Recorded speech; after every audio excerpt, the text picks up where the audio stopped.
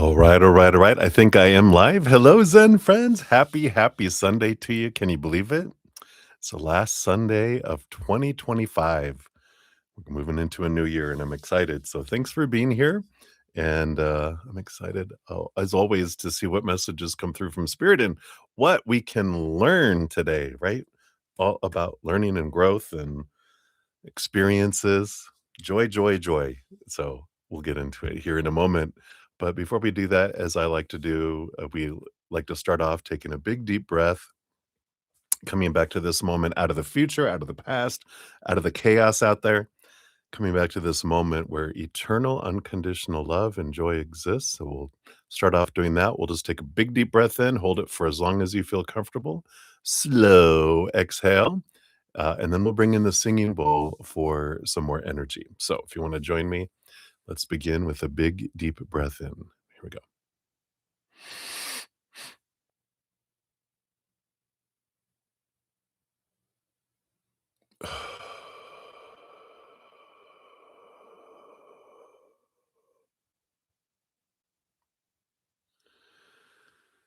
Beautiful.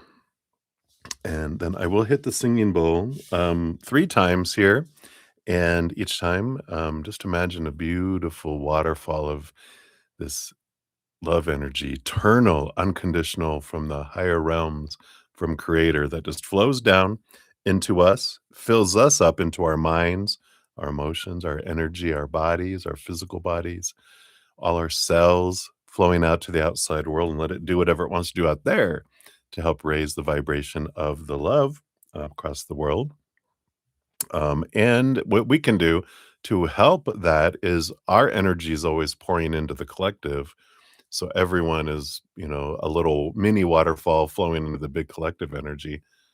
If we focus on unconditional love and joy, but especially gratitude is something that really we can activate as humans. When we think of one thing in this moment, just one little thing that we're grateful for, truly grateful for, and we just thank the creator for it. And that immediately begins to raise our love vibration and makes us a magnet to receive things from the spirit world too. So if you would like to do that, we'll begin. Watch your ears. I will hit it 3 times, as I said. I'm not sure it's different volume each time. So just be aware if you have ear pods or whatever in. It could be loud, it could be soft. I don't know. Let's see. It's an exciting adventure. All right, here we go. Remember, gratitude.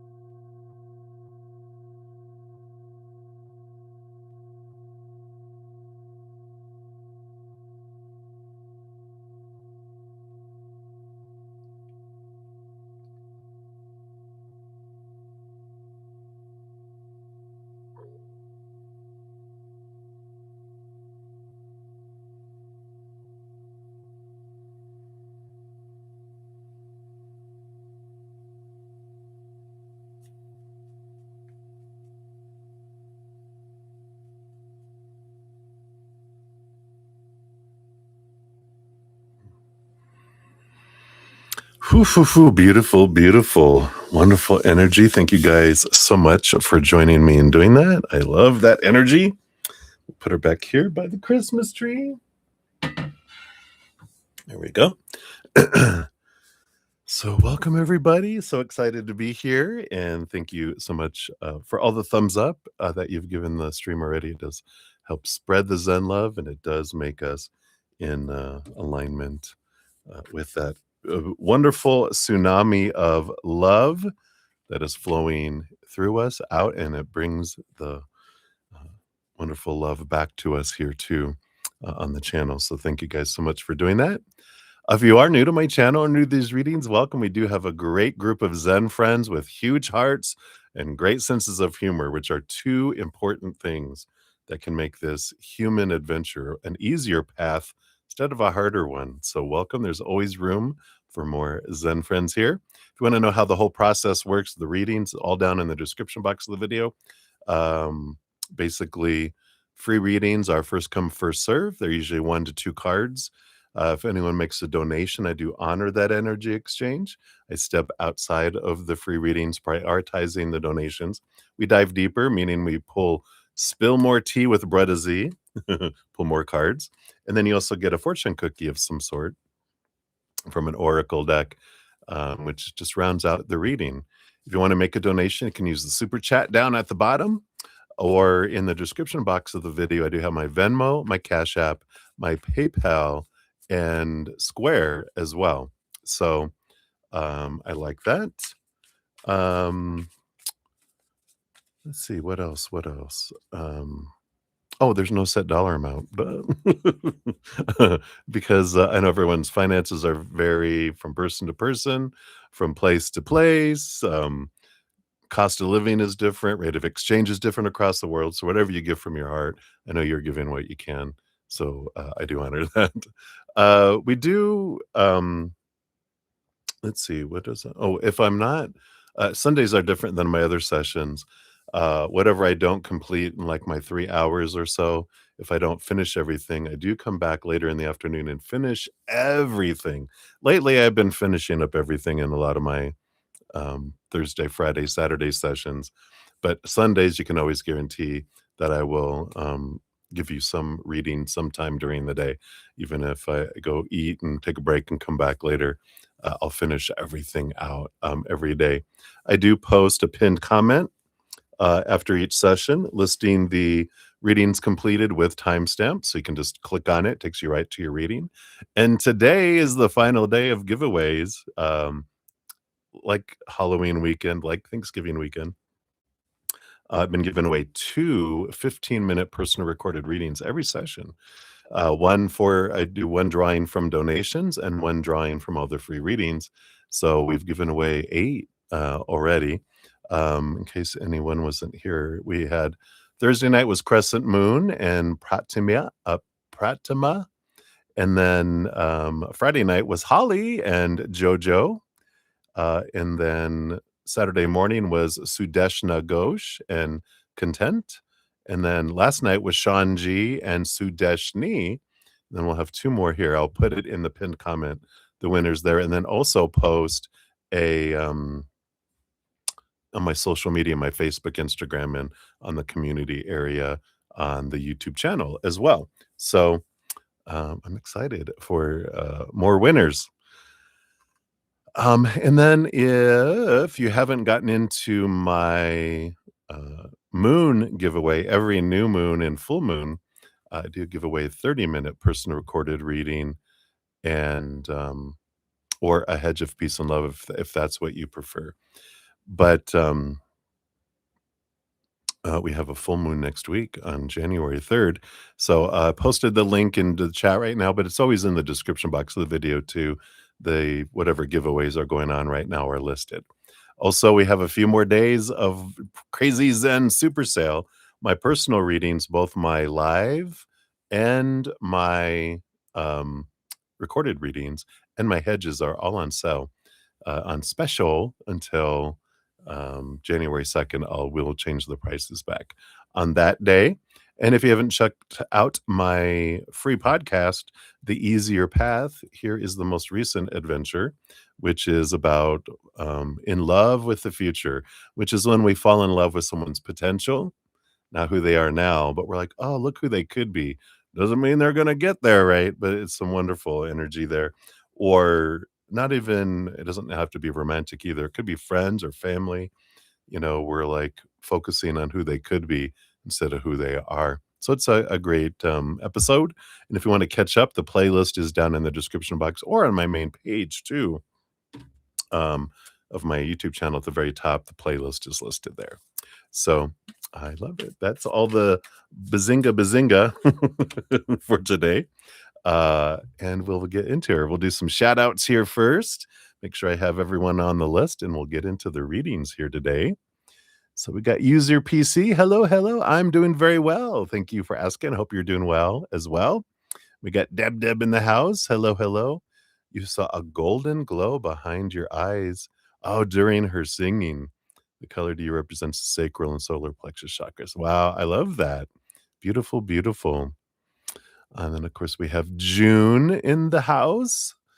You'll be up second for donations. Hello, hello. We have Ankita Moore. Hey, Ankita. Got you on the free list here. And we got Eagle as well.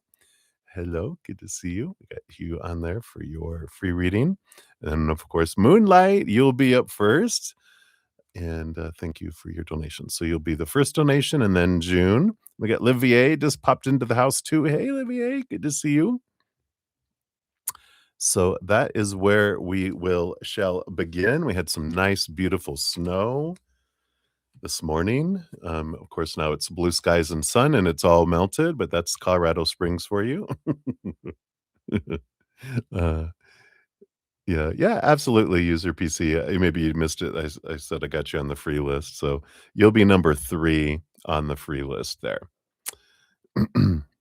And today we'll be using this Pastel Dreams tarot. So I used it last night.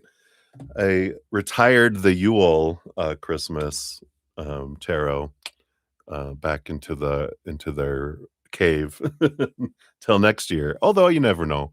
Like, I always surprise it every once in a while, and they want to come out and play. But I've been using them for many sessions, and I was ready for these. I really like these as a really vibrant and really bringing in this New Year energy. So I wanted to use those.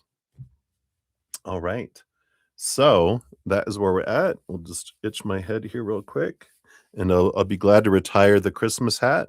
It's been fun, but my head is done having a hat on it. So we'll get into it. But cheers, everybody. Happy holidays, and I'm excited for a new year together as well. Ah, yum, yum, yum. All right.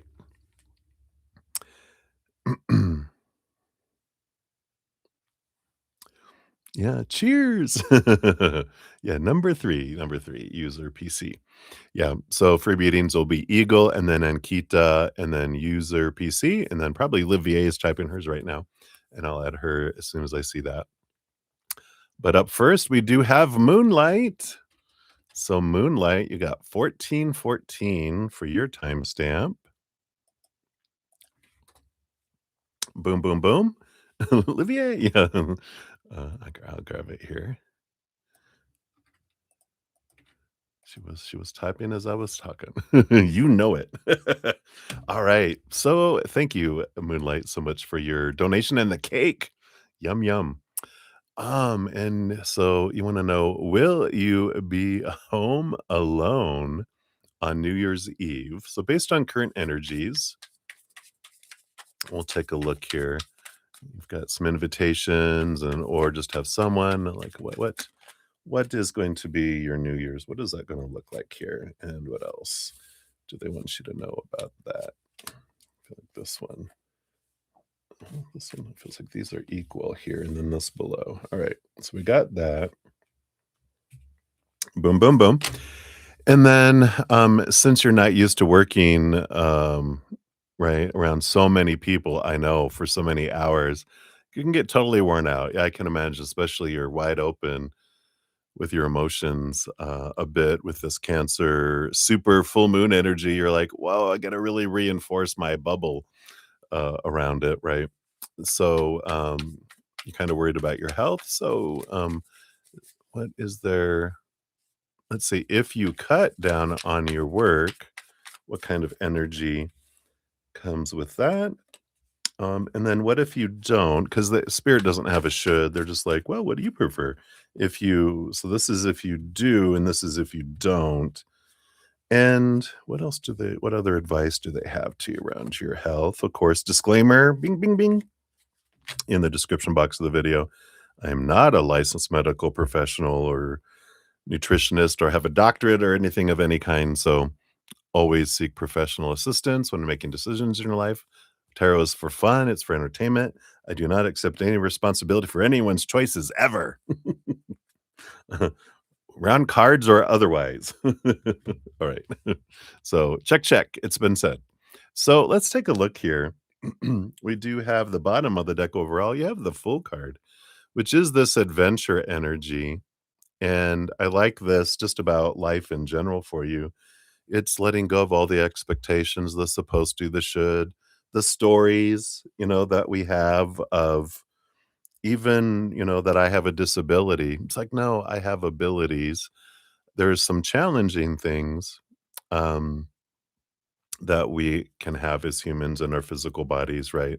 But when we kind of have a story and we tell our brain, I'm disabled, I'm disabled, I'm disabled, our body's like, okay, that's the story that you want. I'm going to show you proof of that. And it'll bring it forward for us to see. And that's all of the proof that they'll give us. So this full card is, and that's with relationships, with work, with, relationship of all kinds, friends, family, whoever, children, we have all this information telling us from the outside world, trying to define everything. And when we realize I get to choose it, and I don't like that story. I'm tired of scary stories. I want a happy fantasy fairy tale story, and I'm going to have that joyful story if I want, but there's no wrong or right. Like from Spirit standpoint, they're like, "What story would you like to hear tonight?" I want to hear the big bad wolf one, and like, all right. And then the other one is, I want the fairy princess one where they live happy ever after. Okay, we'll do that one. There's all this, or a grim fairy tale, those that are dark. Um, you know, there's no wrong or right, just different. And I feel like that's what the full card just starts off with that. So we like that. All right, but New Year's, let's see what's going on here with all this, right?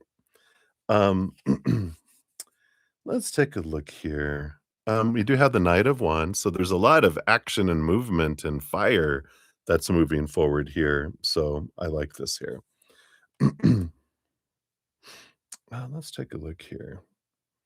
Um, because that is movement, that is energy. So you were kinda concerned that, "I don't know if I'm gonna have the energy." I feel like you get a burst of energy for New Year's Eve, coming in. So I feel like there is, like, a second wind that comes in.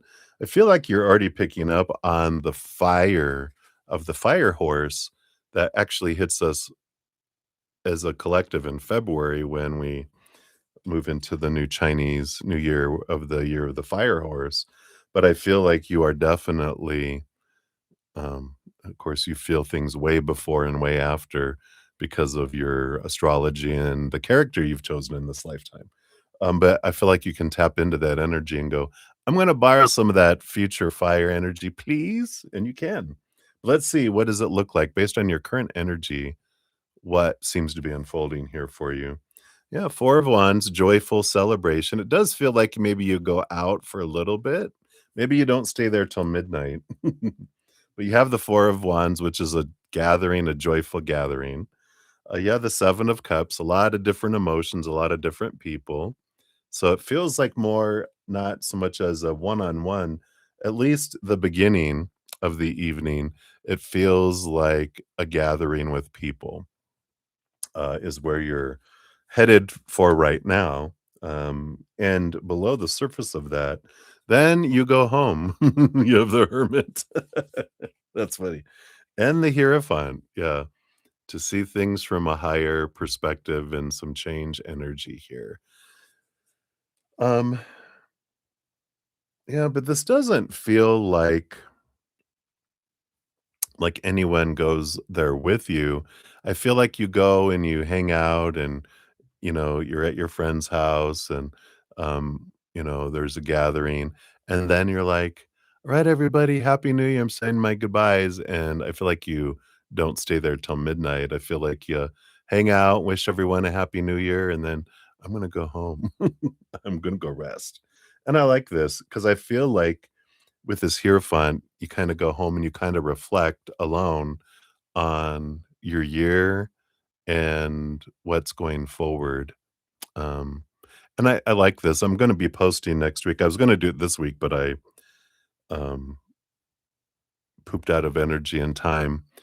But next week, I'm starting tomorrow. My in intention is there's this great Mel Robbins podcast, that she did for she does every year this process, and she gives a free workbook, online workbook. It's, not like, thousands of pages or anything, but it's, a way to reflect on the year of by month, kind of like what stood out to me, what were my lows, what were my highs, what did I need during those lows, what kind of, like, consistency or theme do I see in my highs? And then for 2026, what do I want to continue? What do I want to stop? And what do I want to start? There we go. I was like, there's three of them. What do I want to continue? What do I want to stop doing? And what do I want to start doing? And it's wonderful. I did it for myself, and it's like an amazing clarity process that they have.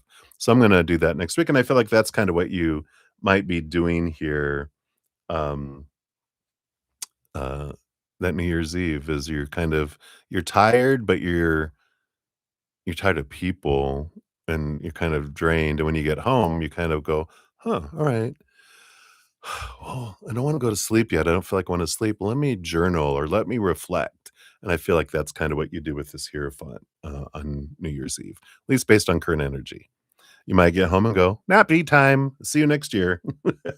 Alright. And then let's take a look here. If you cut back your hours at work, what kind of energy do you have here? Yeah, Queen of Wands. Which tells you whatever you focus on expands, but, you do gain more energy, obviously, they're like, "Yeah, it happens there," and Ace of Swords, you do gain some clarity around your energy, and you can see things differently too.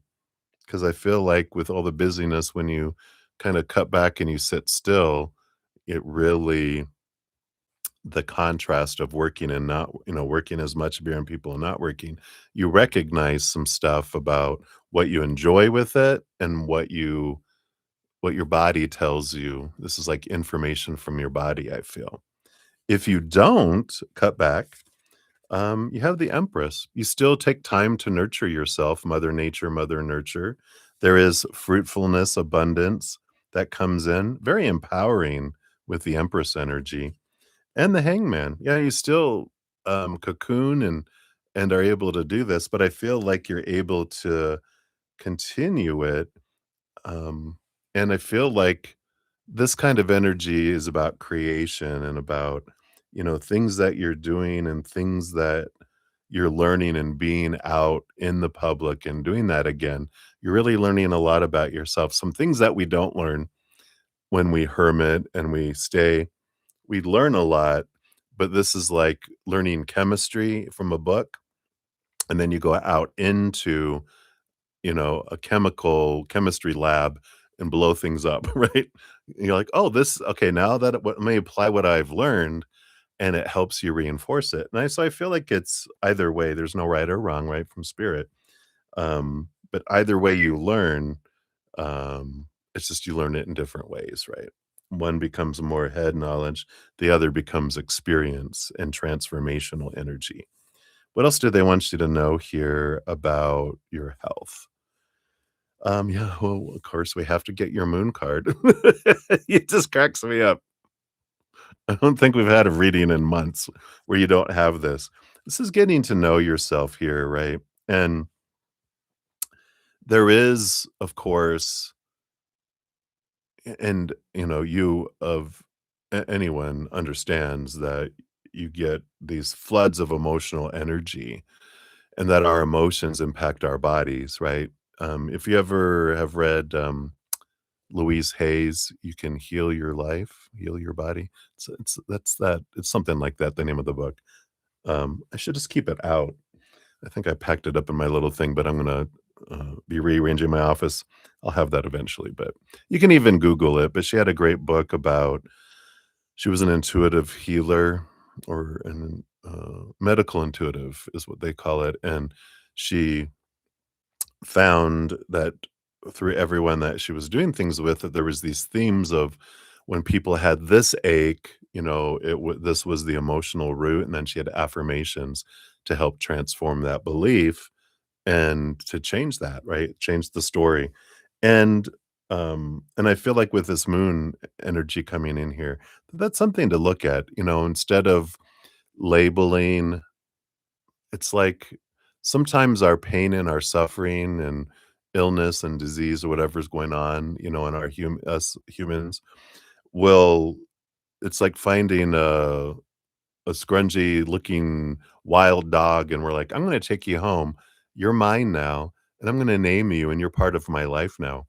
Instead of looking and keeping it, unattached by giving it a name and doing that and just looking at it as symptoms. I have this symptom on occasion, not like this is a part of me now, which is what we have. And even though we're diagnosed with a disability, someone says, "This is what you have." It's like, well, this is what I was experiencing, but it doesn't have to maintain and be a part of me. And that's something that we can look at. And I feel like this moon is the depth. There's some stuff below the surface that we can look at and transform if we want to. You know, there are things that we learn through life that, even, and you understand this, you see people that will stay in kind of um, unhealthy or lower vibration relationships and stuff, but they don't do anything about it because they get attention from people because of the suffering that they're going through, and they learned when they were younger, either passed down from generation to generation or learned when I was not doing well, I got love that I wouldn't get before, and as long as I continued it, I did it, and that's like in our human psyche. Sometimes we're realizing, if I'm like, "Oh god, I'm so busy at work," we're looking for people to, "Wow, you're so good," humans, we do it in all sorts of ways, but it's some good awareness just to see if it resonates, to come in to go, every human feels pain in some way, somehow in their life, physically, mentally, emotionally, but we don't have to suffer. And that's the like, wow, our energy that can change, in our lives. That was a big aha for me when I realized everyone feels pain, but we don't have to suffer. And that it just really separated the two for me. Um, okay. Yeah, I love that, Deb. Disability transforming into ability. And even with my host, she was like, she got diagnosed with ADHD. And in the beginning, it kind of like it was a little low for her because she was like, well, it explains a lot of my challenges and everything. But then it started to become like an obstacle for her instead of, and she's a Sagittarius too. She's like, "I don't like this. I'm switching it around to be I'm gonna focus on that it is a gift and what comes with it," kind of thing. And I love that. I love that our ability to be able to do that. So, um, let's see what else we have here. You've got the Knight of Swords. Yeah, so there is clarity. And this Knight of Swords is a quest of seeing things from a higher perspective. We have our human perspective of why the human believes what it does and things that happen in the human world, but we can see it from the higher perspective and understand, what is this? Why did I want this for me? What does this look like from your point of view? So I like that. Around health and the Chariot, yeah, more movement energy, the power of choice, again, Cancer moon energy. So, we got both of them here. And we do have this power of choice energy, and that is something, it's not like we are like, "My leg is hurting, I'm just gonna ignore it and pretend it doesn't exist," that it's like realizing, "Okay, I do have that, I'm gonna do what I need to do with it, see a medical professional, ice it, heat, cold, whatever is the medical stuff that, helps the physical body." But the power of choice, right, that we talk about all the time, the power of the story, the power of the emotions, the power of our, energetic intentions and our physical actions. When we make a change, in the story, we have the ability to make the change of the story, the emotion, the energy, and our actions.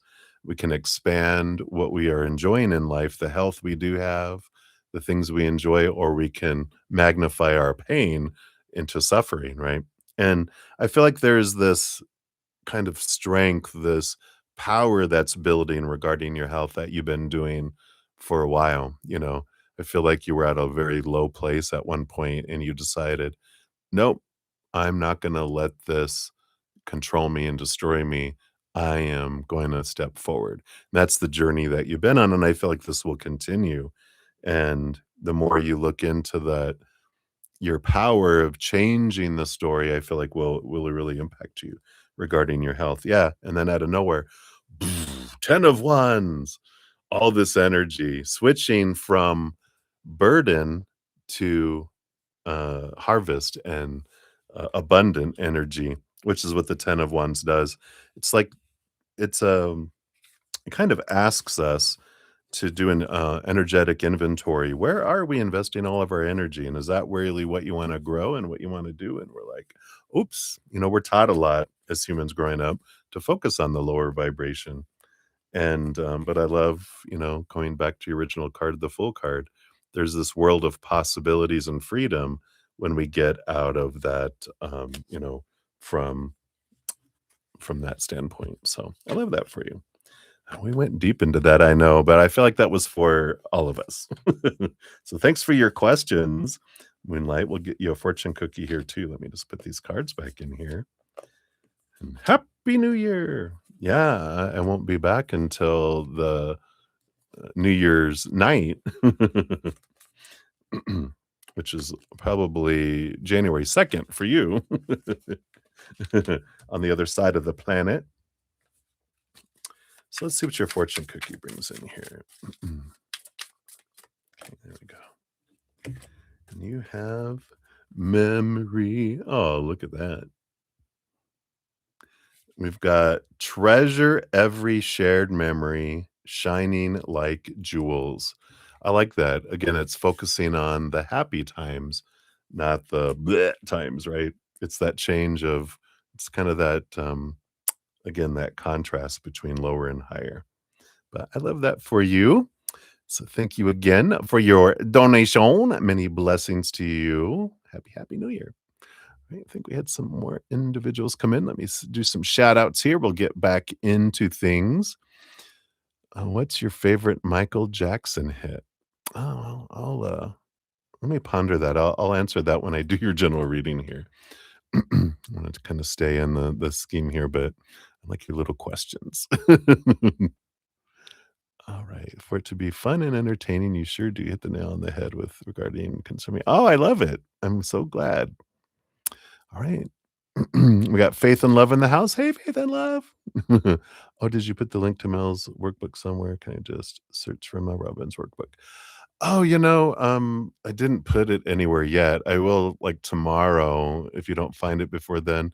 If you do Mel Robbins podcast and like maybe year review, and if you go to Mel Robbins podcast and go to her podcast site, it's gonna be one of the recent it was like in the last 2 weeks is when she put it out, 2 or 3 weeks is when she put it out. But, yeah, I didn't save it. Did I save it anywhere? Maybe, hold on. Let me see here. Did I save it over here? No, I didn't. I saw 2026 on my little tablet here, And no, it was not that. It's like little 3 lines, no link, but you can check it there. But I will put it out tomorrow, or if you text me, I'll, text it back to you. Alright, so Faith and Love, hello, hello. We got your free reading here. We'll put that on the list here, and we got Sasha. Hello, Sasha. Thank you for your donation. Good to see you. And you'll be up here after June. All right, very good. And we got Brenda Globy. Hey, Brenda. Brenda. See if I can grab it. Okay, mouse, be nice to me. All right, there we go. There we go. Got it.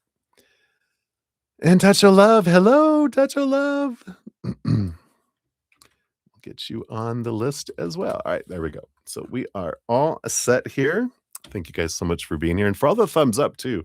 Does help spread the Zen love, and you're part of the giant love tsunami, helping spread the love through your intentions. And then it also, in the physical world, it helps the channel appear more to other people so that they're aware of the podcasts and these readings and all sorts of fun stuff. So I appreciate that.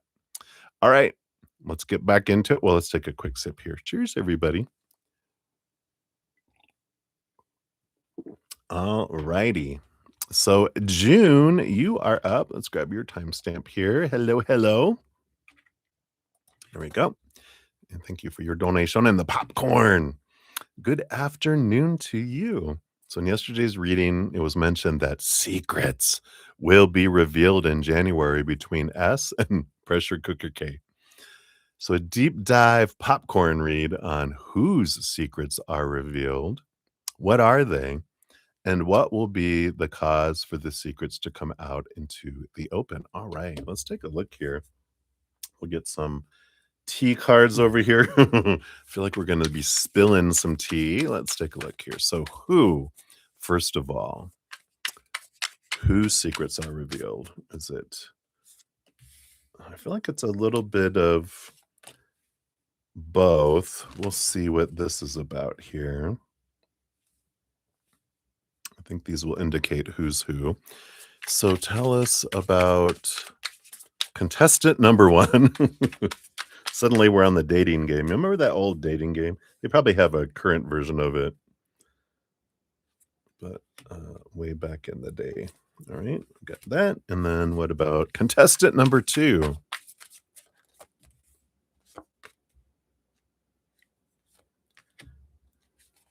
I got that there. All right. Okay. And then let's do the drama cards here and see what we got. Because what are they and what will be the cause for the secrets to come out into the open? Okay, so that's just one there. What about over here? Okay, just one each there. Okay. So this makes sense. All right, let's get it all situated and we will dive in here. So let's see what we got going on. So I feel like we'll start with what happens, what causes the secrets to come out. So the bottom of the T says control issues. Duh, right? All the puppet and the strings. Control issues are present in the relationship, and we know that. And the bottom of the deck for the tarot, we have the Temperance card, which I hear it was just a matter of time. But underneath that, we have the Strength card, which is that energy that we've been having with S, is that's been building, that confidence is that's been growing. It was just a matter of time before everything would just burst and come flooding forward here. And it does feel sudden, because temperance is that goes back and forth and back and forth, and something slowly evolving, something slowly being created, then boom, here it is, right? And we have the 2 of cups on the bottom underneath all of that. So to tell us, confirm that this is all about the relationship, that's been growing, the controlling issues and the fear and the stuffing down of things that S hasn't talked about a whole lot, right? Um, until it blows up and then it goes down. Well, this is the time of the clearing of the volcanic tubes. They were showing me when I went to Hawaii to visit my dad and his wife, and we went to the Big Island. We went into an old lava tube that had been cleared out, so you could walk through this old lava tube and just see how it was, and that's what they're showing me. It's time for this to be cleared out. All right. Contestant number 1, yeah, the full card, this new journey, this new adventure, that free energy, that does feel like S, right? And then we have yeah, and then the queen of wands for pressure cooker, here's that fire energy, you know. So, we do have contestant number 1 is S, contestant number 2 is, pressure cooker K. So, let's take a look here and see what secrets are revealed with, S first here. We have yeah. Ooh, two-faced, which is someone is friendly yet deceitful. So, okay. So they say what comes out here is, that I've been trying to make things, balanced and not create a ruckus and acting nice because I was biding my time to my plans that I'm, you know, I'm making plans to part. And I feel like that's what comes out here, with the secrets being revealed is, yeah, um, and also I feel like, "Well, you've been so calm lately," and I thought things were getting better. No, I was just being friendly because I knew that it was over, and that it kind of made me not care. Or as Moonlight said yesterday, "It's not that I don't care, I'm just not gonna carry it anymore." And so I let it go because 'cause I'm not using I'm there's a freedom that comes when I realize this isn't gonna be forever, that there's what is it? A deadline, an end date, you know, a termination date that I know it's gonna be over, and I that makes it more, "Alright, this isn't forever." I can, be more, let it impact me, less. I know, right? Wow. Let's see what else unfolds here with the storytelling here. Yeah, the 8 of Cups. So the walking away from a relationship that doesn't serve me anymore, that's exactly that energy I was just saying, right? It's realizing this isn't healthy for either of us. And I realized, and I feel like they say, I realized it inside of me that, there's something inside of me I knew emotionally, but now it's hitting me that, it's becoming real now, and the 4 of Pentacles, yeah. I want no longer defining myself by the outside world, and there is that. I was afraid because of what this would mean if this relationship didn't work out, and, but I'm realizing my worth is in here, not out here. And I feel like it's this temperance energy also feels like it's not like a "Brah, rah, rah." It's more of a truth telling ish, at least in the beginning. It's not, it doesn't feel like reactive as much as it feels like, "What is going on?" Like, I feel like pressure cooker K, we'll see what happens there, when we look at theirs over here. But I feel like they're more agitated and they're like, "Something's going on, I need you to tell me." And then calmly S responds, "Well, this is what I feel is going on." And then I feel like that's what, you know, "Oh, you're two-faced. You've been lying to me this whole time." And it's not like they were intentionally doing it. They were just like, I don't want all the well, okay, they were intentionally doing not telling him things because I don't wanna deal with the volcano erupting. I'm enjoying my peace, and if I just continue on this path, they'll explode eventually, but I don't have to have them explode, like, for 3 months straight. One big explosion is good enough. I don't have to have a months of lava. So, like, "Yeah, I know, I did," but and they're not sorry. They're just like, "You're right." What else? Yep. So we do have the lovers. Let's see what about the relationship they bring forward here. It is emotional choice energy. Oh, but the Page of Swords. I'm seeing I've gained a lot of clarity around our relationship. Ooh, and the Page of Wands too.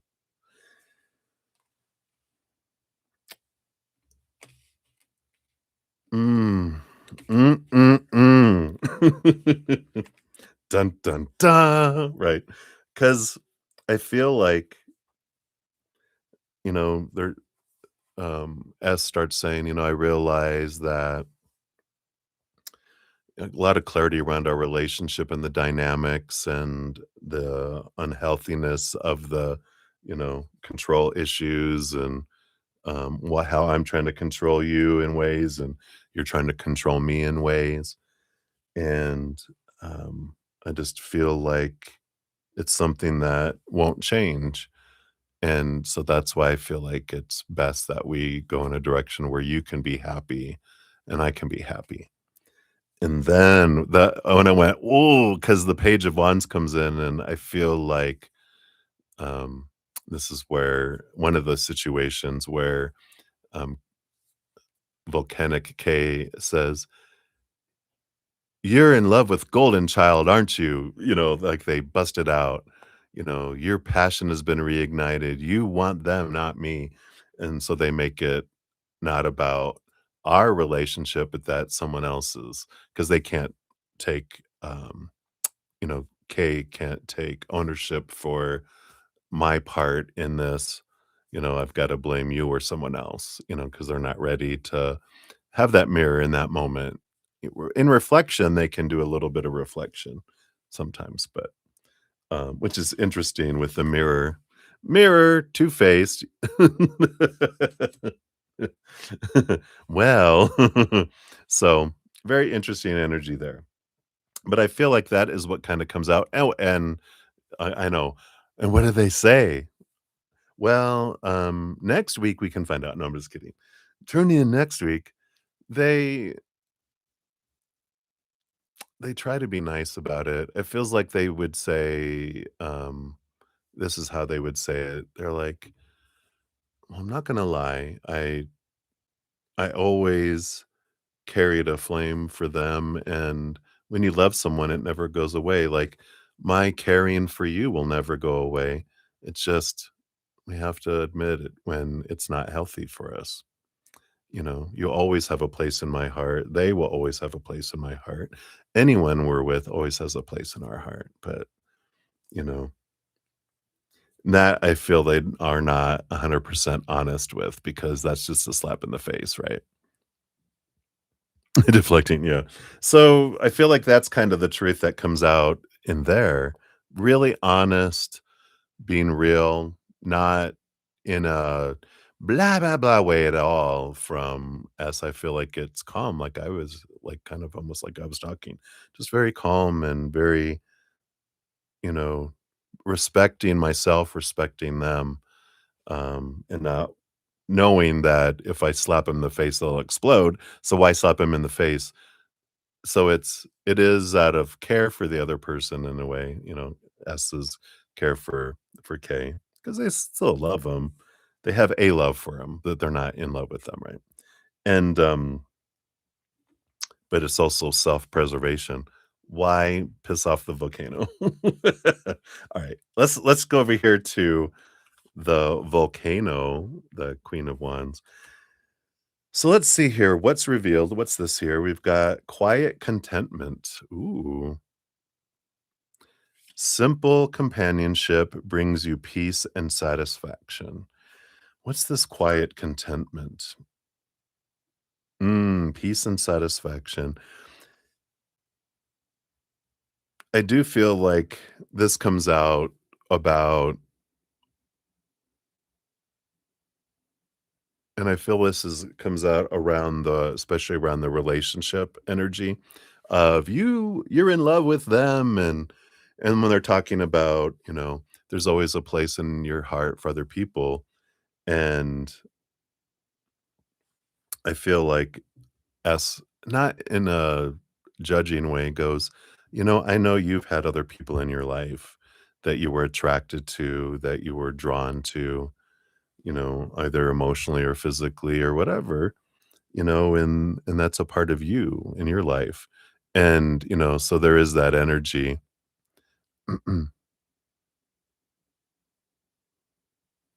Yeah, right. Oh, right. But this is changing, right? It doesn't work anymore because I feel like they bring up that energy of, um, of, you know, all the people that you have been with, meaning and not in a, just a kind of a reminder that you have gone outside the relationship kind of energy. Because I feel like S knows K has, you know, had experiences either emotionally or physically, mentally with other people, and but this quiet contentment energy really comes out here that I feel like the secret is that, Kay admits here they'll never admit to failing or cheating or anything, but admitting, "You're right, that things haven't been, healthy for us." And I feel like there's, like, this moment here. Let's see what else comes in here around that, though, because that seems like a momentary quiet before the storm with them. There's, like, this calmness that's kinda like, "Ooh, this is weird." They're like, "You're right," because S isn't attacking, they're just explaining, not pointing fingers, pointing at, "This is how I feel, this is what's been going on with me," not blaming, and so they're not reacting yet, at this point. Let's see what else. Yep, 10 of Pentacles. Yeah, and this is where things start to explode. One is the 10 of Pentacles is about when they have this fear of this relationship ending more so around what people will think from the outside world, but also, about money and abundance and my security, my financial security, that starts to go, "Wait," you know, the inner child starts to react because it feels unsafe and out of control. Um, yeah, and we have underneath the surface, though, we do have the star card. There's this balancing energy, and it does feel like there is this, the it's a little bit of a like I said, a coming to Jesus meeting. Is that what I said last night? Because it's like there's this I have this dream of what I wanna do, but I wanna do it alone, and they realize, Kay realizes that they also have dreams that they wanna do on their own, and so it's like wishing upon a star. It's like, I have a dream that I wanna accomplish too. So a lot of what S says is because it's heartfelt and it's not blaming, it's like, "This is what I want, and this is what" I like how Mel Robbins in this podcast, he said, "Unfinished business." I've got things I want to be able to do, and I don't feel like we can do that together, you know? So there's this honesty and there are really some ahas that I feel like that comes in with Kay here, and they're like before they explode, because I feel at some point the fear becomes too much because they realize this is ending and whoosh, and then the intelligent, compassionate, loving part, boop, and then the little 2-year-old steps in and hits, "I hate you," kind of energy. Let's see here. We have the Queen of Swords. There's this balance between head and heart here. We have the 3 of Pentacles. which is about friends, energy, and then the 8 of Wands.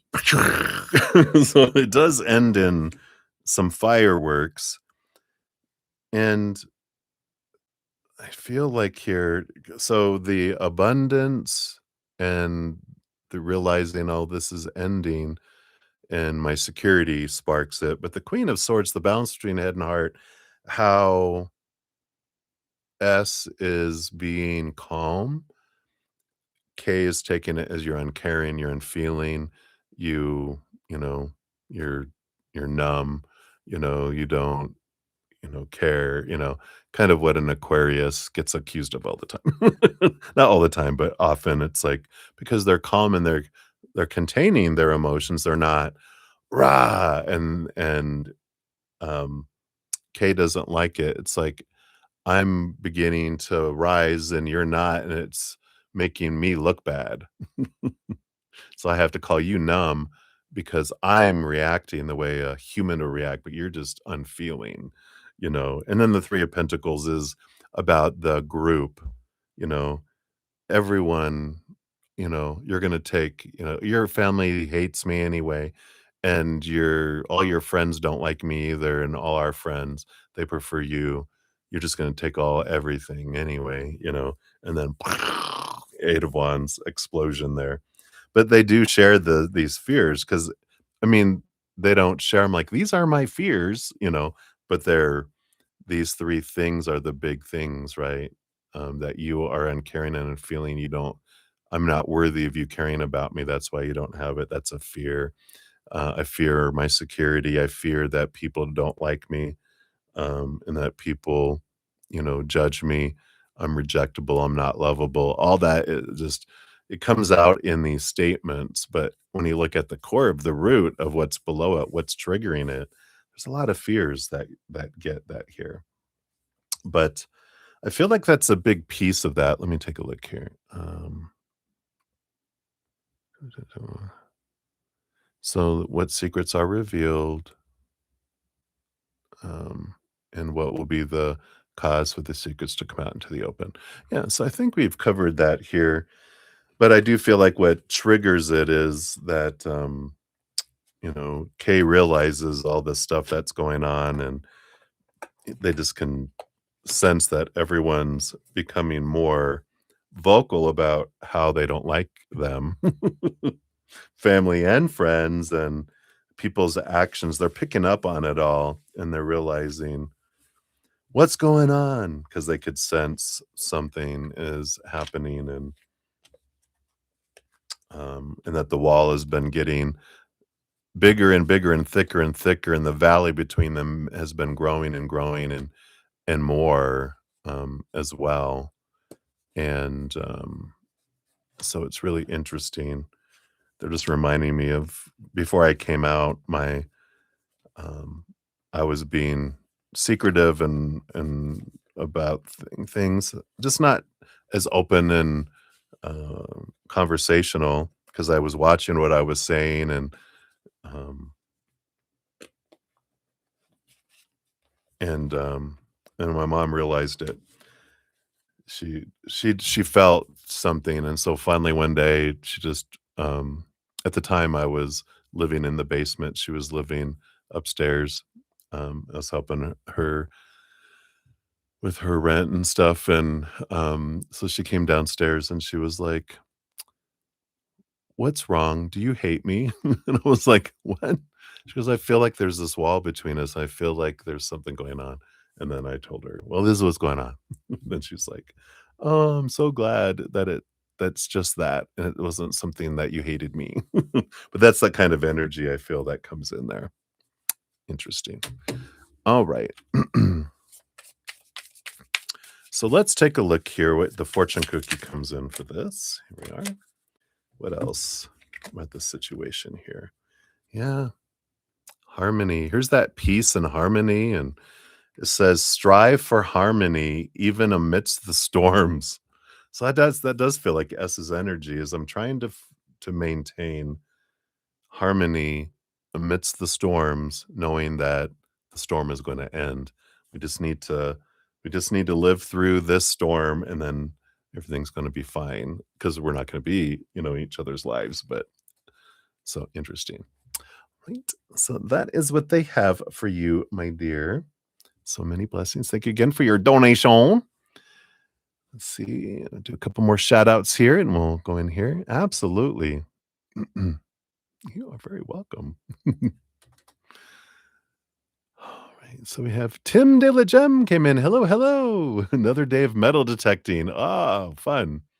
Hello. Enjoy, enjoy. Best of luck.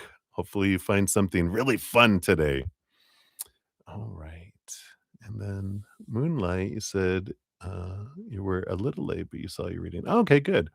All about the psychological effect of disease. Oh, great. Unfortunately, that doesn't help too much with crutched bones, damaged nerves, and clarifications on. Okay. Yeah, absolutely. Very good. I'm glad.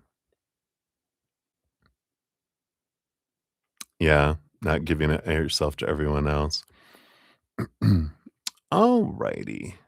And then Moonlight, you empathize, degenerative joints and spine, took a years. You learn how to use mindfulness and breathe to subdue the pain. Yeah, absolutely. And you're diagnosed at 45, spent 2 decades in chronic pain, a wonderful doctor. Yeah, mindfulness. It's so amazing how we can do that, right? You breath, oh, and then you do breath work and yoga and hiking in the woods, stuff to keep as healthy as possible and the functional longest time. I love that. I love how you guys take power over what you can do, and I love that. Lots of love, lots of love. All right. All right. And then, so June, thank you. Okay, very good. So Saja, thank you so much. Thank you for your well wishes. You ended up, so you ended communication with Ivan forever. And he said, okay, and he returned again, not together, never meet in person. What does he want from you? Right. Let's take a look here. And is that what you put up here? Oh, you deleted it up there and you put it down here. I get you. All right. Hey, user PC. I'll answer that when I get to your free reading. Kind of want to stay in the zone of um, these these other readings here. But I'll contemplate that when I get there. That'll take me off into a story, I'm sure. All right. So Saja, you are up. Let's grab your timestamp here. Thank you for your donation and your little "Hey You" sticker. And so we'll get down here. Here's your question. And I wish you all the best for 2026. What an adventure it's going to be for all of us, I'm sure. It's going to be a year of change. So let's take a look here. So you ended communication with Ivan forever, at least for this lifetime, your intention. And he said, okay. And then he returned again, and you're not together. You never met him in person. But what does he want from you? Okay. We'll take a look here. So it feels like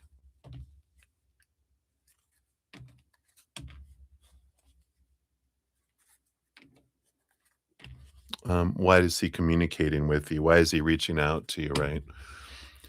So let's take a look here. What's going on? What are their intentions? What's happening here? What's the reason? We'll look at the higher reason too, because there's the human reason why people do the crap they do, or other non-crap things too. But there's always the reason behind the scenes, the higher reason, but below the surface, on why we wanted to experience it. So we'll kind of plug into that here as well. Let's see what we get there. So what do we have here? Yeah, the Queen of Cups is on the bottom of the deck here, and this is someone who is, you know, full of, um, huge heart. The Queen of Cups rolls over the emotional suit of the cups with the king, but behind the scenes, the Queen of Cups has another one. So she's like the master of emotion, and I feel like this is what draws them back to you is they know that you're a source of huge love. You have the ability to feel so much, and they're so they're so mental. That's funny that they say it that way, but they're so focused in on their mind, and they don't know how to feel. They didn't have a whole lot of self-love growing up or love from others, so they didn't learn how to love themselves. So they just don't understand emotion. It's like a foreign language. It's a foreign thing. They see it and they want it, but they what they end up doing is instead of doing the work to connect and reconnect their emotions and discover that and have access to their own emotions, they try to do it through other people. And so when they try to go in and kind of focus in this, um, that there's this um energy of um, you know, like trying to I wanna say, they it becomes fearful, it becomes scary, and so then they look back out and go, "You have it, I'll get it from you. You will become my emotion instead of me discovering my own emotion," right? Um, so I feel like that's why, that's at the root of what they do, and that's part of the um, th that their side of that kind of why you both chose to be in each other's lifetime this lifetime is to have this draw, which in like that twin flame doesn't mean, "Oh, it's gonna be all wonderful." That's why a lot of people don't choose twin flames. Twin flames is work, it's hard, it's fire, it's purification of our gold and soul to have this stuff come to the surface so that we will transform it. It's like a mirror, like the cosmetic mirrors where it's a regular mirror and like, oh, look how beautiful it is. And then you flip it around and you're like, look at your pores. And you're like, oh my God. It's like, don't, no, eek. No, I don't want to see this. It makes us see things that we have not that we wouldn't see as deeply and as extreme and as in so much flood of it, unless we choose that kind of twin flame experience in a lifetime. That's why we don't choose it a lot of lifetimes. We're like, it's like taking double the amount of college courses, and you're like, why did I do this to myself? But we're glad on the other end of it. We're like, look what we've learned and grown. But when we're in it, kind of sucks. I know. But that's their piece. That's why they keep coming back to you is because you are the emotion that they're trying to discover, and each time they learn a little more, it's like you're slowly teaching them through your interactions of even through the past interactions of memories of how to speak the language of emotion. And they're teaching you, um well, we'll figure out what they're teaching you here. But because we're focused on what do they want, but we can find out what you were to learn. Yours would be kind of the opposite because I feel like with the Queen of Cups, you're an emotional being, and it's difficult for you to get out of your emotions. And I feel like they're teaching you in a way how to balance. Like you're teaching them how to balance their overthinking and getting stuck in their mind and teaching them the balance, like the Libra, the balance of here's how you can balance all that with emotion. And they're teaching you, here's all this sea of emotion. And they're like, this is how you can balance it with the mind. And, um, and we can find out how they're doing that. But I'm stuck in their energy right now. Not stuck. I'm swimming around in their energy. So I want to stay in that for this moment. Um, Yeah, so what else? What else here? That was the bottom of the deck. Yeah, the Hierophant. So we have the number 5, which is this is, uh, the teacher, student, student, teacher change energy. So this is reinforcing that, the number 5 is the card of conflict. So you guys came down here to be each other's pummel stone to take away the rough edges from each other.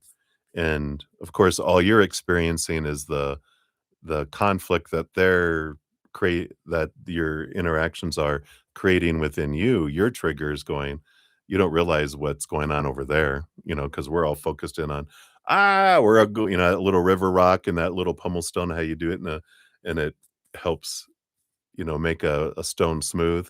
Well, it's not a nice little gentle process. It's a bam, bam, bam, bam, kind of energy. So, it's like, okay, when we realize this lifetime was meant for conflict, for me to see what I want to see in me. And thank you, mirror, for being that, you know, thanks. Thanks for showing this to me. Can you back off a little bit? But it is a very transformative energy. And I love this. I'm confident that when you're on the other side of, the big stuff, that you're going to realize how much you learned about yourself and how much more free you feel after having had the experience than if you hadn't, with this. Let's see what else we have here. So we've got the world card and the sun card. Yeah. And so this is all about helping bring things up. The world card is the ending of a significant cycle and the beginning of a new adventure, freeing ourselves from things. And the sun card brings in this, again, this burning energy, right? But it's this, the, inner child energy comes in with the sun card here. And so this is, again, you're helping them get into the core of some things that happened when they were a young child, that comes in here and helping them also end cycles. I mean, three major arcana for the cards that came out here. Major arcana means life change. Minor arcana are more, little changes, but these are huge changes, and this is what you guys came here to do, is to make significant big changes in your experiences as this expression of a human. Let's see what else we got here too. Got the Ace of Swords, the Five of Cups. Yeah. So here is I feel like this is what they're saying here. They're teaching you how you can transform your lower vibration emotion into a higher vibration emotion. And you're teaching them to see things from a different perspective here. So, there is this, here's the swords, the thinking, you're teaching them to see things from a higher perspective, but they're also teaching you to see your emotions differently.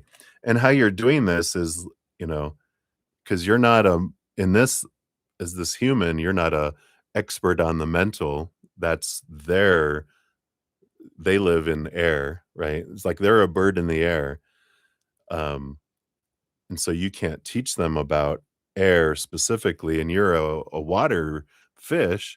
They can't, go into the water to teach you about water because you are the expert of water. But what happens is you become a flying fish where you fly into the air and they're like, "Wait, how are you doing that? How are you having both emotion and this mental?" And then they're a bird that can dive down into the water. They have these birds that can fly down and swim underwater to get a fish and then fly back out.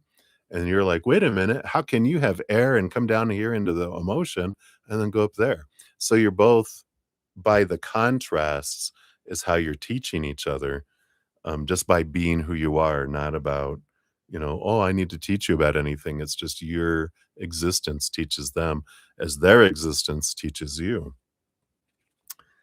Below this, you have the Three of Cups and the Fool card. Yeah, so again, the World card, this is about a new adventure of joy that this teaches both of you, that are able to, go in this, um, as you're letting go of the old cycles and the old ways, you're able to experience joy and remember who you really are, this being made of unconditional love and joy. And so you're being these mirrors, but you're helping each other peel away all the expectations of supposed to be and should be and need to be by disappointing each other, as we all humans do. Because we have, oh, everyone's supposed to be this. And when they're not, you have to face the disappointment, right? Just like they're expecting you to be somebody different and you're not, they have to face that for themselves. They're questioning their stories, you're questioning your emotions, that comes in here. So, I like this. Um, and then you have the 4 of Pentacles. Yep. This journey of worth, and then the battle, the 2 of Swords. Yeah. So here's the conflict, on guard. And you have here the 4 of Pentacles, which the 4 of Pentacles teaches us um, that when I'm looking for my worth in the outside world, I feel unstable, because when I look for relationships to define me, when I look for things like or situations like jobs and education and social status, whatever situational things, or things, our bodies, our bank accounts, our possessions, all that stuff in the outside world is temporary and unstable, ever changing, right? It all points us back inward. And that's what all of us do for each other. We're mirrors. Just when we have a kind of twin flame experience, we'll have these where it is, like I said, a super magnified mirror. We're all mirrors for each other, but there's some lifetimes where we choose where like, I want super magnification. They're like, are you sure? Initially here, sign this disclaimer before you go into that lifetime because you asked for it. So when you realize it's not happening to me, I chose this life. I chose this to happen for me. I stop focusing so much energy on what they're doing and not doing and rah, and I focus more in, I step out of that victimhood of life is happening to me to life is happening for me. Why did I want this to happen for me? What am I learning? What can I learn? What gift is in all this for me, right? And so they'll keep coming back um and they'll keep interacting with you and coming across your path until you see what you were wanting to see, because that's what you committed to one another.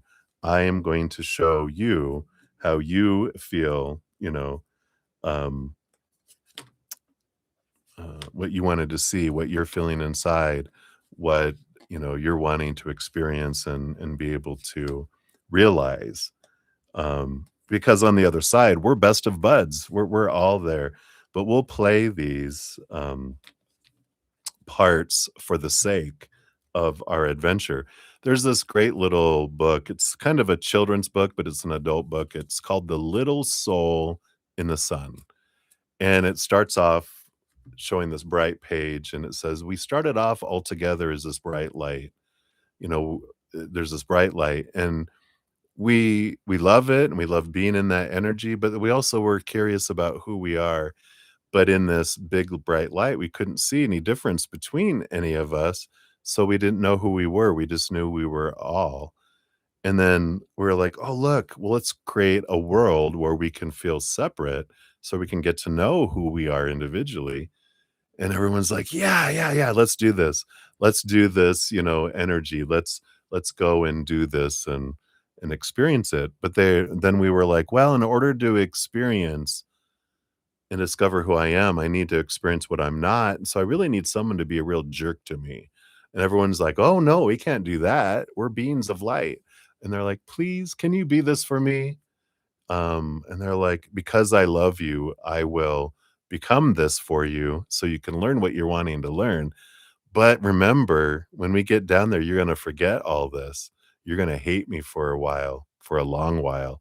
And they're like, "I know, and that's gonna be rough for you, and I'm sorry that you have to experience that, but I appreciate it because it's gonna bring so much clarity to who we are." And they're like, "Yeah, absolutely." So we have all these experiences and, we have all this stuff that happens and it's for us. And when we remember that and we can think of the little soul and that the actor behind this well played out villainous character in our life, right?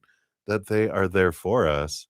I can stop, you know, bad, bad, bad, and go, oh, three fingers. What am I wanting to see about myself? What's the gift in this? This reaction and whatever happens after I finish the feeling all the feelings and all that, I'm sitting in peace for a moment. I can reflect and go, what did I want to learn through this? Instead of focusing on who they're not being, what they should be doing, blame, blame, guilt, guilt, whatever.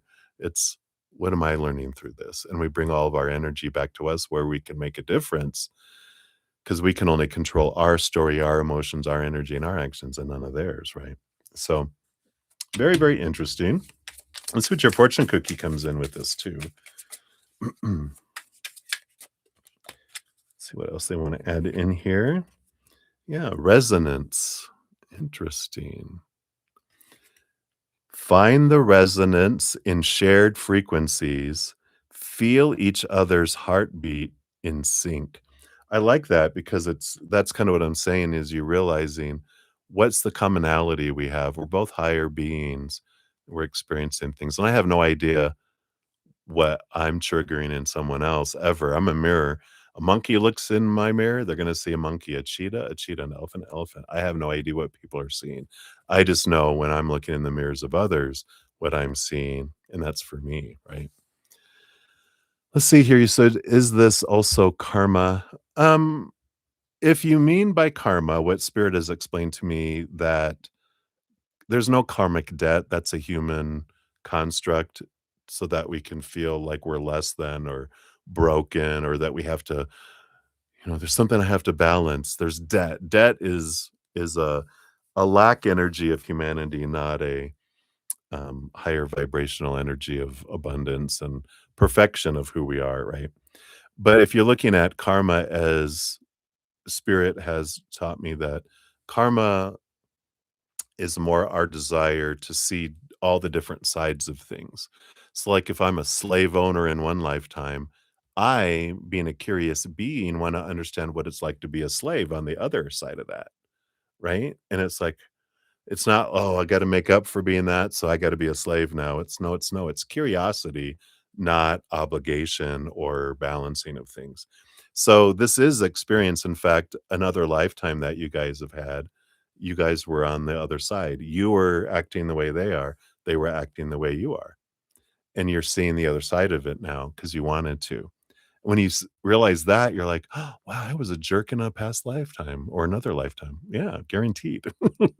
We we were a villain in, a lifetime, and now we wanna experience what it's to be on the other side. And when we look at that going, "Oh, wow, I was treating you like you are treating me now, and I wanted to experience what kind of emotions and energy I put you through in a past lifetime or another lifetime." And even if it's not this lifetime, like, we can always look at this for every situation. If I haven't experienced that yet, I will, because I will want to. That's our soul is I wanna see all different perspectives. I wanna be someone witnessing something going on between 2 people, like the slavery. I wanna be able to be someone who's not a slave or owns slaves, but what do I experience looking at it from outside of that situation? We are so curious beings. So if that's what you mean by that, then yes. Karmic debt, it doesn't exist. um, and then will you ever meet him in person? This energy that I'm feeling is um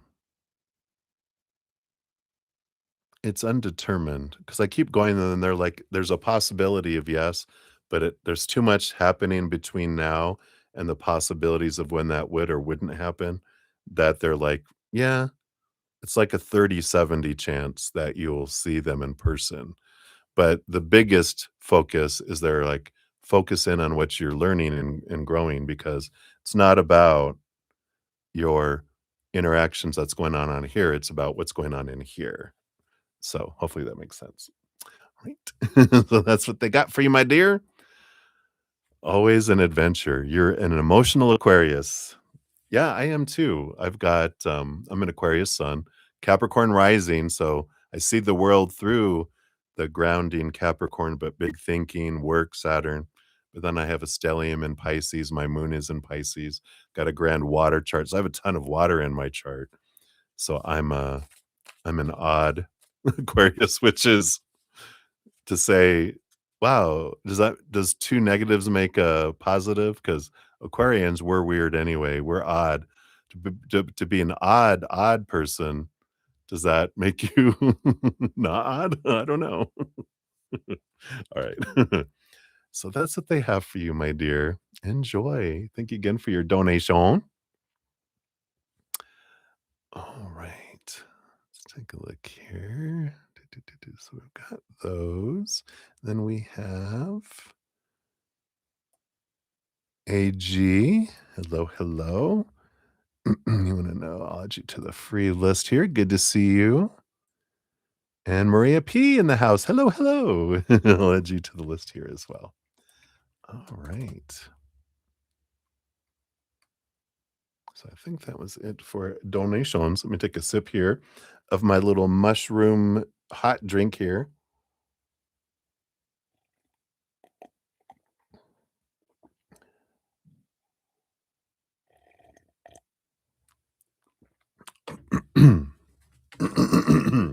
All right. And you have Pluto and Scorpio.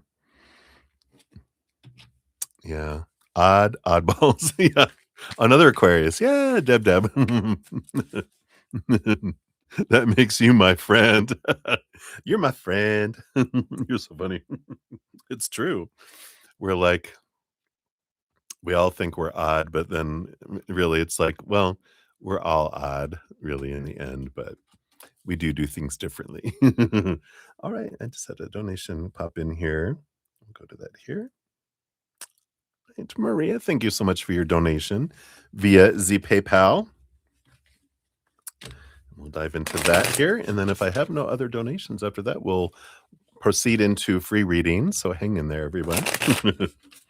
All right. So, Maria, we got 12717 for your timestamp. Have a Texas twang coming in for some reason. Don't know why I'm feeling Texan today. I did live there for 16 years. We understand each other. Yeah. It's funny, because Aquarians are known as the multiple personality of the zodiac. Like, the Geminis are the split personality, the twins, but Aquarians are the multiple personality of the zodiac. You're like, explain so much. All right. So, Maria, let's take a look here. Wally's thoughts and feelings towards you today. Right here we have thoughts and we have the feelings. What's coming towards you guys next week? Okay. Happy New Year. Okay. And this one. All right. Updates on the dark side. Anything that he would like you to know today? Did he feel a strong connection with you? Oh, thank you. And then at work, what kind of promotion is like, what is the duty? The duty? The duty? What crap do you have to do? I'm just kidding. The duty. All right. So let's take a look here. Wally's thoughts for you here. Yeah, they hear are fun. They're really thinking here about the growth, the learning. Um, they're thinking here about school, and there's something about you doing something at school with them. But so they're thinking around a lot of these things changes. They're thinking about changes that need to be made. Major Arcana number 5 is about what are the big changes. So they're thinking about what big changes that need to be made in life so that we can go to the next step. And on the bottom, I'm so excited. Wow. What's in that coffee? Um, you got the full card on the bottom, which is about new beginnings and new adventure energy. That stood out to me. I normally don't look at the bottom of the deck for your readings because we have so many cards with them, but they this is that what's the next step? What changes are to make to have this new adventure continue to move forward? So they're really thinking forward thinking right now. Their feelings, yeah, Page of Wands. They're missing that intimacy. They really like that connection that you guys have, but they're definitely on fire for you. Your energy and your body, is where their emotions are right now. which their thinking almost feels a little bit emotional in there because 'cause they're, "How can we move the, things forward?" So I like that. For next week, 3 I feel like 3 get-togethers. Wow, you have the dream come true energy here. So this is something that you're hoping will happen next week, and it will. It'll feel like a dream come true opportunity that comes in here. And then we also have the 9 of wands. So this feels like something here. This get together feels like the way they're showing it to me in my head is like, okay, um, let's get together at lunch. All right, let's do that. And then something comes up and you're like, I can't go at that time, but I can go at that time. It's like, all right, we'll do that. And then like, oh God, something came up. I can't meet you at that time, but I can meet you later. And you're like, well, that's too late for me for lunch. I can't do that. But you know, how about dinner? Yeah, let's go dinner. Well, dinner, let's do it like an early dinner after work. Da, da, da. Okay, we'll do that. "Oh, I can't. It's like it's moved, it's moved, it's moved, it's moved. It does happen later, but it's like constant change throughout the day, whatever hectic day this is. But there's a second time and you actually are able to get together sometime that day, even if it's later in the evening. And then the other one is a page of pentacles. Yeah, a beautiful I feel like this is an outside energy with the pentacles, maybe going for a walk and getting outside together. So I feel like those are the 3 for the week based on current energy. Updates on the dark side? Yeah, the 10 of pentacles. This abundant feeling energy. I feel like this is what they're focusing on, and we have been looking at that. They're really looking at how can I, create the stability? How can I bring the abundance in so that everyone's fine, everyone's happy, and we'll have what we need to move forward? So I feel like that's a big piece is that they're really focusing in on the funding of the adventures for you too. Anything that he would like you to know today? Queen of Wands, that Wands energy. They'd want you to know that, you know, they are how attractive they are to you and that they miss and they're looking forward to the next time you guys get together. That's the big thing. That's what's on their mind right now. Must be this full moon. They're howling at the moon like a wolf. Did he feel a strong connection with you? The Hermit. That's an interesting energy to come through to answer that. What is this about? Because oh, yeah, because this hermit, they were we get that a lot before with them that they always wanted to go from the situation they're in to their place of their own. Now, that's not the case anymore, right? They don't want to go and have this own space. They're looking for, "How can we be together?" energy. So, that connection, that strong connection, they do have that with you, because they're like, I was thinking that didn't wanna go from that into something, but the connection I have with you is undeniable. I like that. And at work, what kind of promotion, what kind of duty comes in here? Got the 5 of Pentacles. Is there something to do with billing?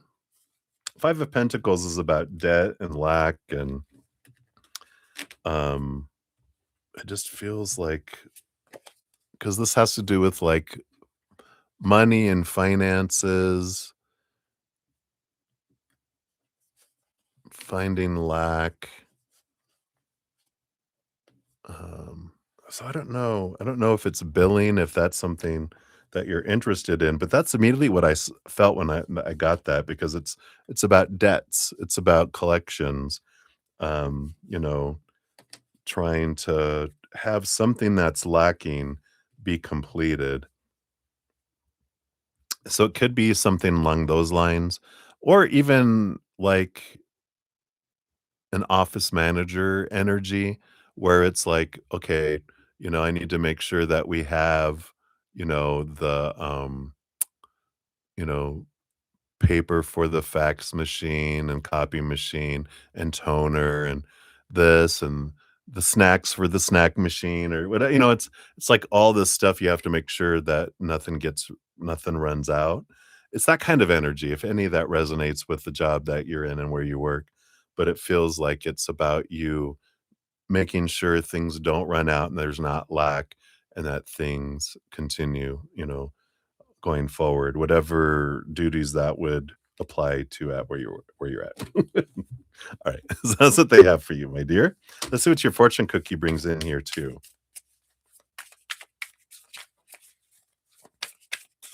Well, all right, here we go. What do we have here? So you got Polish. No, I'm kidding. It's Polish. And it says forge stronger bonds through mutual polishing. I like that. Learning to work together. These are the pummel stones, or, where they interact with each other and we take away we realize each of our sharp points and we realize, oh, that's something I can work on. And that's the mirror we show to each other, right? So it's the stuff that I don't like they're doing. I'm like, oh, three coming back to me and go, oh, okay. Look at that. They also want me, there was a two cards, and I'm going to give you both because we do have recommit. Look at that. Dun, dun, dun, dun, dun, dun, dun, dun. It says, reaffirm your commitment after trials, proving love's resilience. Wow. I love that. So perfect. All right, my dear. That's what they have for you there. Let's see what's this here. All right. So I think we're good. We're good. We're good, right? Yes. All right. So thank you again, Maria. We'll circle back around for your free reading sometime today. All right. And then Sanja, thank you for your additional donation. We'll add you onto the list here. And Crescent Moon, hello, hello. Good to see you. Got two for you. We'll put you on the list too. Hello, Third Eye, Private Eye. Good to see you too. All right. So we have a few more donations, so we will jump to those and we'll continue on our adventures here. So cheers, everybody. So glad you're here. Oh, okay. We'll turn that down a little bit. It's getting down to about a fourth a cup. It's becoming very hot. I love my little warmer, though. It's so nice to be able to have some nice, warm, soothing drink. All right. So, Sanja, we're up to you, 138.33. Here are both your timestamps. And let me remove that off there. All right. And we've got the little wonderful rainbow unicorn, Aquarius unicorn, right? I think I looked up, it was a long time ago. I remember a book that talked about all the characteristics and different things of all the signs. And when it talked about the color of Aquarius, it was a rainbow. It's like, I guess that matches the multiple personalities, right? We're all the colors of the rainbow. All right. So let's take a look. So you wanted to know, will Ivan and you be together in the future? So based on current energies, will you guys be back in like a relationship that's a loving relationship, not a competitor relationship, an opponent relationship? All right, let's see what we got here. And these two here. Put that underneath. And this one here too. Nope, not this. All right. Based on current energies, if you guys got back together, we've got the Four of Cups here, which is stagnancy, emotional stagnancy. Why would you want to get back together with him? He doesn't speak the language of emotion, right? You also underneath that have the tower, which they were removed out of your life on purpose for a purpose so that you could focus in on your own, your own self, right? So, I feel like this underlying energy is saying, we'll see here about possibilities and what else they want you to know. But I kind of feel like they're saying, Why? They were removed out of your life because they couldn't bring you emotions, the emotional energy that you're seeking, and, why why? Why? Why? Why would you want that? Are you a masochist? Do you like pain? Self-inflicted pain? You're like, "Shh, don't tell anyone." Alright, let's see what else we have here. Yeah, we have the sun. Here's that burning away energy we got in the other reading. This is that there's inner child work that would need to happen first, that would have to have that, be worked on the inside for things to change. I don't feel like they are doing a whole lot of that right now. you know, um, Both of you feel like you guys have great opportunities to do some inner, like, I'm adjusting this hat. And I feel like that's what you have some adjustments that need to be made, things that need to be done in order for it to fit better. Otherwise, it's going to be towers, towers, towers, towers, things that, that that happens. But the big thing with the sun card is there's stuff that both of you can look at it and remove. Otherwise, you're just going to keep doing what you've always did and get what you've always gotten. So this pause gives you time to reflect, to make changes, and then if you want to, we'll see what happens here. But then, if you guys are drawn together, each across each other's path, you can do that again, and then go, "Oh, okay, what?"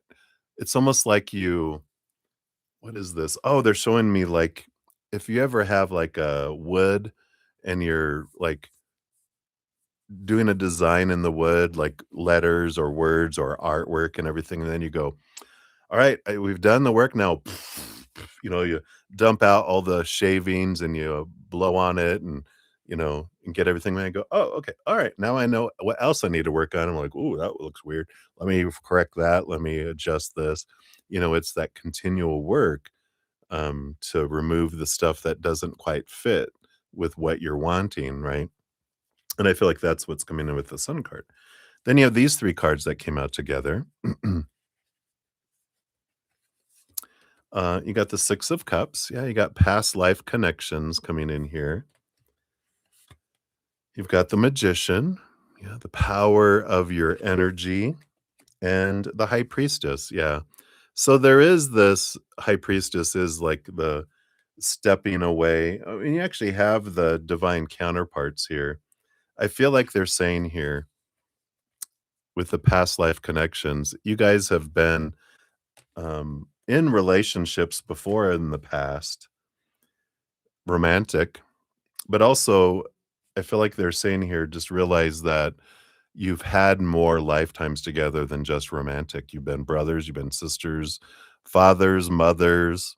Um, I want to say, like, best of friends and also opponents. And we've had so many different experiences, so many different characters we take on to be able to bring about the experiences we want. It's like, how they're showing me now back in the olden days. Um, when females were not allowed to be actors or actresses, and the guys would have to dress up as the women too. They had all these characters that they had to play, and they would play depending on what play they were putting on. Everyone had different characters, and then another play, everyone would be in a different role, and another play, a different role. And that's all our lifetimes, and it's in a way trying to take you out of this lifetime because it feels like it's so big, this life, right? Because 'Cause we're in it. We're like, "Oh my god, this is like everything. This is so important." And then when you look at the billions, quadrillion, trillion of different lifetimes and expressions that we've had, this is just one drop in a sea. It's not as important as we are making it as the human. When we see it from a different perspective, it allows us to kind of, like the high priestess, step away see things from a higher perspective, it allows things to come forward. I feel like that's an important piece here in this adventure between the two of you is looking at it as it's just another adventure. We'll see what happens. We'll see what unfolds, with this too. What is this? Oh my God. You're funny. And then you have the full card. Yeah, they would need to be in order for you guys to get back together.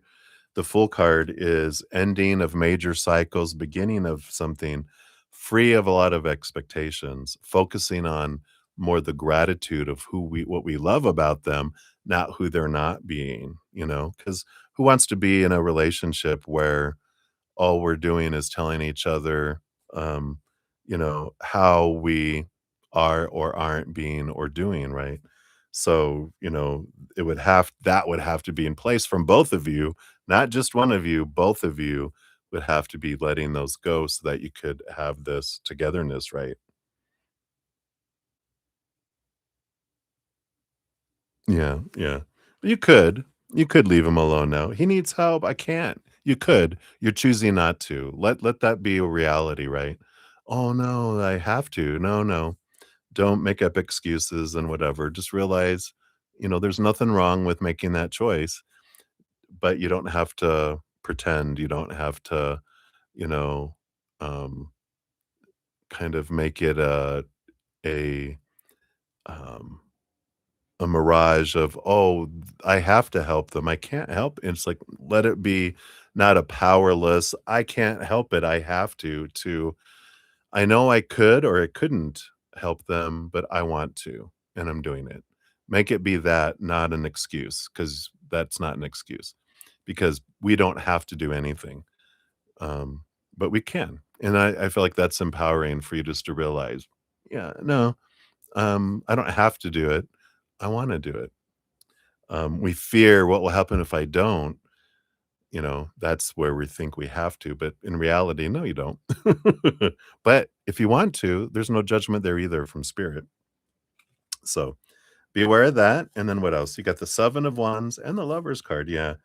You would both have to be true to your authentic selves in order to get back together here.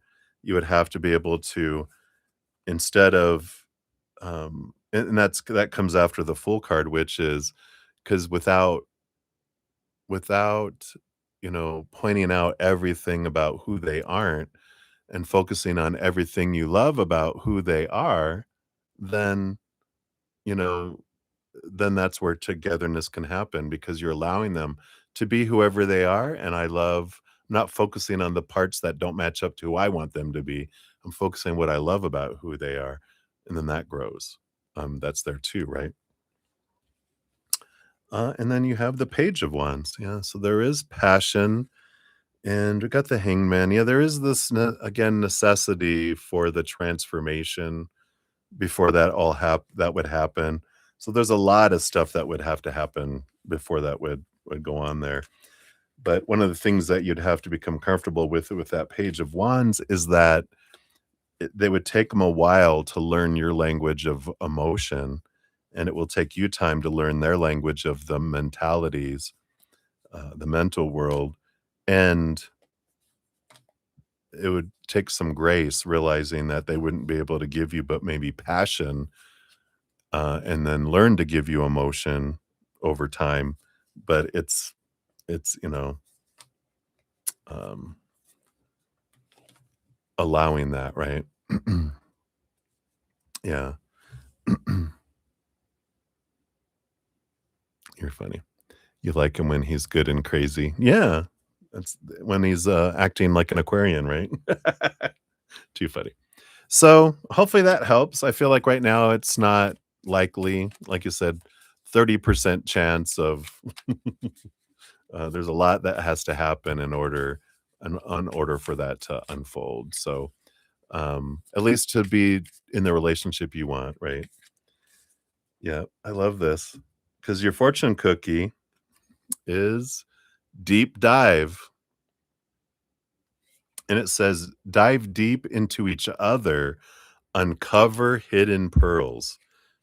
And this is what would be required here. This is the kind of relationship would have to be is me diving deep into understanding who they are and finding the pearls, the things that we think are priceless about them, not diving deep into them and feeling like, "Oh, look all this crap that's down here." No, it's diving deep and understanding who they are, why they think the way they do, why they don't feel the way they feel or how they feel. And it's like understanding and focusing on that, not comparing them to this long list of supposed to be that they're not living up to, right? So I like that. You're so funny. All right. So that's what they have for you, my dear. Thank you again for your donation. I greatly appreciate that. Too funny. All right. And then we had Hot Sun come in. Hey, Hot Sun. Good to see you.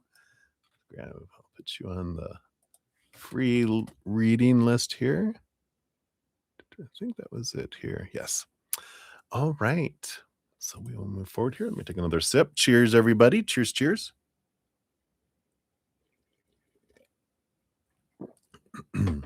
All right. So, Crescent Moon. Hello, hello. Thank you so much. Here's your first timestamp. Thank you for your first donation. So, always good to see you too. Third eye, private eye. All right. Let's take a look here. So, Crescent Moon. I don't see a second question. Did the first one not come through again? Because I see you say, "Also, energy check on actions and communications towards you at the end of da da da da da." Normally, you ask about them, what they're going through, like yesterday, today, and tomorrow, or all the days of next week. So I'm sure you're here, Crescent Moon. I don't see it here. And that happened before, right? Love you too, Sanja. So we will dive in here. Let me just scroll up here. That was the question. Yesterday, today, and forever. So was the question about energy of today and each of the days next week? Because I think we already didn't we do one on Friday and Saturday already, if I remember? Correct. Boo, boo, boo, boo, boo, boo, boo. Activating my sonar. Wonder Twin powers activate. All right. So for the Sag, right? Let's see. What is their energy of today? Okay, boom, boom. And then underneath the surface. And then for each day next week, let's see here. What do we got for Moon Day? 2 Tuesday. Wednesday, we got 2. I don't think those. We got this one for Thursday, this one for Friday. And then I do feel like as we go into the weekend, we've got these two kind of joint together. All right. And then is there we got Monday, Tuesday, underlying energy feels around the same. Okay. Yeah. And then here's Wednesday's underlying. And then Thursday and Friday feels like the same underlying. So, okay. We got 2, 3 for that underlying energy. All right. We'll see what's going on here. Okay. And then the weekend. All right. I think we got it. So let's dive in. Sploosh. So the bottom of the deck, we do have the star card. So overall for the week, it does feel like there's this energy of more of a balancing energy. It's not so much because it can be a wish upon a star and focusing on the dream, but this feels more balanced energy because the star card usually has like 7. I don't know if they have. Usually there's 7 other stars around the big star, which represents the chakras and kind of alludes to balance of the chakras, but balancing of life. This just feels like this is a week of I'm just trying to balance everything, and then I will start on my year next week. Not this week, but next week we'll start on life. It just feels like there's this, um, I just need to settle this week. We'll see here. What's their energy of today?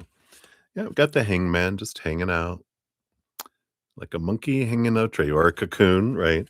And Ace of Cups. Yeah, so they're kind of today is more of a I'm chilling, self-love day, Ace of Cups, focusing on me. Again, kind of a recovery energy that comes in here. And underneath the surface of that, yeah, the 9 of Wands. It's like there's this barrier, kind of the walls are up, almost like I'm in a forest field, like I'm just spending time with me in my cocoon and bloop, I'm just in the 9 being the hermit energy. I'm just to myself today.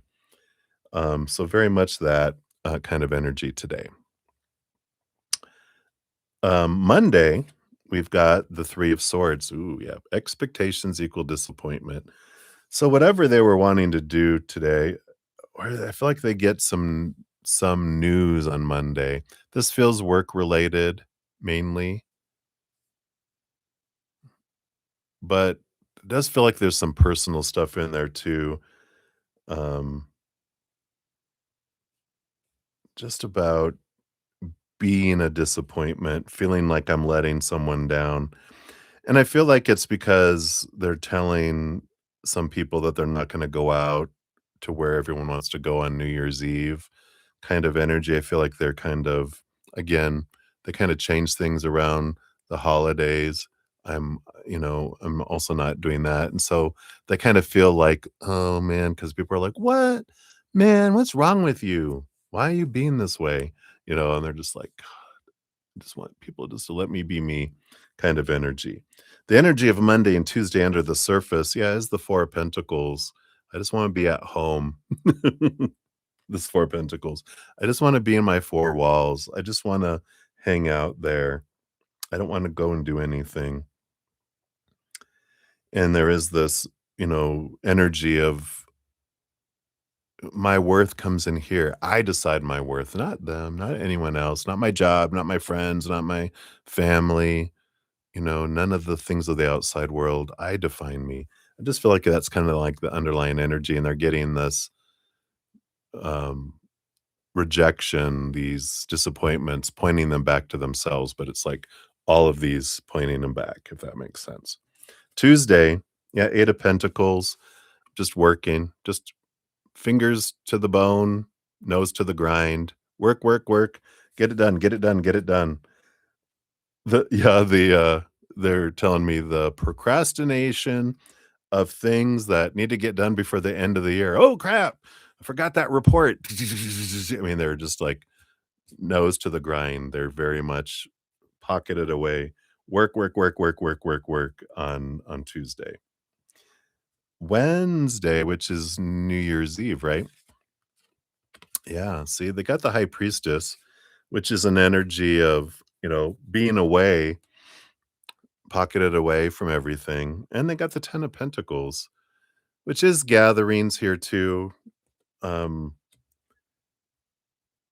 and we'll see what the underlying energy is because this is like this contradiction of I want to be alone to look at things, but people are wanting to drag me out with this 10 of Pentacles, the fullness of life. I need to be out. I need to go out, but I really want to stay home. But I really should go out. I don't know. And I feel like they're just kind of conflicted. They're going back and forth and back and forth and back and forth. And I feel like they end up going out kind of like we had with, Moonlight earlier. It's funny because they end up going out, spending time with people for a little bit, but they bug out before midnight, and then they go home to spend time alone. Yeah, the 10 of Wands. Again, there's this ending, beginning energy, but the 10 of Wands is like they're really, on Wednesday, focused on where am I investing my energy? And what feels like a burden and then what feels like harvest. And I feel like the going out and spending time with everyone is like feels like a burden. It feels like I'm obligated.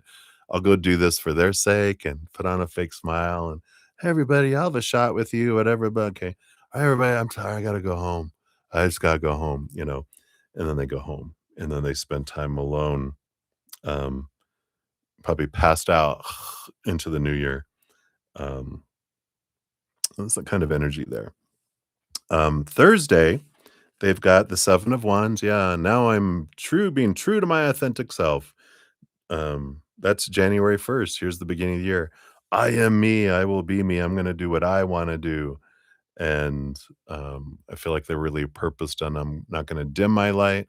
I'm not going to, you know, ask permission. I'm going to be me. And I feel like that it's kind of like this commitment to this energy of what they want to do going forward. The energy under the surface for both Thursday and Friday is this, and we've got, yeah, the Empress. I wanna build, I wanna create, I want Mother Nature, Mother Nurture, I'm gonna nurture myself. I'm gonna do what I wanna do. I'm gonna do this for me. I'm gonna put myself first. And the Lovers, yeah, emotional choice, and the Page of Pentacles. Feel like this is their planning and kinda looking and reviewing a lot of what they wanna do for 2026. And I want new opportunities. I want to look at myself differently. I want a relationship. I want to create. I want to be true to me kind of energy that comes in here. So I feel like this energy of, it's very makes very much sense for Thursday and Friday of this newness, the spark kind of energy that's coming in. And Friday, yeah, 6 of Wands, victory, movement, dun, da, da, da. So we got this fire. Here they are in their fire Sagittarius energy that they're really wanting to do this, really wanting to step forward and be seen and flow but it just feels like both of those energies, they're really wanting to purpose, not New Year's resolutions, but a purpose with a plan, and I want to move toward it. Um, I feel like they're even writing things down on like, okay, these are my goals. This is what I want to accomplish this year. So I feel like they're doing something like that. Into the weekend, we've got the Hermit and the Two of Swords. Yeah. So the weekend feels like I want to be by myself. I don't want to be having this conflict with other people. And I feel like this is just avoiding this. They're just, again, this energy of I'm beginning to like my alone time, whereas before I felt like they had to really be out there and be getting the attention and looking for that validation, and now they're, "I really like being alone. I like my alone time away from all that noise." And under the surface, they do have the Nine of Swords, so they are contemplating a bit of their fears and expectations that they don't wanna, and that it feels like I feel like they have that pattern, right? Where they will, "I'm gonna be me." Okay, who am I gonna disappoint? And am I okay with that? I make a proclamation and then I go, "Whoa, what have I got myself into?" But I feel like they do that, and they're like lately, especially about being bold and being more true to their authentic self. Um, but I feel like that's the kind of week that they're in here, and it's not, being consumed by their fears, but more going, "All right, how are my choices going to impact others?" And I just wanna prepare for other people's disappointment, because I don't feel like it's a deterrent like it used to be. This is more of a information, than that. So, I like that. Sorry, I have a lot of cards. Let me put all these back in here. We'll get you a fortune cookie for this one, and then we'll go on to number 2. Hey, Jojo, welcome, welcome. All right, there we go. Got them all. Let's see what the fortune cookie is here. Okay, this one. And you've got, oh, a pillar. Pillar, foundation, right? Be pillars for each other, strong and immovable. I like that.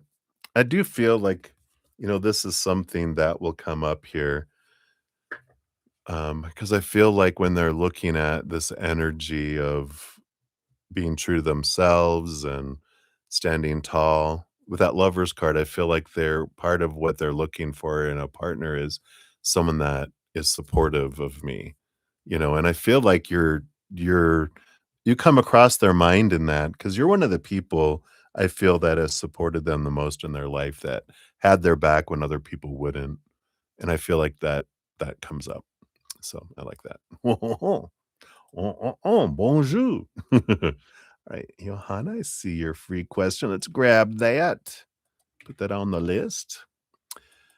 Alrighty.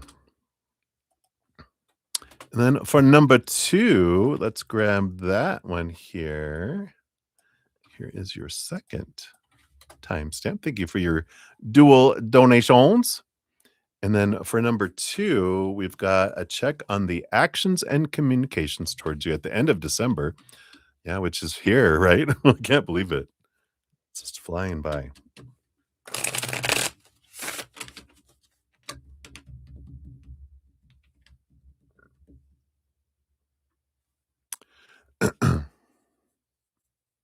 You were no joke, you're actually wondering about that. Huh, huh, oh, yeah. Wonder who told me. You're so funny. Alright, so, actions, communications for the end of December, beginning and end of January, and beginning and end of February. Alright, gotcha. Alright, let's take a quick another sip here. Cheers, cheers, cheers. Alright.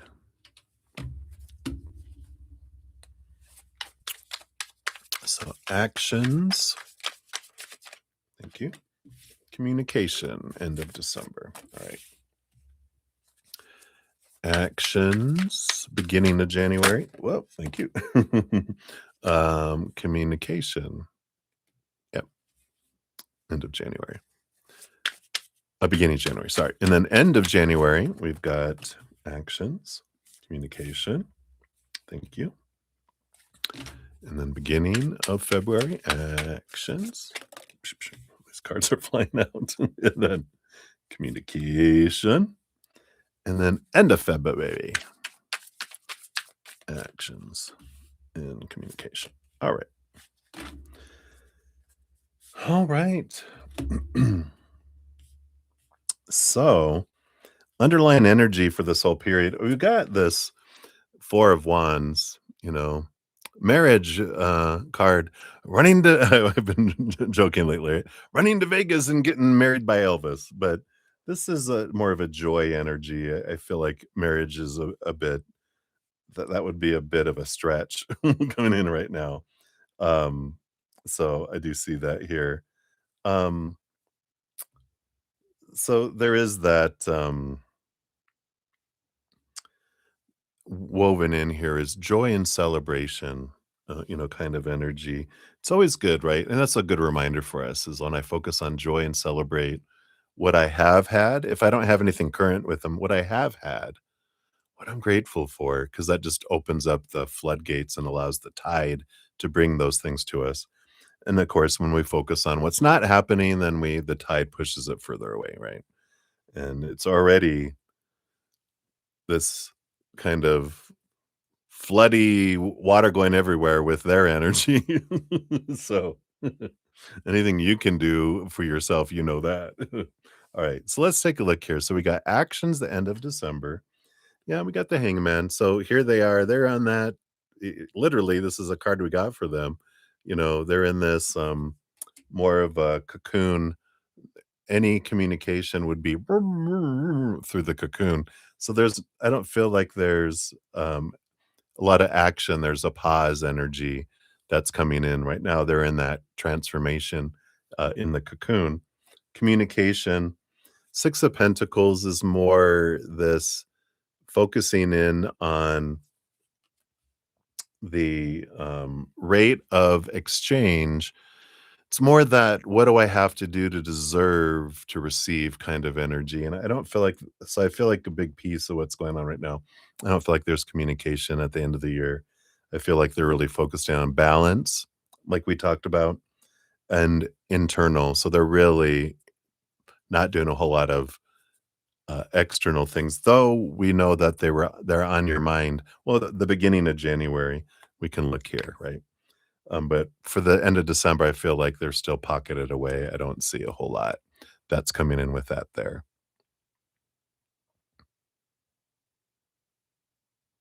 Yeah, right. That comes up a lot, right? The Elvis. All right.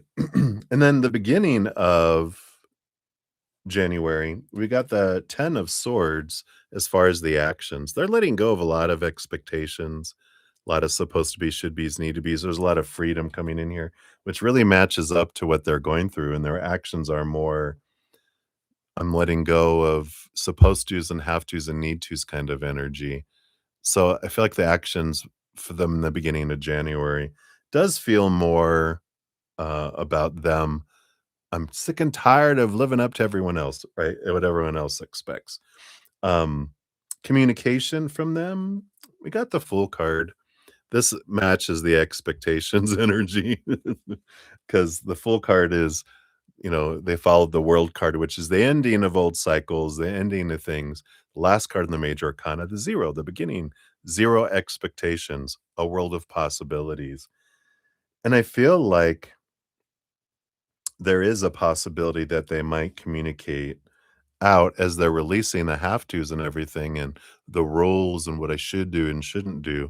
I feel like that there might be communication that comes in with that because it feels like a new adventure of freedom energy. And it's like there's this, um, I don't know, this, it always is, I don't want to say always is not a good word to say, but often they shoot from the hip.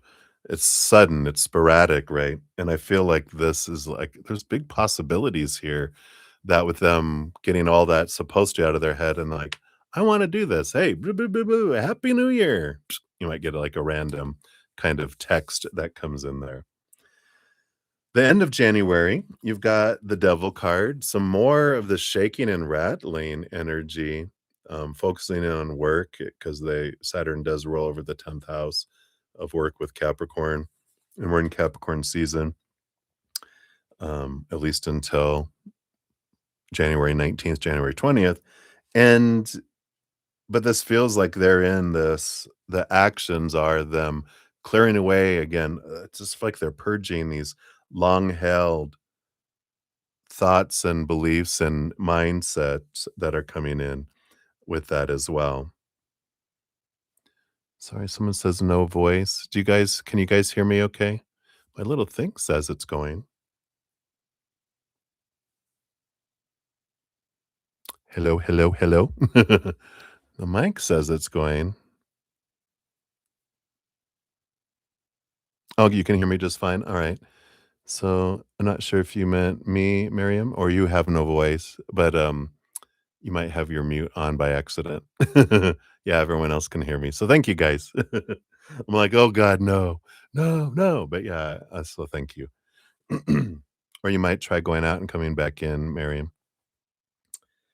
But I feel like they are in that, kind of focusing in on releasing things, releasing shackles, and their actions are more internal a lot with this. How's communication? Well, communication, we got the sun card. So it does feel this is a victory card. There is this energy of, brightness and boldness.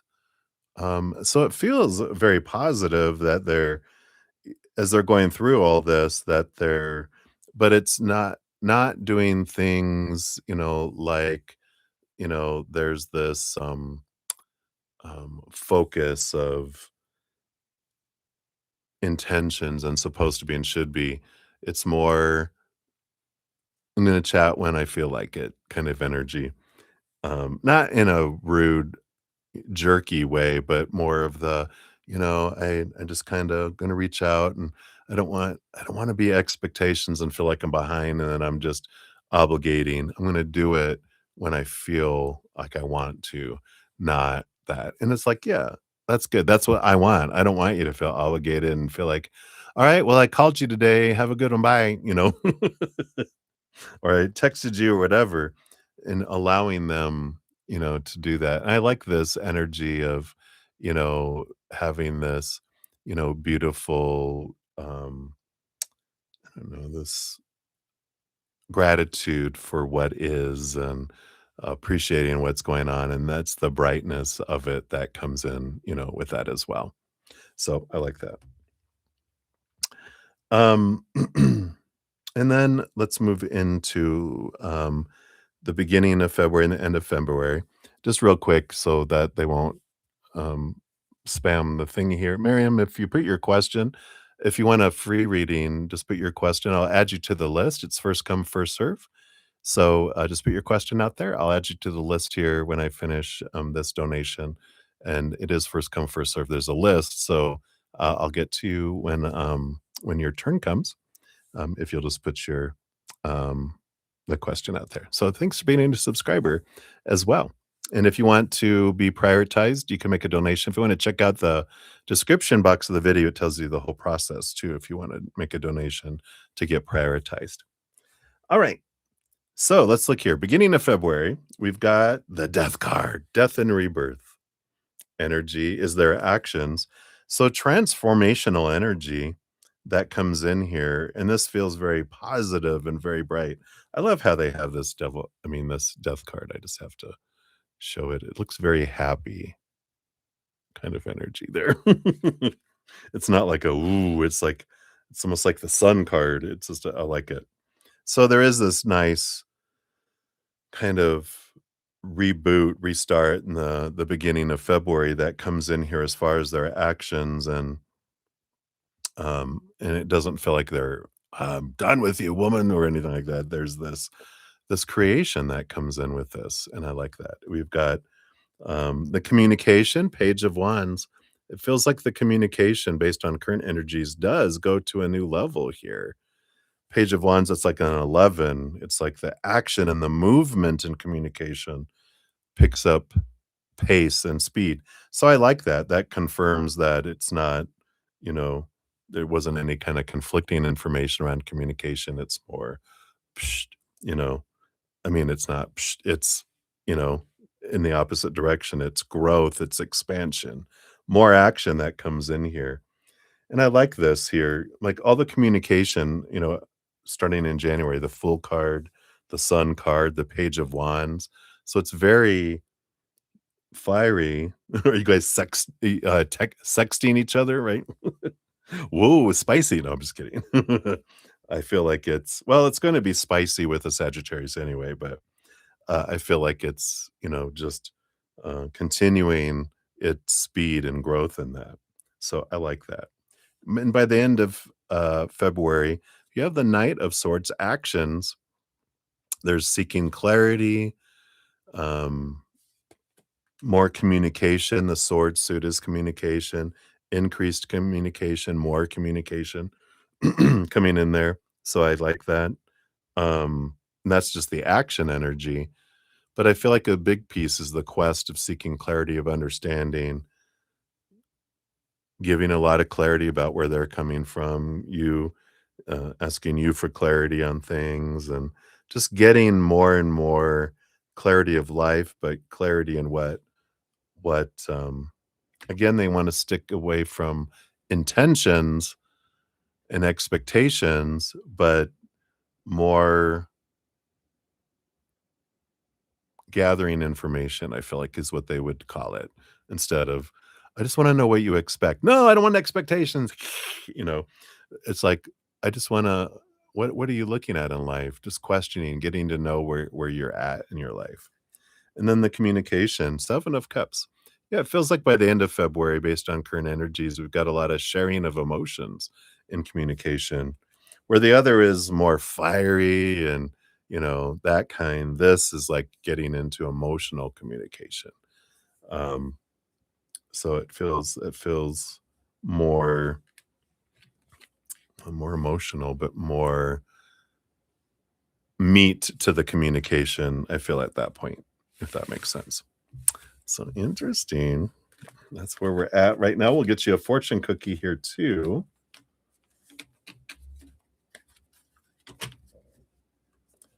See what we got going on. Just put these back in here.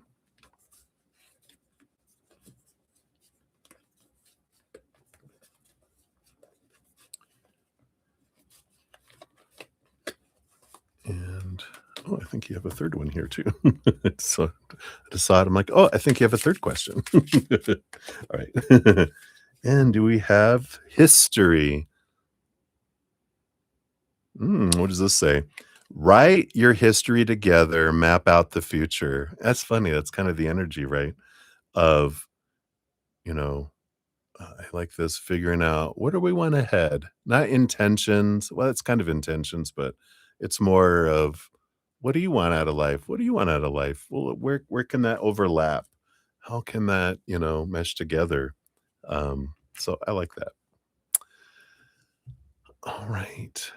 Yeah, thank you. I do see a third one coming in here. I was like, I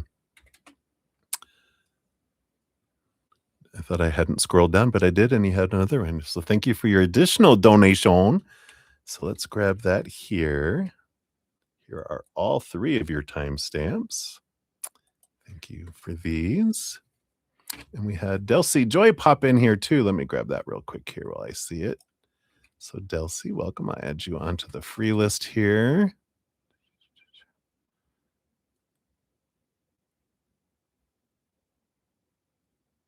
Okay, and then Miriam, if you put your question out, I'll add you to the free list too. All right. So another we need another, the last of my little mushroom. Oh, maybe there's one more in here. Maybe I should take two and just finish it off. I think so. We'll turn off my little heater here too.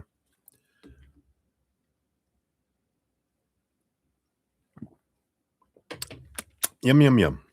All right. So let's dive in. Please have a deeper look into what you had touched upon the end of the first reading. Sagittarius, thoughts, feelings about you. Also, what is it about you that they're attracted to? I know what they've said, but just want to see if it matches up. Oh, okay. Let's take a look here.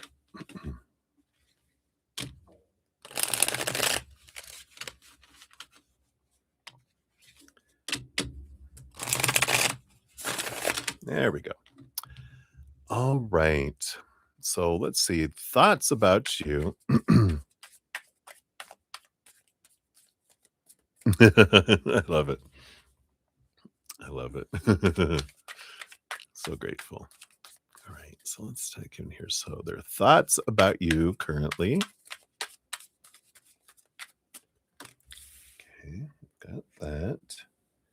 None of those. Nope. None of those. All right. They must be taking a nap. No. Okay. There we go. We got that too. What other thoughts? This is their brain. Right? How many tracks are there? Okay. Feel like we've got that and those two together. All right. And that under the surface there. All right. And then let's take a look at feelings. I feel like we'll find out here through these things too what is attractive, because I feel like that's what kind of stands out with them here.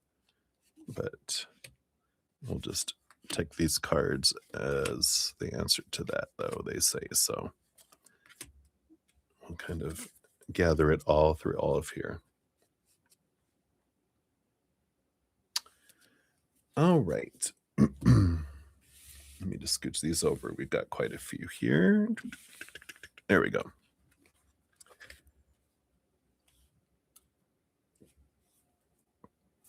At the bottom of the deck, we have the Eight of Cups down here. And I don't know if I feel like I'm remembering something here. I'm not sure if you got because you guys were in a relationship before, right? Was it you that left, like stepped away from them? Because the Eight of Cups is this energy of that, of like walking away from a relationship, or it could be emotions that didn't serve me anymore. But it just feels like that's a big piece of what's flowing below the surface here with a lot of their um, a lot of the stuff that's there. And I don't know, I just feel like there is this,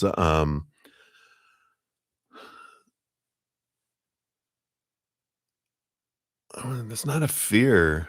It used to be a fear of abandonment, fear in being left behind.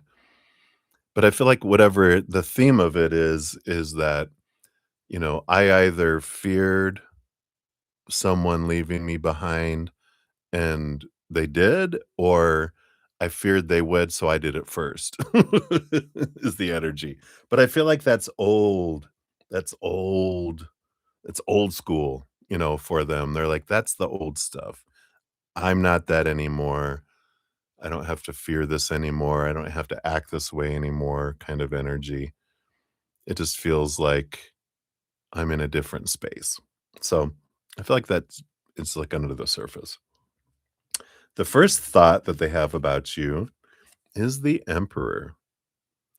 It's funny with the emperor because this is Aries energy and you know, I'm it's like, especially right now, I feel like they're you see how like I went offline. That's what I feel like has happened because I feel like the emperor energy is like, well, this is how I used to think about you. Excuse me. Because I was thinking from my mind of all this opinion of the world, right? Because that emperor's in that throne room and everyone's yapping around him and blah blah blah blah blah blah, and they've got everyone has an opinion on how they're supposed to think about you, and so they had that really influencing their thoughts. But then they, like, especially right now, they've cleared the throne room, and now they're looking into their heart going, "Well, how do I really think about you? Now that it's quiet, I'm trying to decide how I think about you," kind of energy, which is interesting, right? It's like, those weren't my thoughts, those were everyone else's thoughts, but I'm really reflecting on how I feel about you. So that's the first card. Another thought here, King of Wands. Wow, all this is the same kind of energy. The Emperor, I always say, is like the King of Wands energy. It's the same thing. And I'm still thinking, trying to figure out, what do I feel about you? This, though, has to do with passion. This has to do with the fire side of their thoughts and that realm of their brain, more so than the overall arching that the emperor rules over all four areas. This is specifically about my passion and my action, about what is it that I want to do? What is it that I want to? So it's not so much, these first two are not about how I think of you as a person. Well, it kind of is in that they're trying to figure out what is it that I think. Um, but it's more about action, about what actions do I want to take towards you. And so that is a lot of the mind when it comes to what's going on is I'm not sure what I want to do. Um, what else do we have? Yeah, and then the Empress. Okay, so they do see here how you guys do mesh very well together. That you get them, so they do see you as this kind of divine counterpart energy. And in that, what's coming through is like an emperor rules over all four kings. So having a queen is like, it's okay to have a queen marry an emperor, but they're not at the same level. They don't have the experience that an empress does, because an empress rules over all four queens. So that means that all four areas of the life, the mental, the emotional, the energetic, and the physical, the emperor has the experience over all four. A queen specializes in emotion because all queens get emotions behind the scenes, but and then their suit. So there's always going to be at least two things missing from a queen when they marry an emperor or in a relationship with an emperor. But an empress, boom, it's a good mesh, can understand each other, get one another. And I feel like that's one of the things they feel here is that you get me in ways that other people haven't. And so that's there. Let's see what else. This is the thinking still. Yep, 4 of Swords, 2 of Pentacles. Yeah, this makes sense. And this is that you're someone that always helped bring balance into their life. The 2 of Pentacles is the balance of the outside world. The 4 of Swords is peace of mind and helping the mind rest. And I feel like that's something that really stood out to them is that you have been able to do that for them. Um, and that is something that, especially with someone with ADHD, really helps that you get them, you understand them, you help bring balance and you help bring them back, and they're just showing me like when I go shopping with my ADHD Sagittarius host that I've taught her to create a grocery list because of my Capricorn over organization. And um so she remembers to bring the list now too because she used to create it and then she'd leave it at home. She's like, "Oh God, I did the list." And I'm like, "That's good, baby steps." But when she starts to wander and she's like, "Oh, wow, look at this stuff over here," and I let her look at it, and then I'm like, "All right, well, what else is next on the list?" And it brings her back, "Oh, that's right, okay, yeah, let's oh, yeah, hey, let's go this way," you know? Because otherwise she goes, "Squirrel, I'm squirreling," and I'm like, "Yeah, let's come back to the list." But that's how I feel like you do for them, you recognize the things and you help balance it, and they recognize that you do that for them, and below the surface, yeah, the Page of Swords. You also help them see things differently and allow them to see, you know different things that are there, right? Oh. Yeah, the lists depend, right?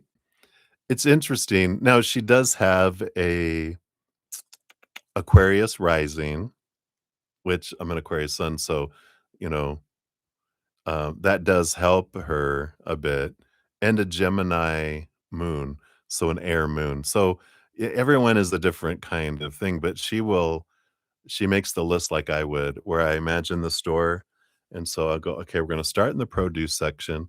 So we'll write down all the produce, and then I'm like, "And then there's the dessert area, so sweet treat, can't forget that. Oh, and then the bread's right there too, so let me grab some English muffins." Then when you're going around here, okay, that's the aisle, there's that, and she creates her list like I would, by the store map. But if I park in the opposite side of the store and we go in the other aisle where the produce isn't to work the list backwards, throws her off. She's she goes, "This is confusing me. I wrote my list from that way to this way, but I don't wanna do the list from the bottom that way." I'm like, "Let's just go. We'll compromise. We'll start. We'll walk down to the produce and come this way." Go, "We'll check out over here." It's really funny. But anyway, that's what they have.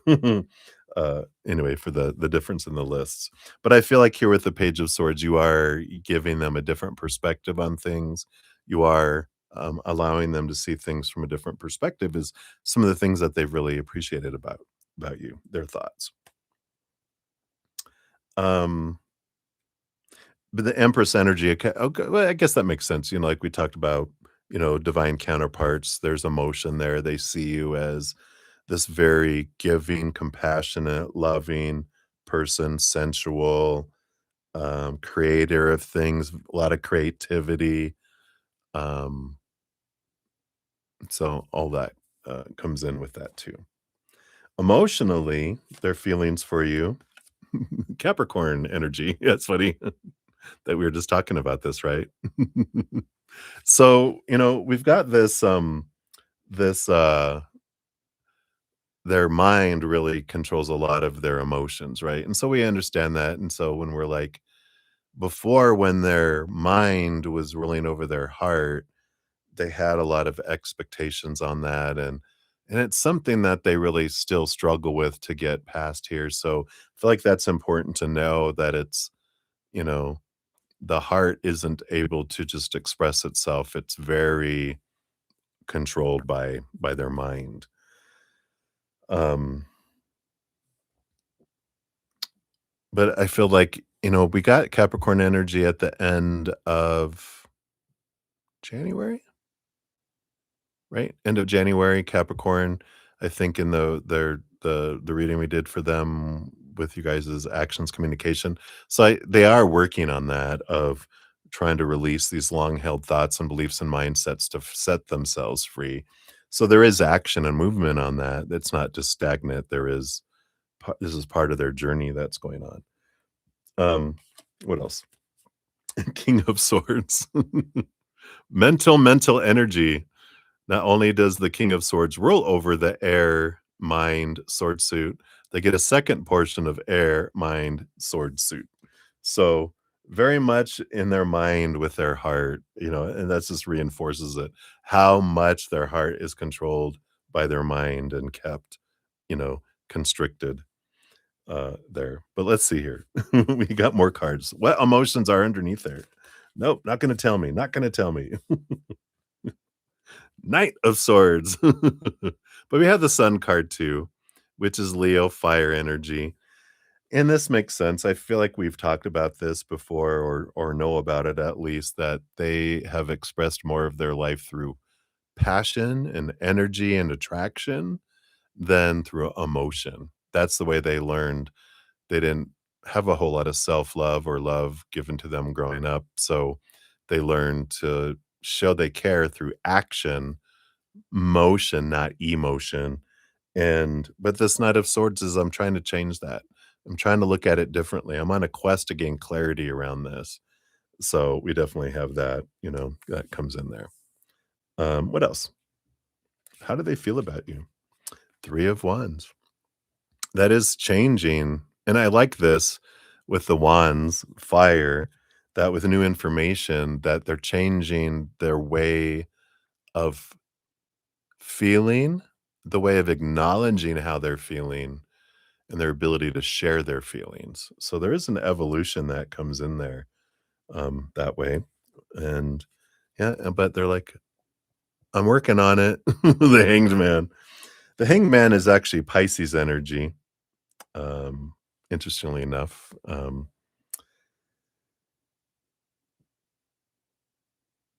was trying to think of Pisces is ruled by Neptune. I was like, what's the planet? Neptune energy. So it is about, there's a lot of emotion below the surface, which is great that I feel like there's this balancing because Pisces, 12th house, I understand I have a stellium in Pisces and a ton of water that when we're in Pisces energy, we can be so heavenly minded that we're no earthly good because we have both feet in the heavens. Aquarius, which comes right before with the air energy, has 1 foot on the earth, 1 foot in the heavens. And this is what I feel like with this energy is it's taking them from both feet solidly on the ground and allowing the emotions to be split and taking a foot and putting it in the water, kind of energy. So I like that. Um, I like that energy there because it feels like they are moving into that where I can express emotion now. Do tell. Let's see, So I like that. Um, so those are those, and then we have these other cards. Let me just move these out of the way here.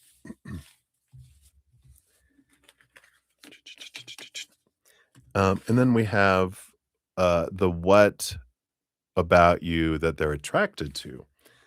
Let's see here. So we've got the high priestess. I'm gonna say it's gonna be emotional energy, and it sure is. So your connection to the moon. This is also Pisces energy. So uh, uh, and moon energy and water sign energy. But they love how you're able to go away and be content with yourself. But it's also the emotional energy that she dives into the unknown. She knows the unknown. Your spiritual gifts, your connection to the spirit world, all of this really draws them and it's intriguing to them, especially the emotion piece that because it's like a language they don't speak or something that they haven't really explored, been able to explore a whole lot. They just really feel like Um, I don't know. It's funny the way they present it. Their spirit guides are presenting it is it's like if I wanted to learn how to. Oh, I want to have my own little Italian ice, either cart or truck that I go around and sell Italian ice. And I've never done it before. I know nothing about it, but you are an Italian ice connoisseur entrepreneur. I'm intrigued that you can teach me so much about all of this. In fact, maybe we can even go into business together. So that's funny that they present it that way. But that's one of the things that's attractive to you is your emotional ability to connect and dive deep into your emotions and go into the hidden and connect and go to, this witchy gypsy energy that you have. All right. What else? Yeah, your patience. Oh yeah, definitely. This makes sense too. How patient you are, especially with their ADHD. A lot of people are get impatient with them, but you are very patient. Again, you can be by yourself, away with the high priestess, but you allow things to unfold. You're not like a go, go, go, come on, hurry up, I gotta get there. You're very patient. And that's a quality again that they don't have for themselves. And this is Sagittarius energy, actually. It's alchemy. It's the trusting the magic to go back and forth and then eventually knowing that the gold will appear. So they do like that for you as well. Ace of Pentacles. One of the things that's really attractive in the physical world here is that you have this what is this about this new appearance, this fresh appearance? Because Ace of Pentacles is, the first card in the physical suit. Um, yeah, I was gonna say something. I'm not gonna say that though. Because I have to say it now that I said that. I was gonna say, You look so young, you look," I was gonna say, "You look like a child." I'm like, "No, that's not appropriate. Not a child, but you look, I don't know, you look innocent. You look innocent." But there's it's like the way you appear to them feels refreshing and new and like a and I guess that's what they mean by a young child. It's this, um like when a child sees a candy store, that you have this presence of awe and this gleam, and it's the presence that you have, it's the newness, if that makes sense, with that, but, what else is here is one of the things that attracts them to you is with the Ace of Pentacles, that you have learned to see your worth in relationship to the outside world in a way that's refreshing to them. That you don't look to the outside world so much to define yourself like we all do in the beginning. You've really done a lot of that work. You do take care of yourself and your body. There you go. Boom, boom. You're like, "I do look young." Thank you. I mean, I gotta do a share. I do look young. There you go. Oh, whoa. But, I like this because you do see yourself uniquely, with that, so I like that.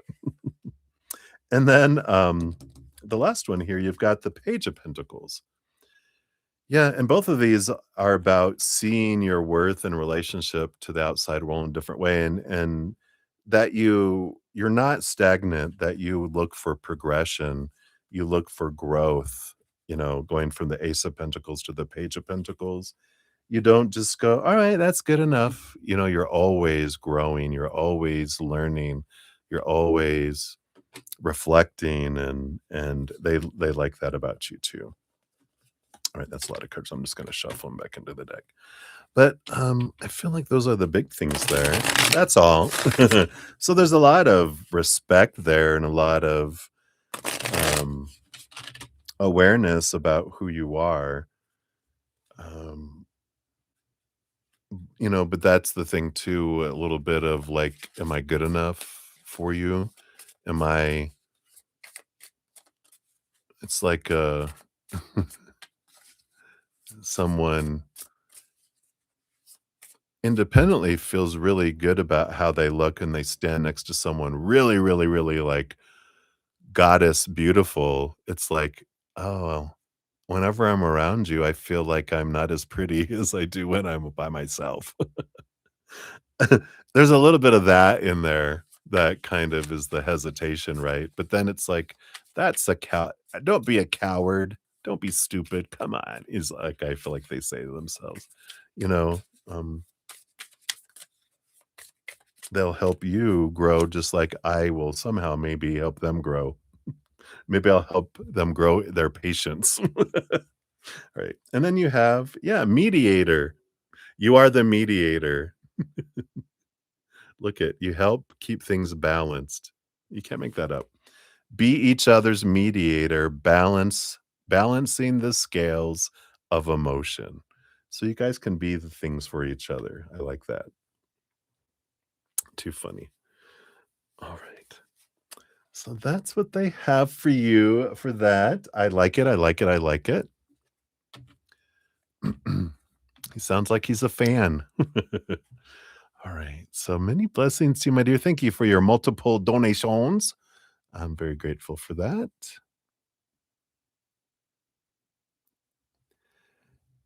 Right. And let me see here. Yeah, we had Michelle Smith. Hello, Michelle. Peace to you. Ancestor message. We'll add you to the list here. And I don't know if Miriam, if you are still here, if you can hear me, um, if you put your question out there, or if you don't want to put your specific question, you can ask for a general. I'll add you to the free list. I don't see a question asked. All right. I think that was it. Let me just make sure here. We are good. We are good. We are good. All right. So, where are we at? We're at almost 3 hours. Let me see how many free readings you got. 1, 2, 3, 4, 5, 6, 7, 8, 9, 10, 11, 12, 13. Okay, just 13. Not just, but 13. Did you guys hear my stomach go?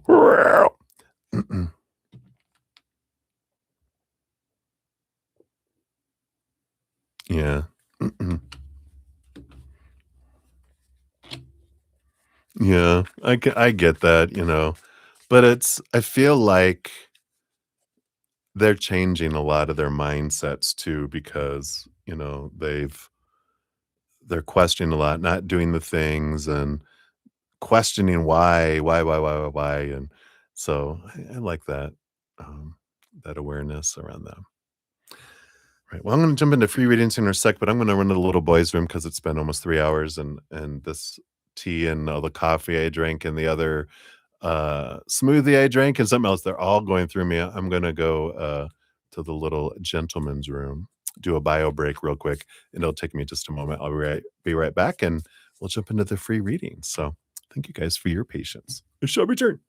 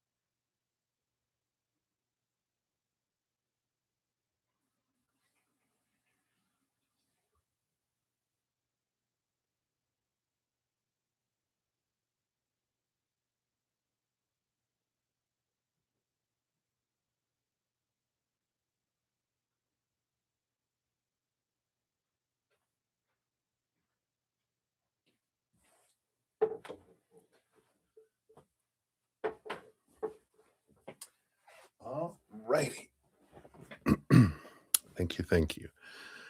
I don't wanna speed through the the readings because I have to go to the restroom, you know? So I wanna take my time on the free readings too. You see. Yeah, person's energy that attracts. I agree. I agree.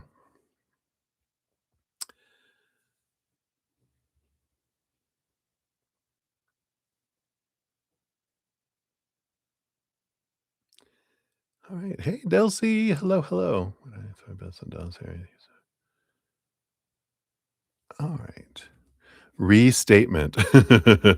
Alright. I will grab that and replace whoops. Let's try that again.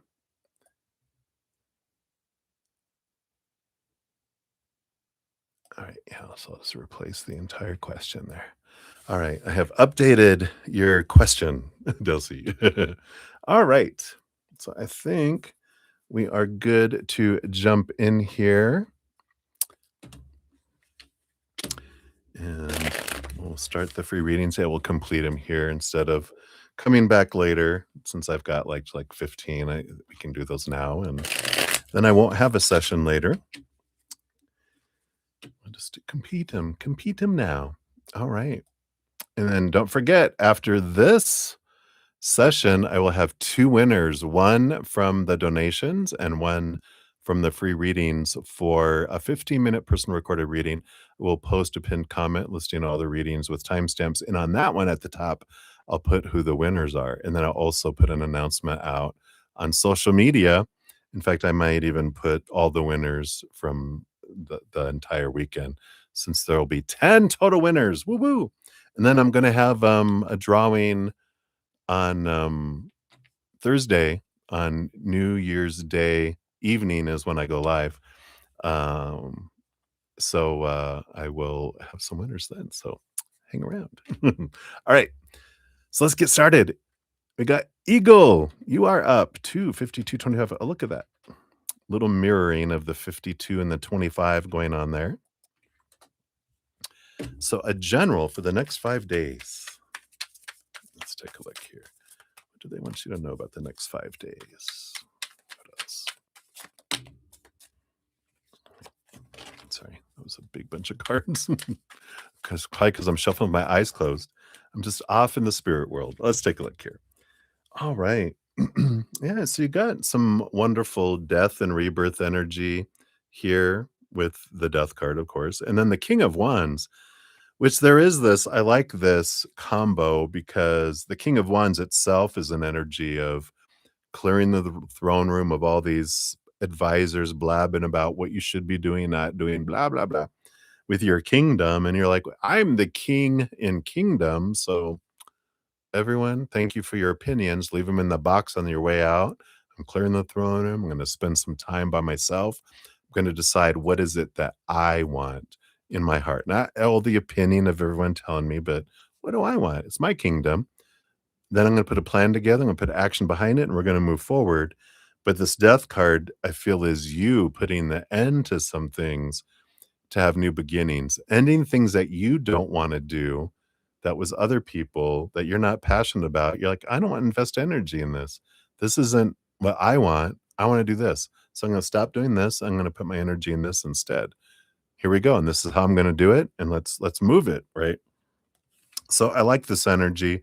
There's also this is the year of the fire horse, and with all this fire energy and the horse, I do feel like this is gonna be a year of really significant ending some things in your life to begin new things, but I feel a lot of them aren't, like, being done for you, where you're like, "Oh my gosh, that ended to begin." It's you initiating a lot of endings and beginnings because you're either reaching culminations of things that I've done it enough, I'm done with that, um,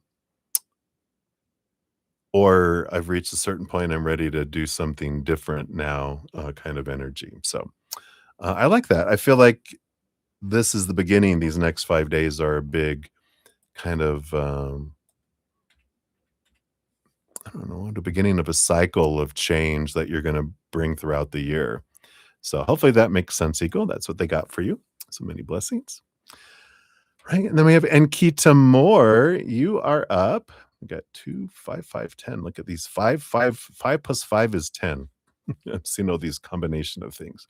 255, 10. Anything for your mental health. Of course, disclaimer in the description box. I'm not a mental health professional, medical professional, doctorate of any kind. So, tarot's for fun. It's for entertainment purposes only. See the disclaimer. We'll pull cards to see what Spirit wants you to know here around mental health. All right. Thank you. And this one. Yeah. I like this here. There's this energy of realize with the 7 of Pentacles. And it was 255 as I just said this too, because the 7 of Pentacles is like realize that, there's a power in patience of knowing the last thing that grows on the fruit tree is the fruit, and that it takes time for the seedling to turn into, a little, break the ground and become this little, and then turn into a tree, and then leaves, and then blossoms, and then fruit. It takes time for all that to happen. But there also comes a time when you realize, you know what? I don't like the fruit of what is happening. I'm changing. I'm selling the orchard and I'm buying a different type of orchard. I'm not gonna grow kumquats anymore. I'm gonna grow avocados so I can make um, guacamole, and it's like, and this Ace of Wands is the new passion, and so it's realizing the old fruit of my life, the old things that I had good intentions, I was gonna do it all this, now that I see the fruit, I'm like, "Alright, that's good, but that's not what I want anymore. I'm ready for a new spark, I'm ready for something new." So there's a lot of this, what's good for your mental health is to let go of the old, let go of these, beliefs of what things are supposed to be and should be and need to be, and go, no, that's the old way. I'm ready for a new way. And I'm going to spark a new passion. Where's my excitement leading me instead of where's my past keeping me, you know, rooted, because all those trees are rooted. It's like, yeah, I can't like uproot all these trees. I'm just going to let that be. And I'm moving forward into something where my passion is drawing me. That helps our mental health, because when our mind is stuck in the past or in the fears of the future, there's this that's what really makes our mind makes us go into that's where fear exists. Fear of what's going to come to the future and fear of what the past meant.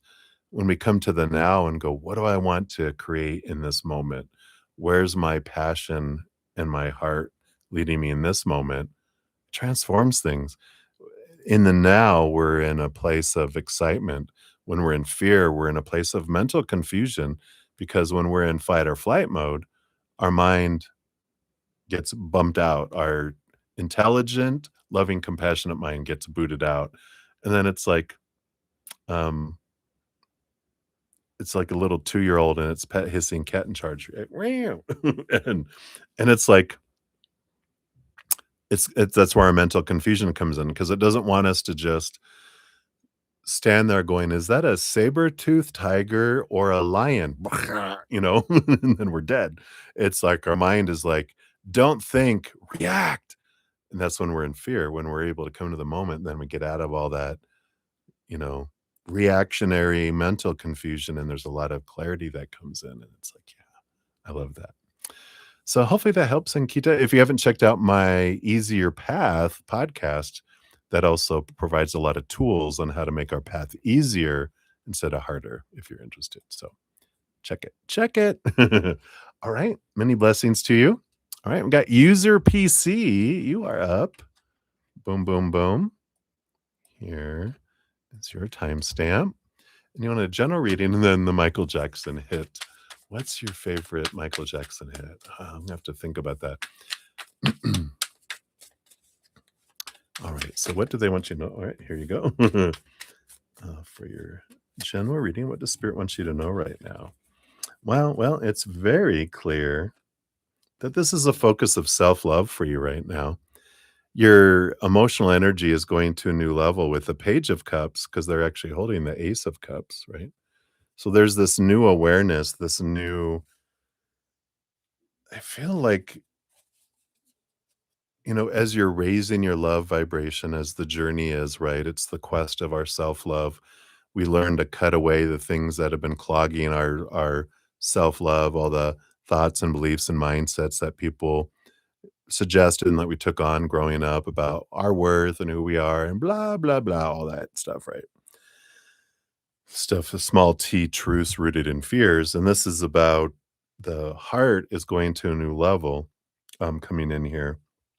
And it's like you're taking this leap in this new level of emotional energy, really being centering in this beautiful, eternal, unconditional love of the higher realms. And it's like you're really taking on that role of the chalice, where you're realizing, I don't have to, I'm not a barrel where I plug everyone in and and push out my emotional life force out to everyone.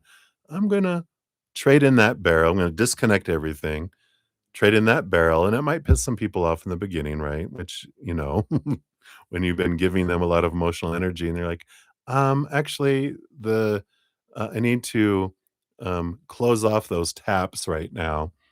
And they're like, what? You're taking away from me, right? And so people react to that. But the thing is at the bottom of the barrel where it's at, when we're giving, giving, giving, we never feel full. We start to feel empty and we'll continue to give and give and give until even we feel resentful.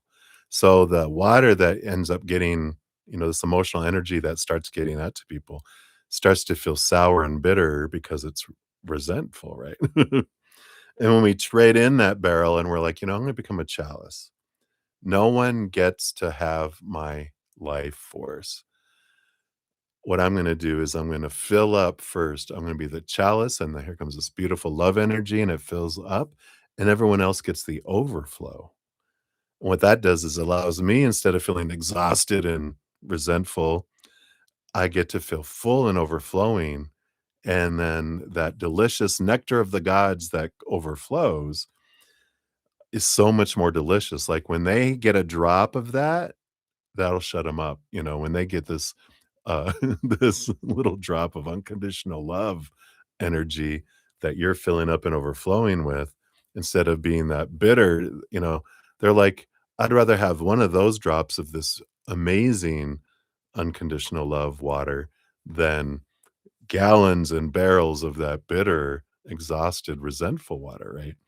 And so I love this, that you're in this filling up and overflowing stage, and you really have been disconnecting that, not choosing who you give your energy to, and then now allowing you just to fill up and overflow, and whatever overflows out, it overflows out to everyone else. So I love that for you. And this does enhance and expand your empathic abilities. Um, so be aware of that. You might want to reinforce your bubble that protects you from, it's like you have is it mufflers on your heart, so that you don't, the emotional end of everyone else isn't so loud, but it's being turned up out there. Your ability to hear emotionally is being turned up more with this. So it's like, yeah, I need to, you know stick earplugs in and then mufflers on top of it. But so just be aware of that. So I love that for you. And then you asked, what's my favorite Michael Jackson hit? I wasn't a huge Michael Jackson fan. I know. It's not like I hated it or anything. It just wasn't my type of music. But I'd have to say, out of them all, it's funny, my dad he just sent me a video that he made a while ago that was the Man in the Mirror, which is a pretty cool, because it's about making change and starting with ourselves. So I'd have to say that that would be my favorite out of it, not because of the music of it and stuff, but more of the message behind it. So I like that. What's yours? Share what yours is. And anyone else, share what your favorite Michael Jackson song is. All right. So that's what they have for you, my dear. Many blessings to you. All right, we got Livier Vagara up next at 3:05 even. There we go. Here's your timestamp. And would it be possible a relationship with Luis this coming year, right? Based on current energies, is that a possibility? What can we know about that here? Right, we got this one and this one here.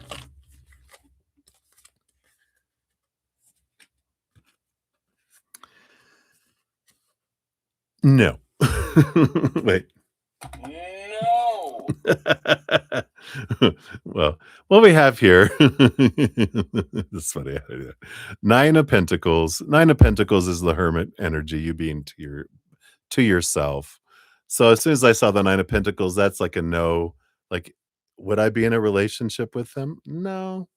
You're in this journey here because the Strength card here is here's your human self, the lion, and your higher self, the infinity symbol. This is you in a relationship with your higher self. So it's more of you know, it's a time for you to get to really know yourself and develop a strong relationship with your higher self and with the spiritual world. Not that you're going to become a nun or a monk or anything, but it is like it's a time here.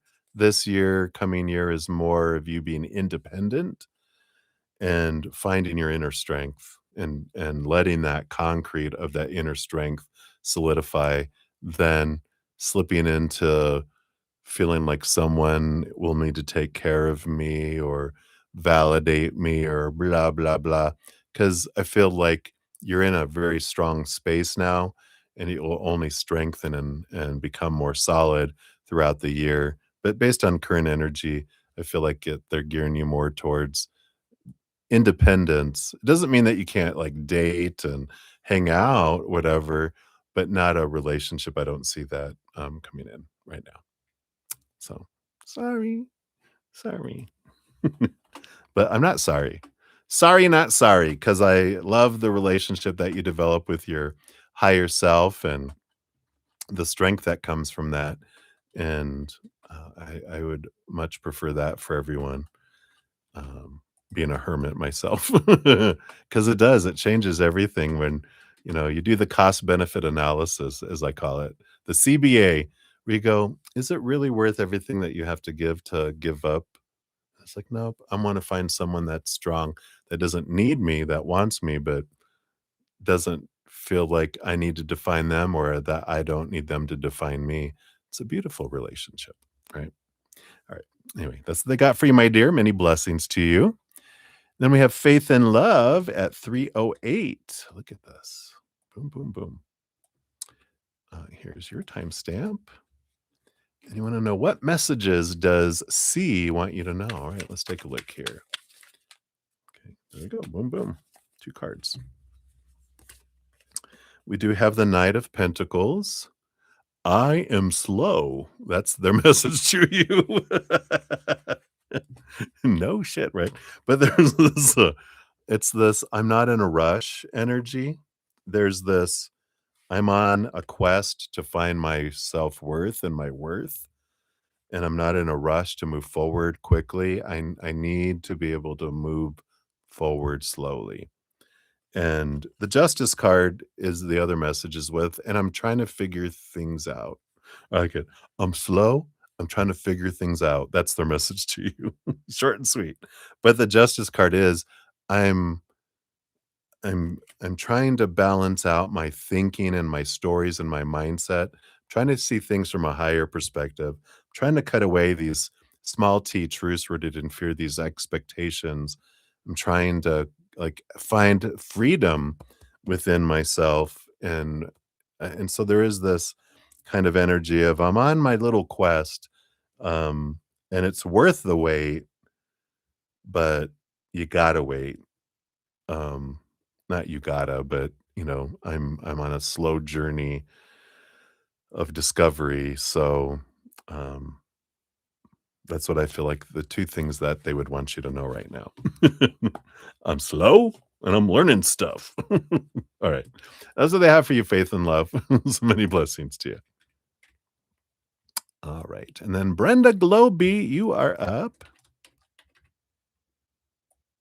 Here's your timestamp.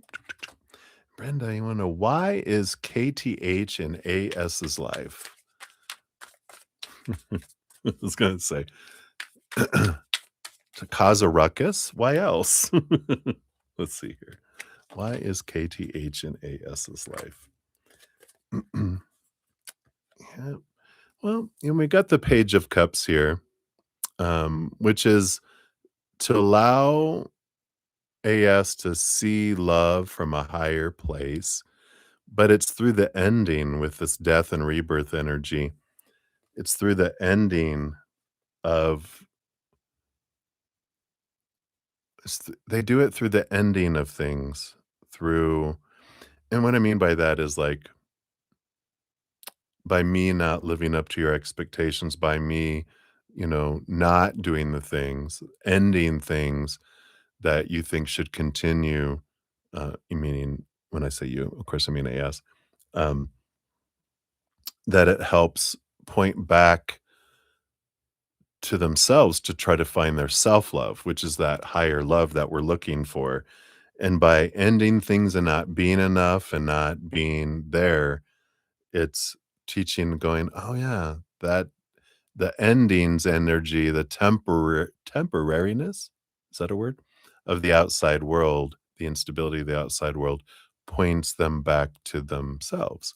So they come into our life to be this mirror that's constantly pointing back inward, inward. So in a way, it is true. They're there to cause a ruckus, to disappoint, to show that I can't live up to those long list of rules of what you're wanting someone to be and validate and be a source of definition for you. And when I fail you over and over and over again, I show you that the only thing you can depend on is inward and upward to that eternal, unconditional love. The chalice, the Page of Cups, your self love. That's the only thing that's forever. It's eternal. The outside world is temporary. And I feel like that's a big piece of why that they agreed to be in their life is to teach them that, "Oh, this is what I'm looking for, not that." So hopefully that helps, Brenda. I feel like that's what's coming through right now. Many blessings. Right. Touch O Love, you are up. Here is your timestamp. Boom, boom.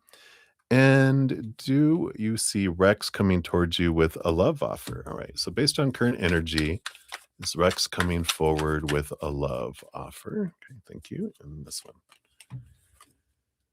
one. You know, we have the star card here and the Ace of Pentacles energy. Ace of Pentacles is about, it is abundance, it is a new beginning kind of energy. And the star card is a dream come true energy. It's a balanced energy.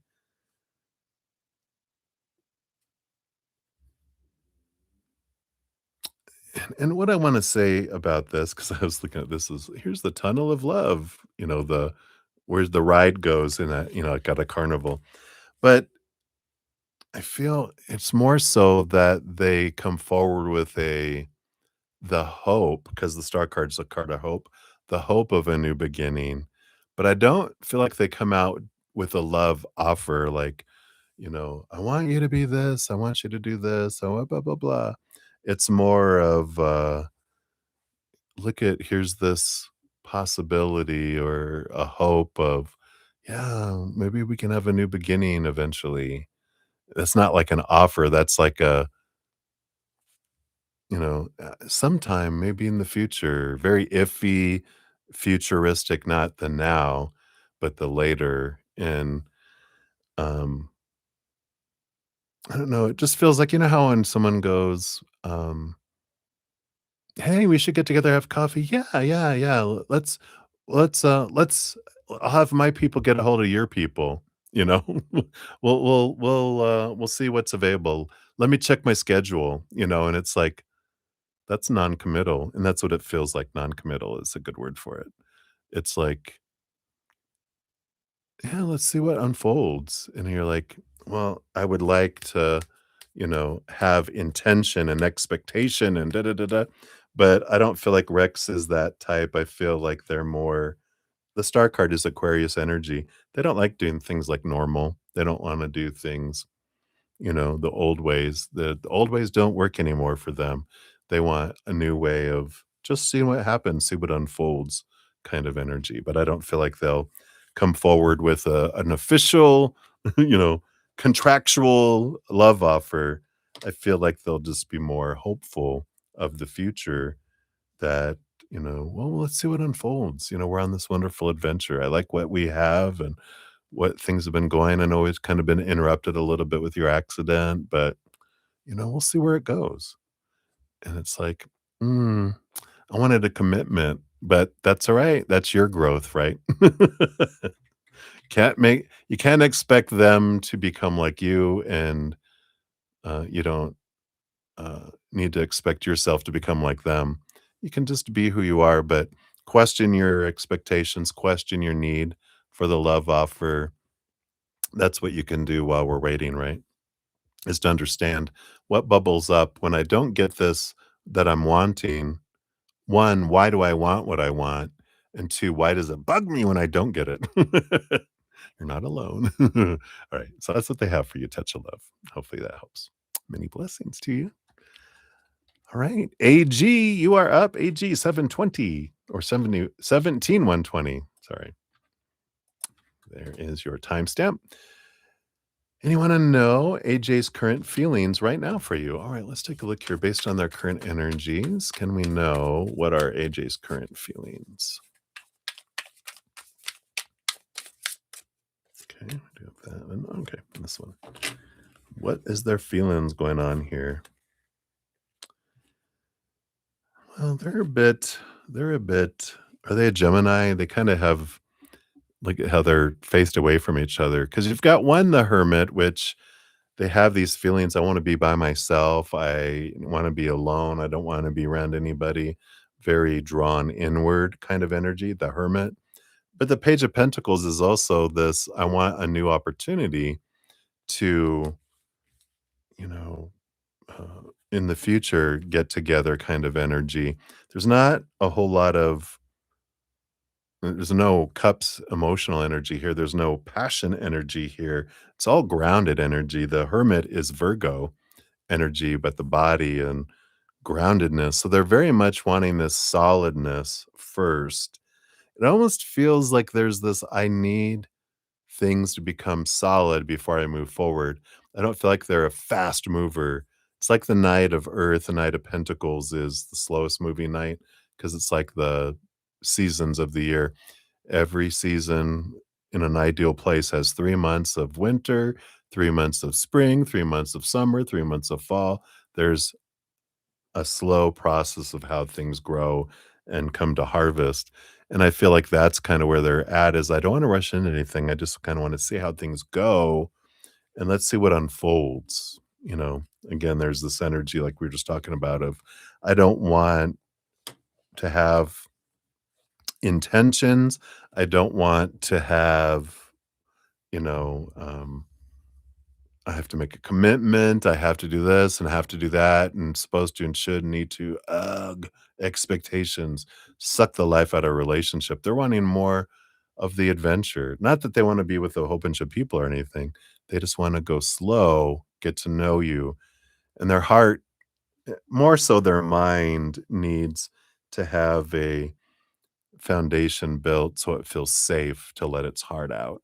Because it's like, I don't let my heart just run out on the ice because they could fall through the ice and drown and die. So I keep my heart in here until I know it's solid.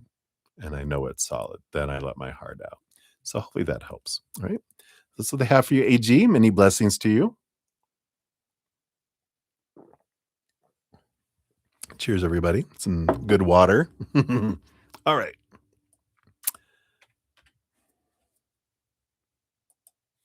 So, Maria P., you are up for your free reading. Thanks for your donation earlier.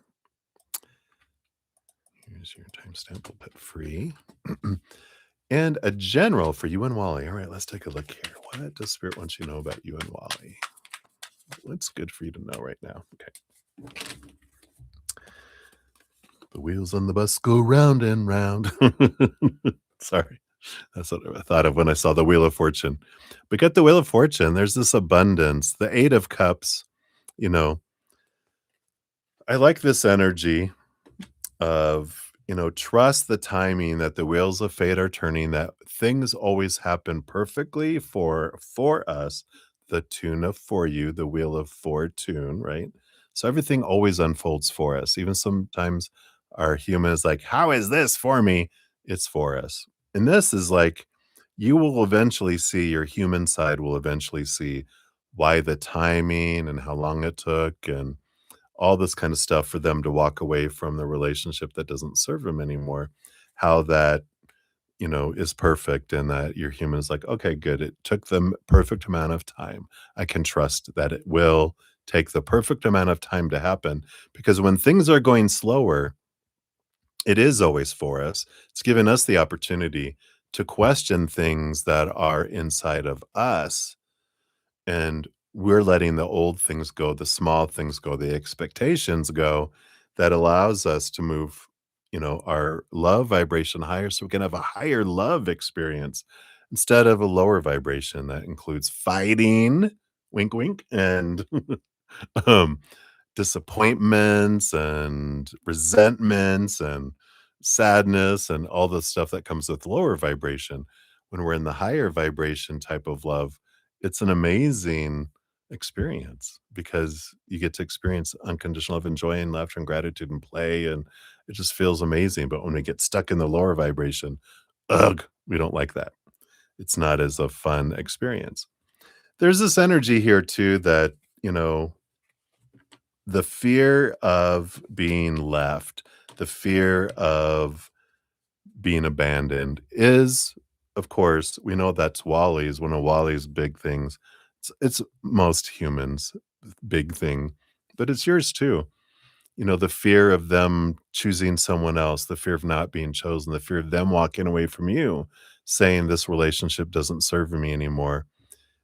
Face that fear, you know, if you want. This is what spirit is saying. Face the fear. Because when you do, you realize that with the Wheel of Fortune, that if someone leaves us, then it is for us. And even though we may not see it in the moment, we will see it eventually going, yeah, this is for me. Just like your other exes you've had in your life. You wouldn't be with Wally if you wouldn't have had them leave, and or you leave them, and that, the relationship came to a close. It served its purpose. If, I'm not saying in any way, sort, that this is going to happen. They're just letting you face that fear because you're investing energy and fearing it all the time. If you face it, you won't invest energy in it anymore. But if you face it and go, you know what? If it happened, one, it means that I would only get an upgrade that's even more than Wally, um, in areas where, even more compatible than you guys are.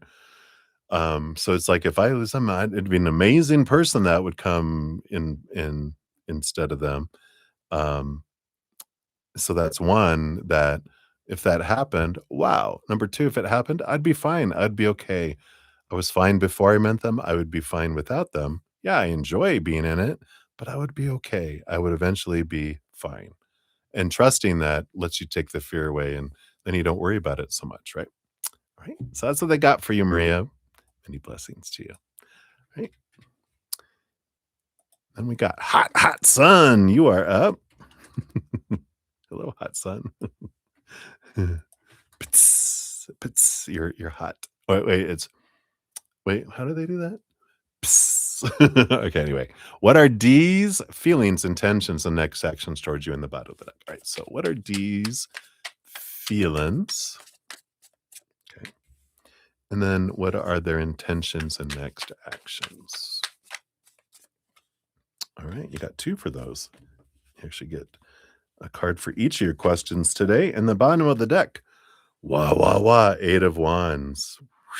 A lot of fire, fire, fire energy coming in. Hey. um, so, there is this, um, And there's a lot of passionate energy that's there, right? Driven by passion, not by emotion. A lot of messages, though, can come through from spirit in this too. So trust your messages, trust the signs, I feel is a message for that. Isn't it pretty? And it doesn't even, I don't know, let me see here. I'm gonna look at my other one. How does it show up? Yeah, it's not even as intense. Like when I'm looking at my iPad here, it is like a deep, deep red. It's very vibrant. Anyway, I love this deck. All right, so feelings, right? Feelings first. Well, another bright red. Two of wands. Again, the feelings here, there's all this,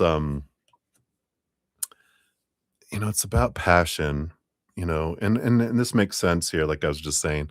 They don't know how to give emotion. They've been trained and convinced to give their feelings through motion and passion and movement of things, energetic attraction, physical attraction.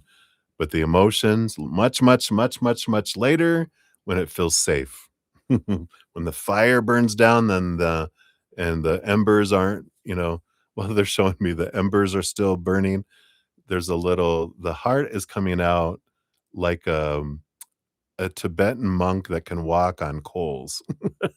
That's the way they showed it to me. That's the way their heart eventually arrives. Oh, okay, that's very good. But so there is this energy of that's their feelings of, like, where they come from is, like, from their emotions, right? Um, and then I had it over here.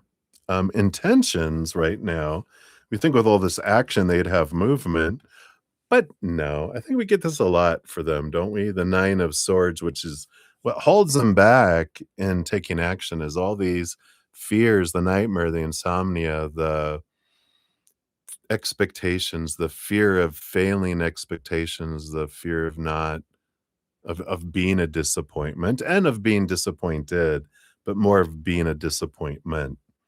And that's again why they don't share their heart a whole lot because they don't want the heart to get hurt, even though it can walk on coals. Come on. um, but it also keeps them from taking action. Um, So I just feel like there's a delay here. What is there was the next actions, right? Yeah, that was intentions. Next actions. All right. So when they do have next actions, it will be here, the Knight of Wands. Of course, obviously, with all this, it'll be movement of passion, not of emotion. And if you're okay with that, wah wah wah. But it's all that. Look all that this fire. Let me do it like this. Whoosh, look at all that fire, fire, fire, fire, fire, fire and fear.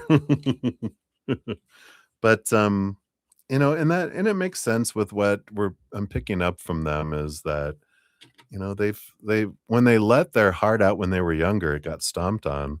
And so they learned self-preservation. Do not let the heart out. Do not, keep it, you know, um, contained till we feel it's safe. Well, who determines it's safe? I will, the mind says. I will determine it.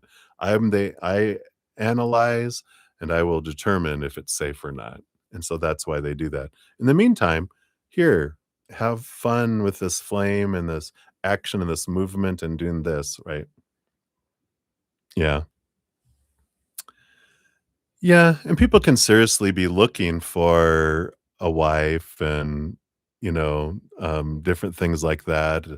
But that's the mental of, okay, I'm looking for someone to fill a position, you know, instead of I'm living the passions of my life and, doing, um, you know, and I bump into someone and the spark happens and a relationship grows from it.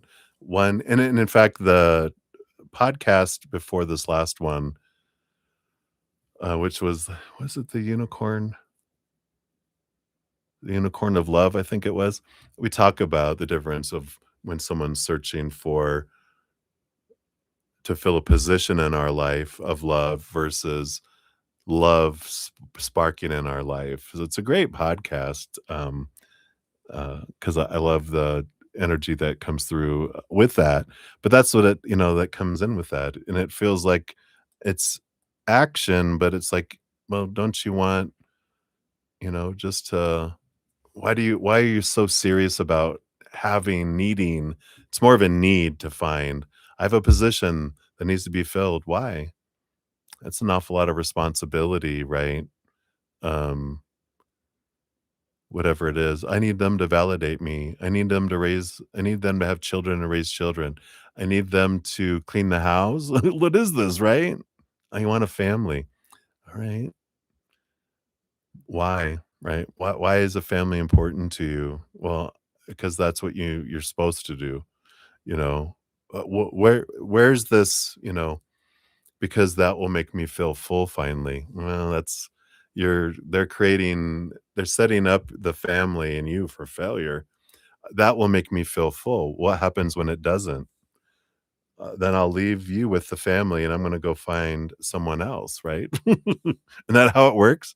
When people are trying to fulfill themselves by something, it doesn't work out that way. But I get, we can be friends. Yeah. And that's a good mirror. You would like one, but do you need one? So it's like, yeah, you know so check out that podcast if that resonates for you, because when we're looking for someone to fill a position, feels like work. When we're living our passion and enjoying our lives and we bump into someone it's also doing the same and they're doing the same thing, we love the same thing, spark happens, a relationship organically grows instead of ugh, but check it out. All right, so that's what they have for you, my dear. Many blessings. Hey, is your PC? Oh, good. I'm glad you enjoyed your reading. Oh, Smooth Criminal. Ah, okay. Dun dun dun dun dun. Dun. Is that the one? Dun dun dun dun dun dun. Dun. Is that the video where they're fighting gangs in a parking garage?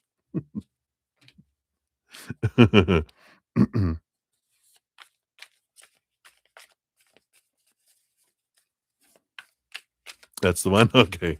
Bum bum bum bum bum bum bum bum bum. Dun dun dun. So that's interesting.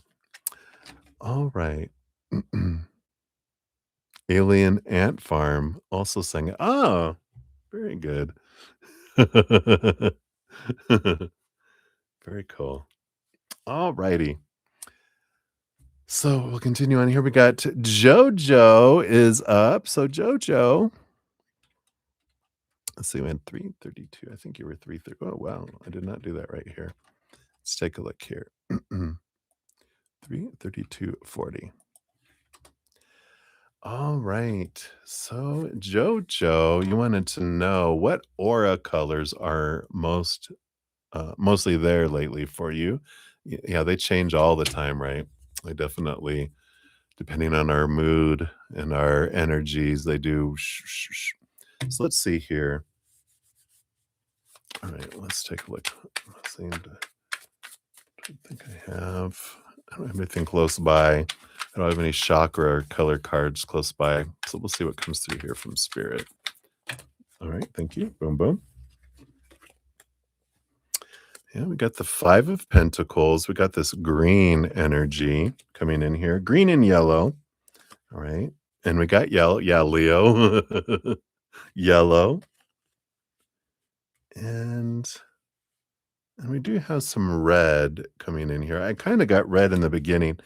I feel like the big colors, because it's connected to your chakras, your root chakra, and that has to do with your connection to like the world and groups in your solar plexus chakra and your heart chakra.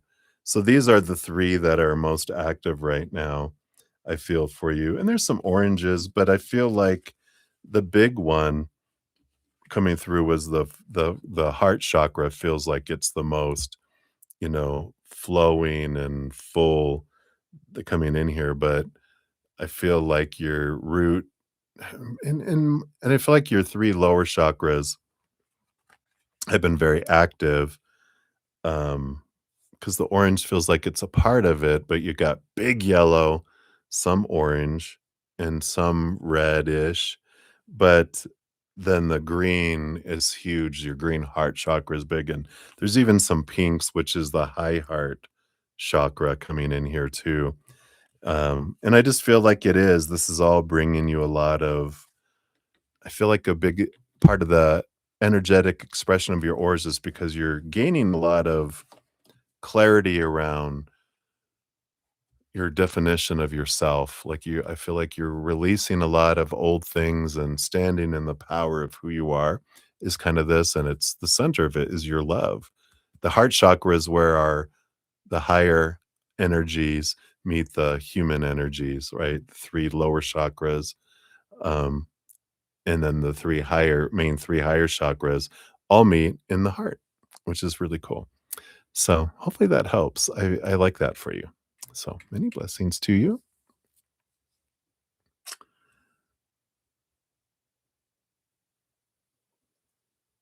I gotta hear you.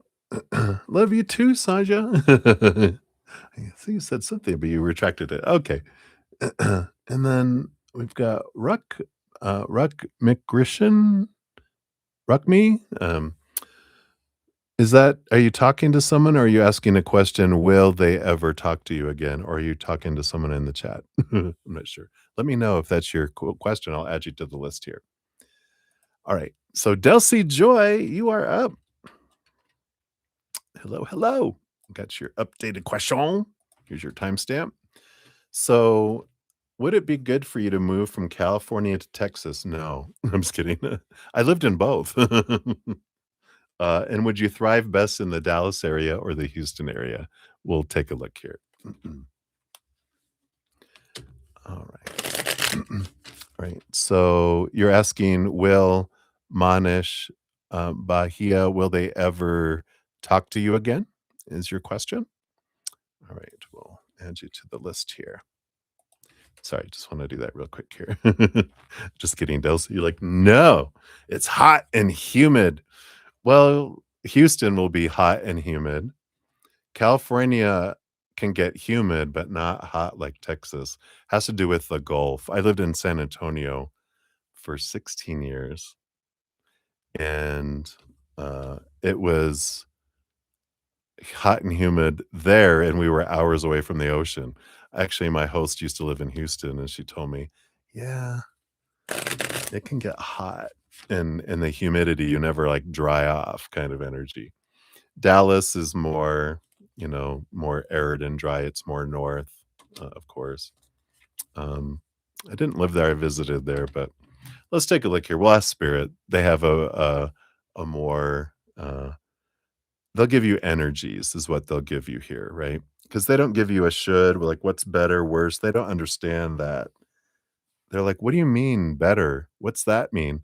You know, better. And they're like, they see everything as different choices with different experiences and different outcomes, but nothing's worse or better. It's just different. So we'll get the energies here. So I'll pull a card here for what's the energy for you being in California, and then what is the energy of you being in Texas, and then I will pull Dallas and Houston for you too, just because I love you. All right, so California is this one, and then Texas is this one. And then if you decide to go, which is like what brings you the most thriving energy, we've got Dallas or Houston here. All right. So California's energy is Ace of Wands. There is a spark of new passion there, a lot of action energy there. And Texas, you do have the High Priestess energy, which, the high priestess energy it is a bit of a feeling like you're stepping away and kind of being alone for a little while, and a lot of reflection, a lot of understanding yourself more, a lot of hidden things are revealed to you. They come up to the surface, a lot of connection to the spirit world, a lot of expansion energy there. So one feels more, ooh, in there. Someone just called you from Texas.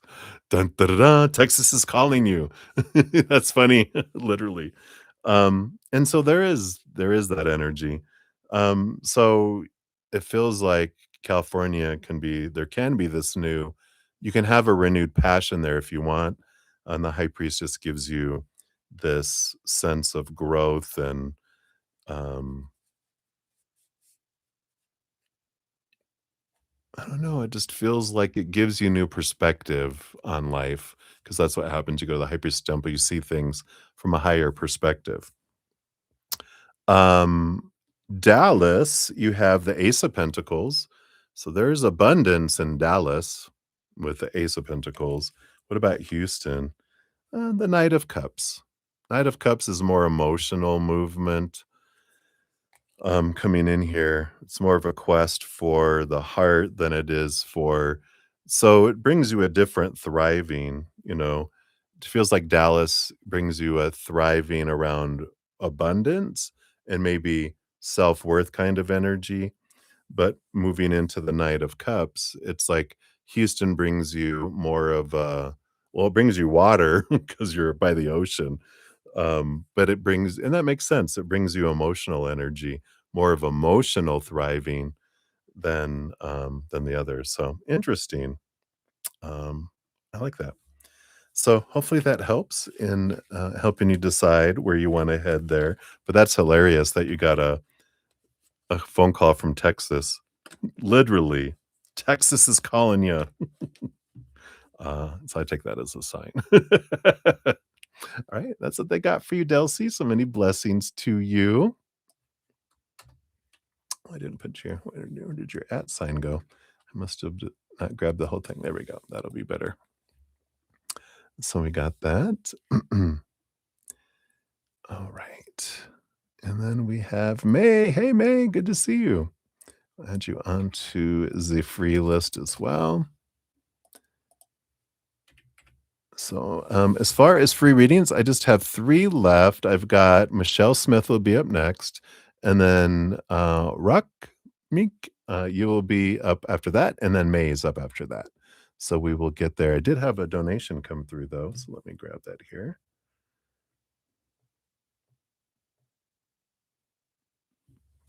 Alright. All your families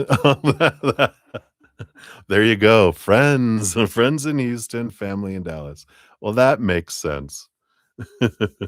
You'll be more focused on work in, Dallas, right? More play in Houston. Makes all sense. It all becomes clear suddenly. You're very welcome. Alright. So, let me take a sip here, and I have 1 donation. I'm gonna jump to that, and then I'll come back to the free readings here in a sec.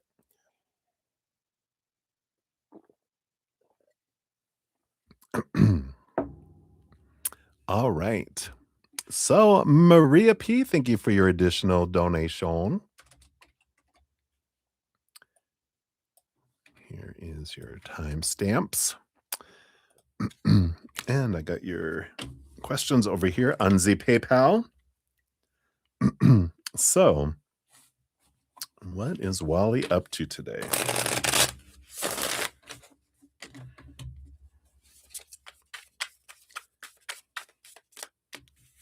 All right, we got those. Said he wants to see you soon. His thoughts. Yeah, well, his thoughts from earlier are, oh, that passion. What do you need to know? What do I need to know about me in general? Anything I should know about me and work? What is he doing for New Year's? Does he know and feel he needs to break free over there? Okay. All right. So what's Wally up to today? Yeah. Oh my gosh. He's definitely doing a lot of thinking. Got the 9 and the 10 of swords. Thinking about all these expectations and how exhausted he is trying to live up to everyone's expectations. And he's trying to get things done on the lists and trying to accomplish things. And, um, but he's really reflecting on a lot of what he's letting go of. with all that. So, those are the expectations of, supposed to be and should be and need to be. Those things that we talk about that suck the life out of things. He's trying to free himself from a lot of those expectations from family, from friends, from Dragon, from school, from work, even from you.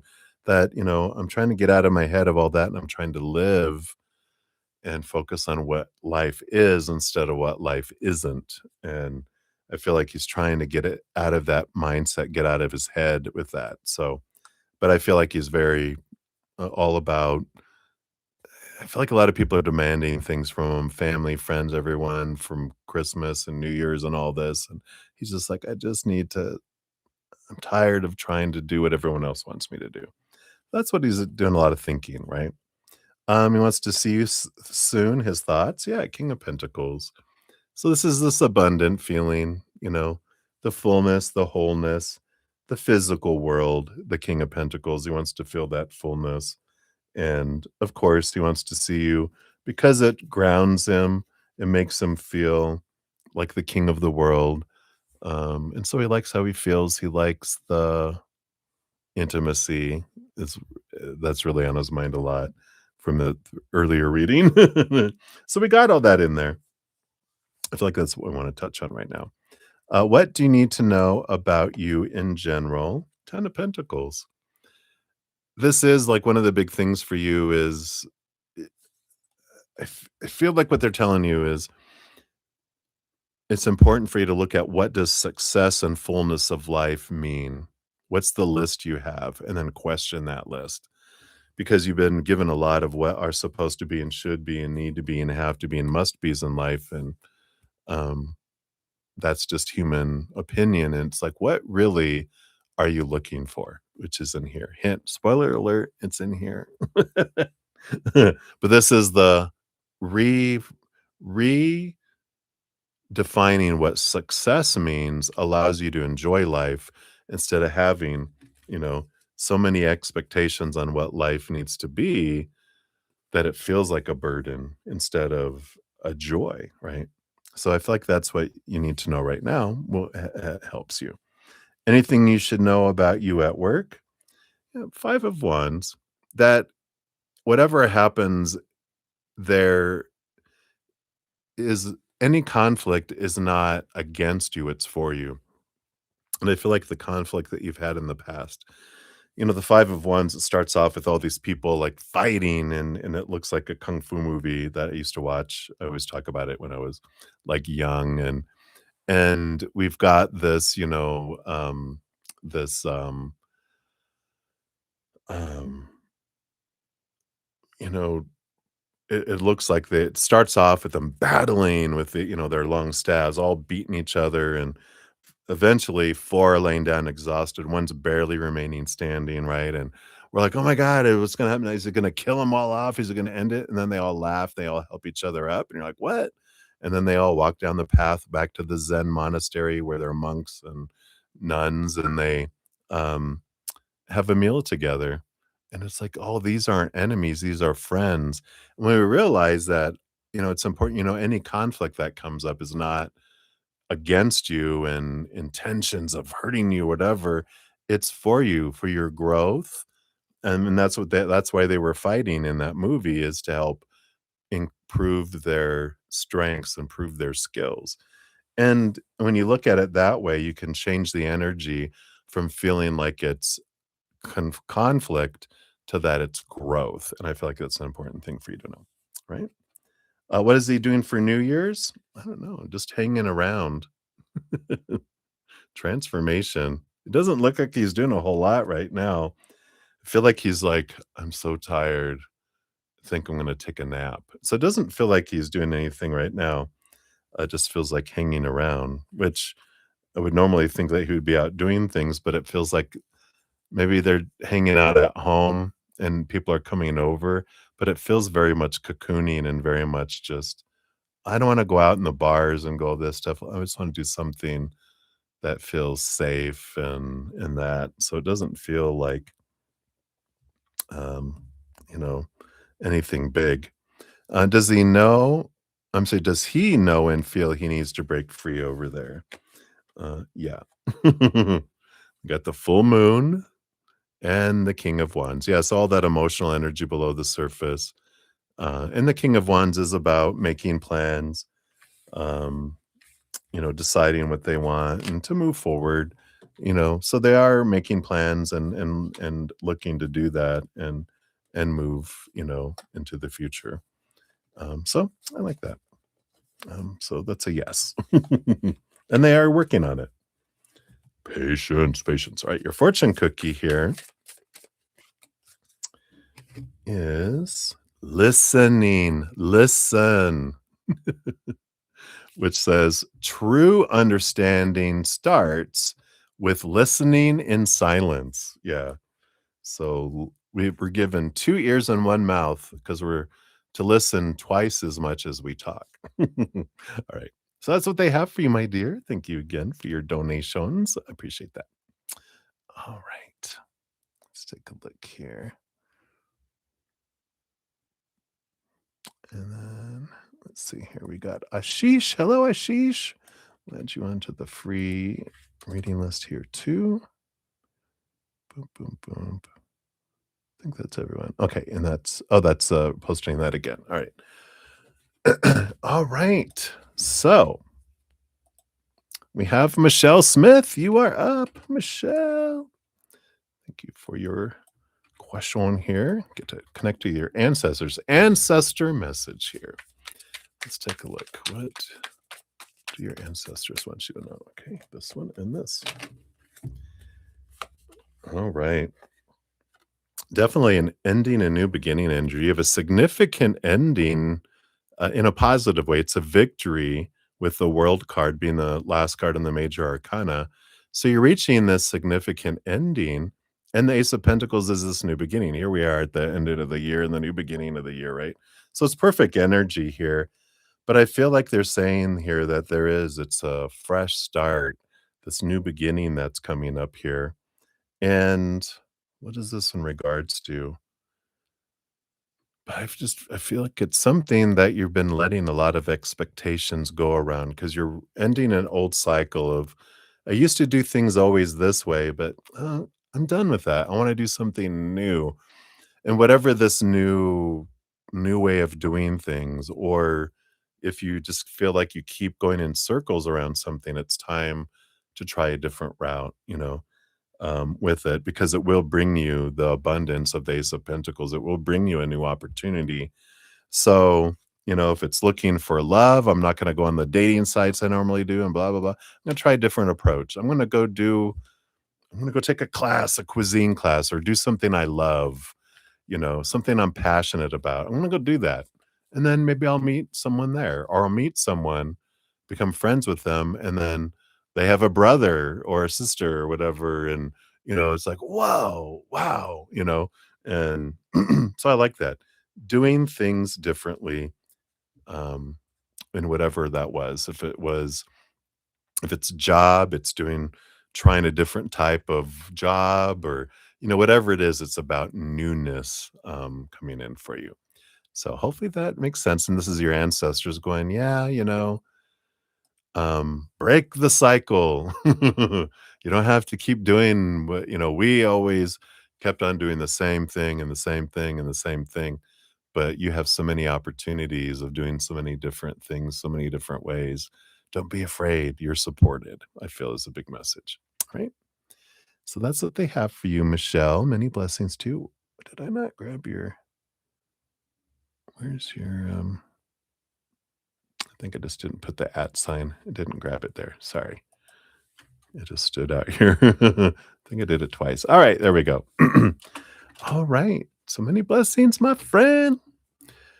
All right. And then we've got Ruck Mickerson. I'm probably totally murdering your name, and I'm so sorry. I'm gonna call you Ruck. Here is your timestamp. And you were asking here, will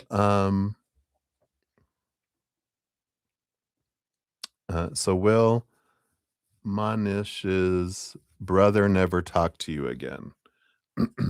So whoever you're wondering here, will they ever talk to you again? So will they ever talk to you again? All right. So based on current energies, let's see what we got here. Have the Ace of Pentacles, which is about a new opportunity coming here. So I do feel they will talk to you again. The Five of Wands is an energy of conflict here, right? And I do feel like it's going to take a little bit of the fire, the conflict to kind of, the heat of the conflict to kind of simmer down. Then there will be conversation here. But there's the 5 of Wands also represents the number of change of your energy and something that can help, like, you know, whatever we focus on grows and expands. And if I focus on, like, I want them to talk to me, I need them to talk to me, I fear they won't talk to me again, um, then that is lack energy, and that actually pushes it further away, right? We're taught, focus on what you need, what you want, but that actually ends up shoving it away. What you can do to help draw it more, make it come to you easier instead of pushing it further away, is focus on what you're grateful for with them. And if they're not talking to you right now, think about the good things, the good times when you guys talked, right? The good times you interacted. Think about those, picture those wonderful times that you're grateful for, then express gratitude to the creator of the universe, for those. And then feel the emotions you felt when you had these great conversations, these things you loved in the interactions, because that expands it. That draws more of the things that match that energy than the lack. Because if we're focusing on, them not talking to me, I'm gonna get more of them not talking to me, right? But when I focus on what I'm grateful for them and what I've experienced with them, the things I'm grateful for, it'll draw and make it come to us more easily. So I do feel like there is an opportunity in the future, but I feel like it's a ways off. But you can cool off the embers more with your energy by focusing on what you're grateful for with them, and that'll draw it in. So hopefully that makes sense. That's what they have for you. So many blessings to you. Right. And then we have May Hooper. May, you are up. Thank you guys so much for your patience and getting to your readings. And thank you for the thumbs up, too. It does help spread the Zen love. So thank you so much for doing that. All right. Will you and Quincy ever get back together long term, right? No more of this cycling in and out, right? Let's take a look here. Based on current energies, will you guys get back together long term?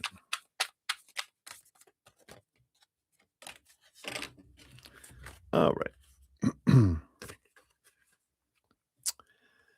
You know, based on current energies, it doesn't feel like that can happen. It would take some changes. The Queen of Pentacles is about Mother Nature, Mother Nurture, nurturing yourself. Three of Swords is the expectations equal disappointment energy. And so what I feel with that is it's, needing to look at those expectations that you have on who they should be, what they should be doing in the relationship, how the relationship should be progressing, what it should bring me, who I'm supposed to be. All that is restrictive energy, and they would need to do the same as well, because that's why we fight. That's why we butt heads. Is we think things are supposed to be a certain way, and they're not living up to that. They think things are supposed to be a certain way, and we're not living up to that. And then we're we're trying to make them be like us, and they're trying to get us to be like them. And then instead of focusing on what we love about each other, we focus on where the lack is, what's not happening. And then what happens when we focus in on that is that grows and expands. Expectations suck the life out of everything, right? Because we end up going down that list going, is that happening? Yeah. Is that? Yeah. Is that happening? No. Is that happening? No. That yep, yep. After we're done, we're like, "Okay, the things that aren't happening are this," right? The rest of it, expectations feel like, expectations are up here and we're in the negative trying to get up to 0. That's why it feels like work, and that's why relationships end up feeling like work, or work feels like feeling like work, or other stuff feels like feeling like work because we feel like we're behind trying to catch up and live up to all these expectations. When we get rid of as many expectations as we can, focus on what we're grateful for and whatever's going in life, then boom, we have this you know, um abundant feeling that comes in, and then it grows instead of constricts and contracts. So that's why I feel like right now, based on current energies, I don't feel like the long term back together because of this. But it doesn't mean that it can't happen. I just feel like I have no doubt. I'm confident that like you would, you know, do the work and let the expectations go and do things like that. But I'm more feeling like it wouldn't be on that side, that they're not really active and wanting to change at this point in their life, and that's why I feel like it would just keep doing the same thing and ending up with the same result, because they're not, um, in that stage of change in their life, if that makes sense. Right. So that's what they have for you, my dear. So many blessings to you. Hey, Lauren. Hello, hello. Happy holidays. Happy New Year. Good to see you. Oh, yeah, I do see your donation came through. Thank you so much. I'll jump to you next. I just have one more free reading to do. I'm just going to finish that up. Um, and then I will jump to your donation since that'll be the probably the last reading for this session. But let's jump in here. We got Ashish Bakaran. You are up. Here is your time stamp. So, why is your love life so hard? And in 2026, will it be better for you? All right, let's take a look. I get it. I'm not laughing at you. I'm laughing with you. I can understand. Why is human love life so hard? Yeah, that makes sense. And then in 2026, will it be better? You're welcome, May. All right.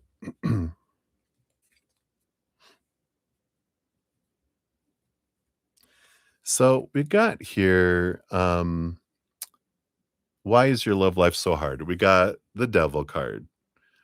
And this is expectations. This is long held thoughts and beliefs and mindsets. And, you know, um, you know, love life is so hard when it feels like work. And it's funny because the Saturn Capricorn energy, the devil card rolls over the house of work. But there is this, energy that comes in here of, when we have all this opinion growing up on what love is supposed to be, like, who is that person supposed to be? Who are they supposed to be in the relationship? How is the relationship supposed to begin, progress, end up? What is it supposed to bring me? Who am I supposed to be in the relationship? Who am I supposed to be? It's a lot of pressure. It's a lot of heaviness that comes in with that, and expectations suck the life out of love, out of relationships, because we are taught to, oh, this is what a relationship is supposed to be. It's defined. We're comparing it. We're trying to control it. We need it to be this, or else it means we're unlovable and we're unacceptable, right? And so we've got all this energy that's there that comes in, and we end up focusing in on what's not happening instead of when we met someone, you know, we have no expectations on them, right? And we meet someone, look how wonderful they are. Amazing, right? And then we start to hang out with each other. They become a little less amazing because we start having expectations on, well, this is how they should act and supposed to do and need to do. And then we start dating exclusively. The more expectations, this is what you should do and how you should act and what you shouldn't do, what you should say, what you shouldn't say, and when you should say it and when you shouldn't say it, all that. And then we get engaged and we're like, wow, they used to be so wonderful. Well, Could be worse, right? And then we get married, and suddenly, you know, what's happening? Why did they change? But they didn't change, our expectations do, and that's what sucks the life out of things. And so that's why love is so hard is because we expect so much, we focus on what's not happening that we end up in arguments, we end up telling them, "You should do this, you shouldn't do that, blah, blah, blah," and they think the same thing. We're not matching up to their expectations either. I got a great podcast called The Easier Path. We talk a lot about relationships. So it's free. The link to the playlist is down in the description box if you want to check it out. Highly recommend it. It can give you some good different viewpoints from why humans do what they do, spirits, hints on how we can make it easier instead of harder too. Will it based on current energies, now that you know this, will 2026 be better for you? Could be. Your power of story, Two of Swords. And that is what this is. This is the troublemaker, right? That's where we have all those thoughts and beliefs and mindsets. You do have the ability to make it better for yourself, but it's not just going to happen on its own. Every moment is a mental choice. We have that power of our choice of emotion, choice of energy, choice of action, but choice of our story. The world just happens. It just is. There's no meaning to it until it gets in here, and then our little storyteller tells us what things are supposed to be, should be, need to be, have to be, must be, right?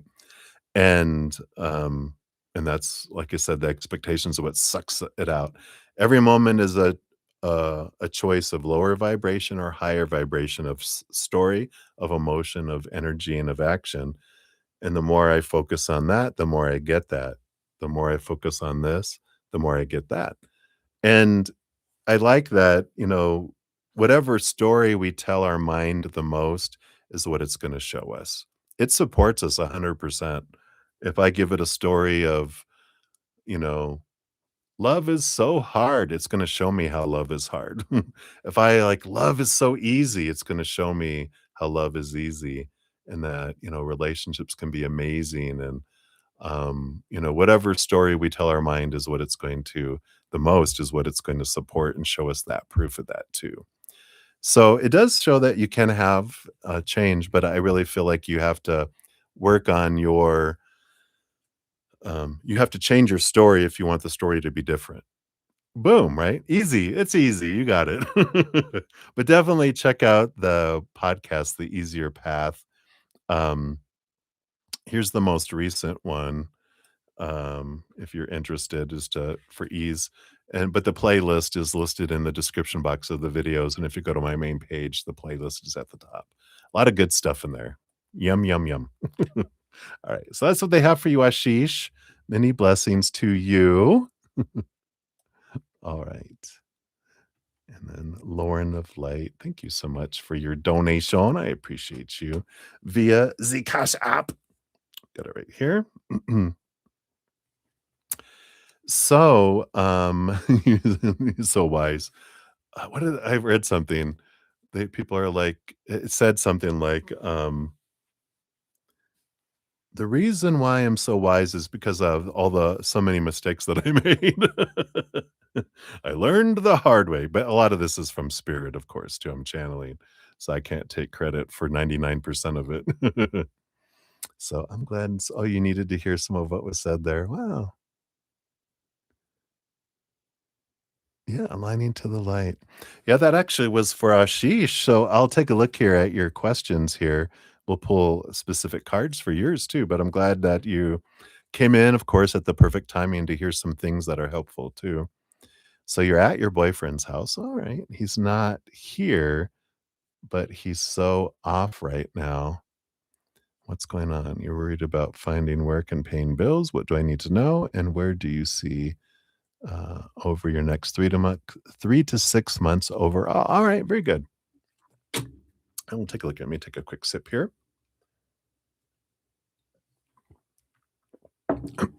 All righty.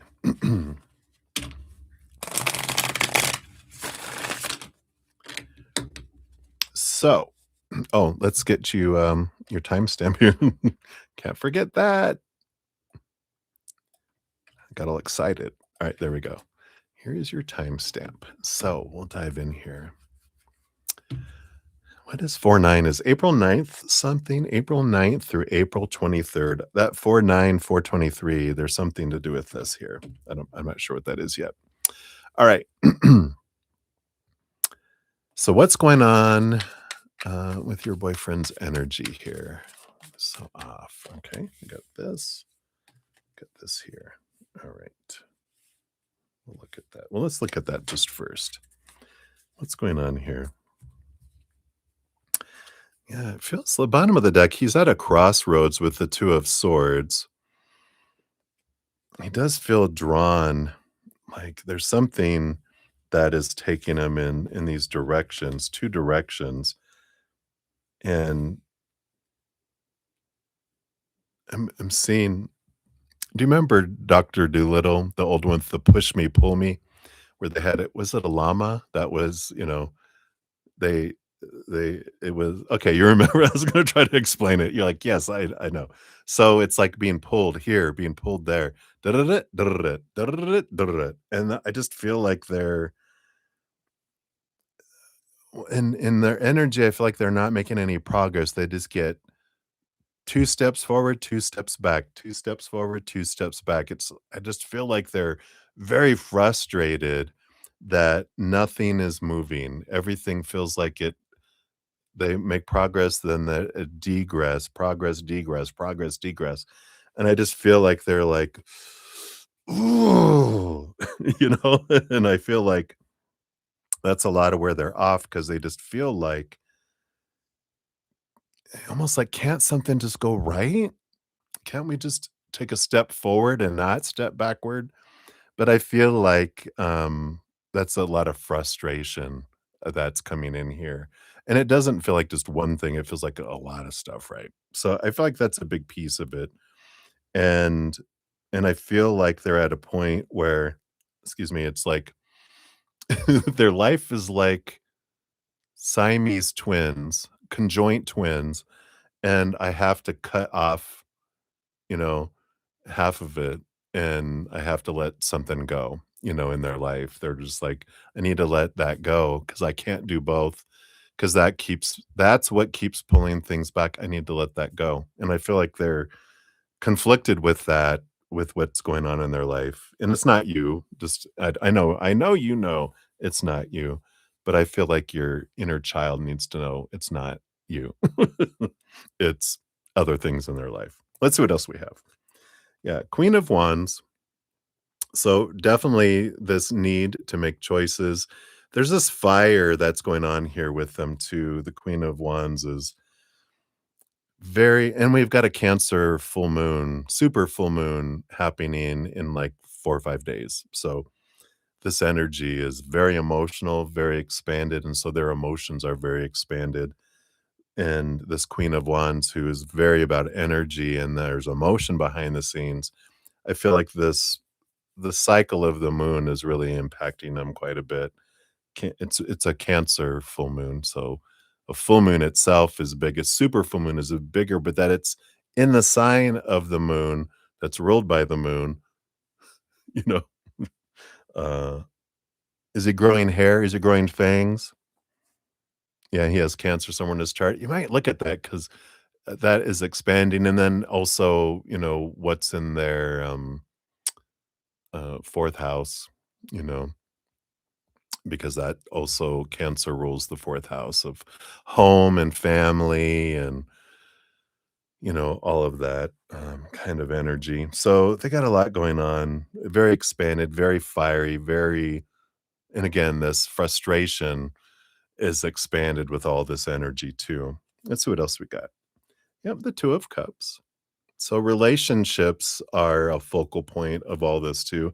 Again, it's not you. I feel like I know I don't need to say it, but I feel like I just want to, just so you can confirm for you. It's not you. But there's this it's some relationships that are that and I feel like this is one of the things is a relationship that they need to, let go. The 2 of Swords is their conflict of story, the 2 of Cups is a conflict of emotion with this relationship that's going on. family. It's family. Maybe it's not immediate family, but I feel like it might be someone they're in business with too that's family, which makes it even worse, like maybe a cousin more than a brother kind of energy. Oh, he's a Cancer rising, so he sees the world through emotion. You know, the rising sign, the ascendant is you know, um, the glasses through which we see the world, the lens through which we see the world. And his 4th house is in Libra. Does he have any, planets in in that house? In the 5th house, cup of Scorpio, okay. But I do feel like it's, definitely here, yeah, 8 of wands. There's a lot of fire, a lot of communication coming at him too. I feel like, you know, there's too much happening. They're overstimulated, and but I feel like this really is bothering them because I feel like they need to let a relationship go with this friend or family or whatever this joint venture or whatever thing. I feel like there's something going on here where they're like, I need to let that go because it's taking too much of, my life and um, that's kind of energy. Um, but I just feel like it's a lot that's coming in here. You've been running it. Yeah, I don't know. Yeah, and I don't feel like this is that. I feel like it has to do with someone else though, because it feels like I gotta let that go, kind of energy.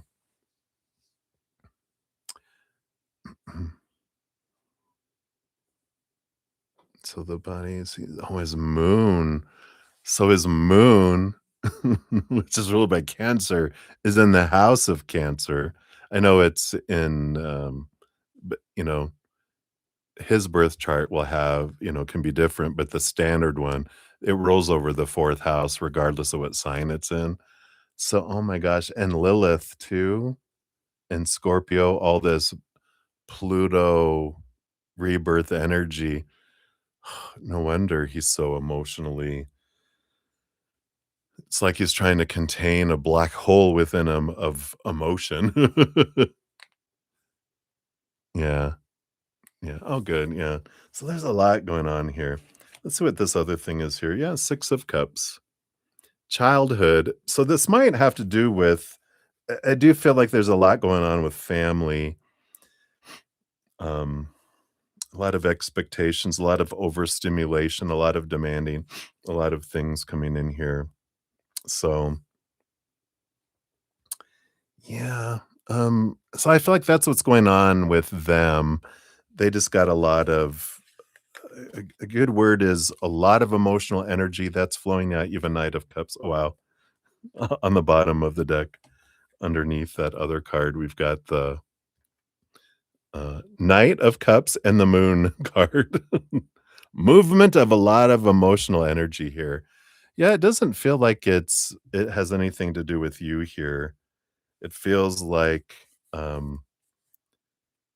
it feels like so much to do with family and being pulled in all these directions um you know and the thing is here, yeah, you're super good to him. And I was about to say, the thing is that you feel safe. You're safe, That's why they say we always hurt the ones we love because we know that they love us and they feel safe, that we are like, um, well, all this I gotta worry about, you I know I will be fine with you, but I gotta do all this stuff. And it's like we take for granted that, security, right? Yeah. And that's right. You can let them be themselves, let them do what and just take the time, whatever's bubbling up within you, of course, to go, okay. And in a way is how am I not communicating to myself, right? Um,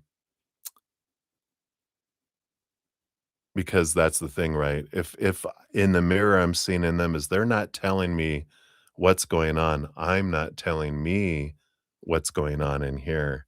So let me spend time with me and find out what's going on inside of me.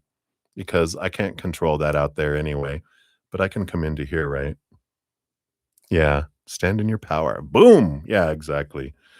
Come back to you. You know, we feel out of control. It's like Byron Katie, if you ever heard her, she's amazing. She says, "When we are out there in other people's business, we feel out of control because 'cause we're out of control. We come back home to ourselves, we feel peace because we're trying to I need to control someone else's feelings, someone else's actions, someone else's choices. I can't. I come back to what I can control. My story, my emotions, my energy, my actions. And then I feel right? I love that. Yeah. Yeah.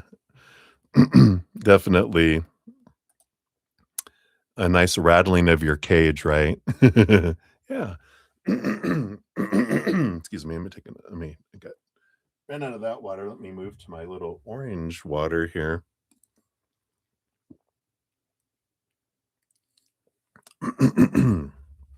Pardon me. All right, I think I cleared out the frog.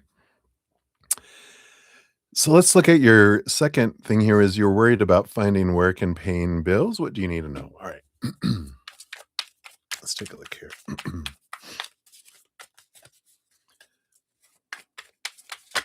Thank you.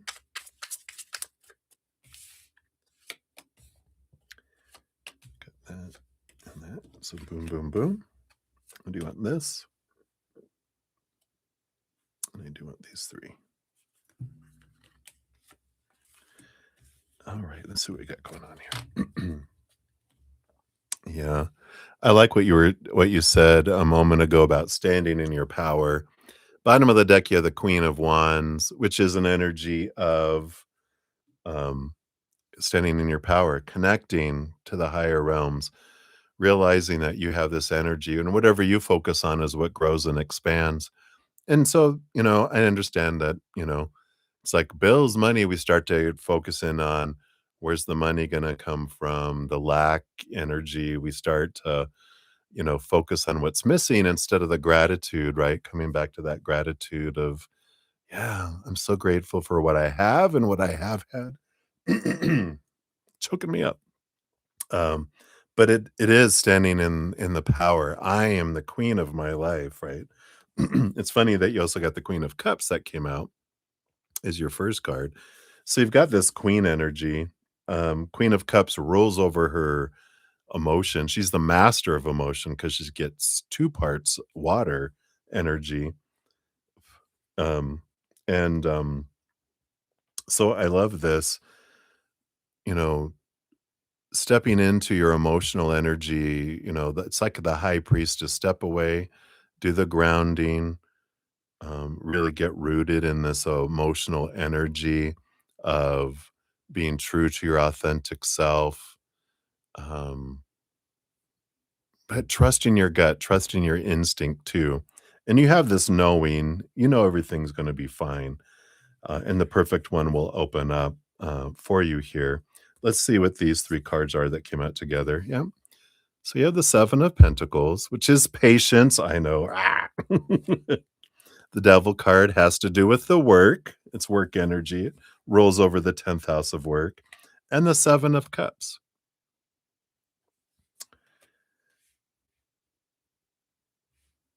I'm this two sevens means something for you. Um, and it's seven is a spiritual number. It's a great number of transformation. But I feel like there is a little bit of obstacle energy that comes in here. And I know that it starts to get like, I need it now, but to say I'm being patient, that's actually lack energy too, which was amazing when Spirit told me that once. So I'm like, "Oh, I'm being patient." And they're like, "Well, that's lack energy." And I'm like, wait, explain that? What do you mean by this is lack energy?"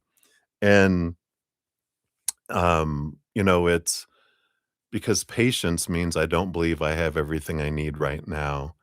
When I have a belief I need more, then I'm not in gratitude. I'm not sitting in a space of fullness. I'm in a space of something should have happened already. I'm in lack. And so when we do this, yeah, 777, right? It's gonna be amazing. There is this energy of of that, of trust, right? Humans, we have problem trusting because our experience is that when humans feel unsafe and out of control, they act weird, they act stupid, they get out of their intelligent mind, their loving mind, their compassionate mind, and they act stupid and unloving and uncaring. It's like a little 2-year-old and its pet hissing cat, right? It does whatever it needs to do to feel safe and in control again. So you can tell when people, are in fear, like if anyone around you is in fear, they're going to be acting weird. And you're like, okay, so they're in fear. That's their expression of fear. It's their cry out for love, right? Um, but I feel like that is, just to be aware of, you know, um, coming out of that and coming into gratitude, coming into the moment and the now, knowing that even though humans abandon us and treat us weird and unstable, right? Creator's not, and creator's the one that brings us their source. They're the ones that bring us what we need, right? They're the ones that bring us our sustenance, and we can trust them. They've always brought us everything we needed in each moment, or we'd be dead right now, right? So we have this trust in creator. Humans, we don't need to trust them. We can just trust creator and know that they're going to bring the perfect situations and the perfect timing in the perfect way. When we try to control the how and all that, that's when we feel out of control, right? So let's see what these other 4 cards are here. Yeah. 7 of Wands, stand tall, be true to yourself, don't dim your light. Here's your other 7. 777. You got 3 sevens. But there is this, you know, don't need to defend yourself, don't dim your light, don't ask permission to shine, just shine. And then you have the Ace of Swords. You will have new communication and clarity coming here very quick. I feel like, the new year is going to bring, even the New Year's Day might bring you some clarity that comes in here. Yeah, the Strength card. Here's that Leo energy of leading, and I do feel like it's a leadership position, obviously, that comes in here. I like that. And the Page of Swords.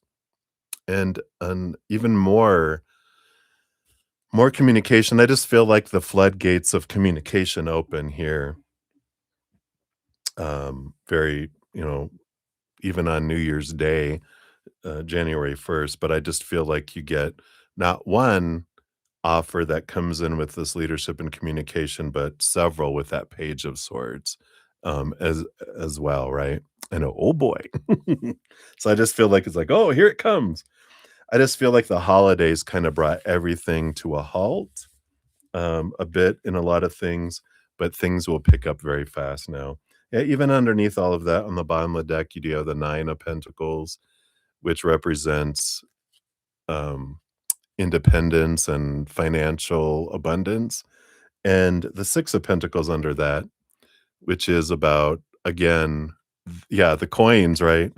The having enough where you're able to give to others too. It's a very, one.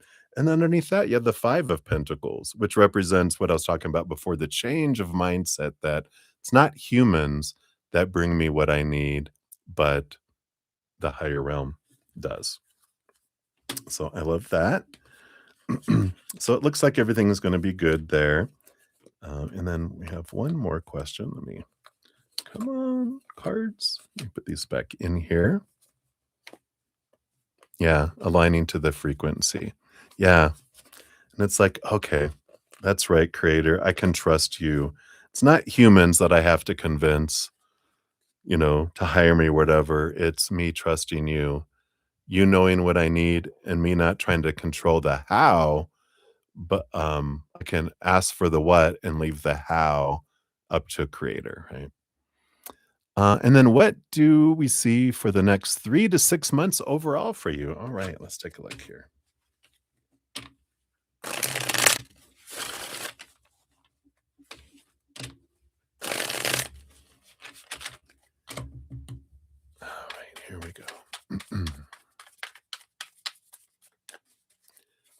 3 to 6 months. Okay, we got this. Do want that and that underneath there. We've got these here. All right, I think that's it. All right. Sorry. I love the card on the bottom of the deck. Looks like you've got 3 important things and this other. So you have the Empress card on the bottom of the deck, which of course is about abundance and harvest and creativity and that. And then underneath that, you have the Emperor. And you do have the 10 of Pentacles, which is an energy of, again, abundance, but also relationship energy and this feeling of legacy and family and everything. So it's very positive energies. A lot happening over the next 3 to 6 months, it feels like. That's the bottom of the deck. The first card that came out, you have the 6 of Cups, which is a family card again. Past life connections can be childhood dream come true energy too coming in. I feel like we get this on another one of your readings, something about a past, past energy, um, a past dream, like a childhood dream come true kind of energy. So we like that. What's this first thing here? Yep. You do have this death and rebirth energy, and then the wedding, 4 of Wands. A marriage. Ho, ho, ho. So I like this here. The death and the rebirth, it's like a transformation that ends up bringing forth a wedding. The 4 of Wands is a wedding card. It's a joyful celebration card, but I had a feeling that there was a wedding in the mix. And that confirmed it for me right there. That's I was like, "Woo!" Yeah. So there is this transformation that happens that brings forth that. So I like that. Significant change in both of your lives that brings that into fruition. So I like that. Boom, boom, boom. What else? Got the 9 of Wands opening up to the Queen of Wands. Yeah. So the 9 of Wands is an energy of like a barrier, something that had been kind of a block for a long time. But with the Queen of Wands, this is you stepping into that power again, and you're able to move through this. Really, is a year of stepping through something that you've been like persevering and trying to do for a long time. This is the period of time where you're like, boom, it's a breakthrough that happens, and you're able to step through with it. So, this is something very important for you. That's something like that you've been, for like a long time wanting, working toward. Well, this is the fruition that comes in here too. All this fire, action, and well, we are moving into the year of the fire horse in February. So all this fire, action, movement definitely is here. And you do have here, you've got the high priestess coming in here and the 4 of cups as well. So I do feel here, what is this about here? It's a significant thing. I almost feel like is there a retreat you go off on here?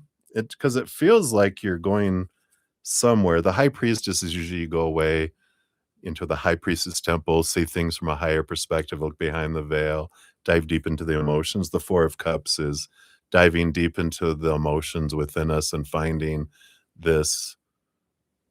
It's like connecting to your higher love and your higher emotional power.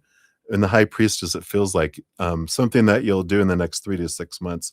Feels like there's a very impacting kind of, even if it's for a couple days or something like this.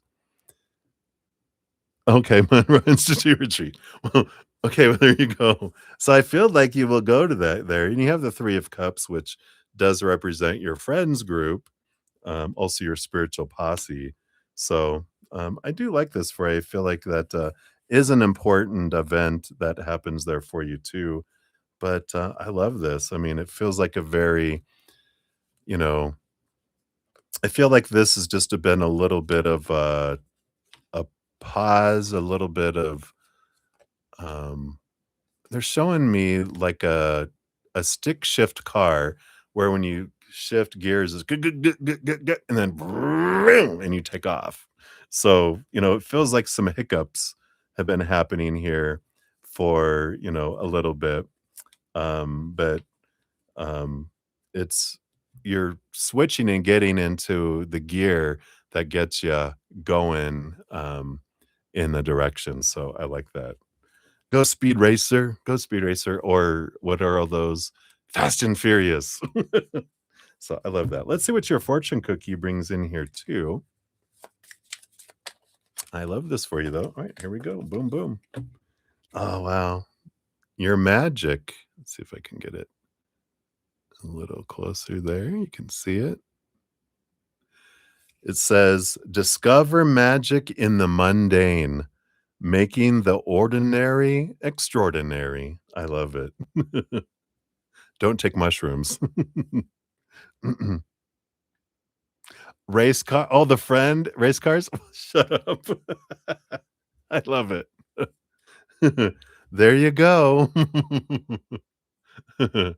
So what are you gonna do? What are you gonna do? I love that for you.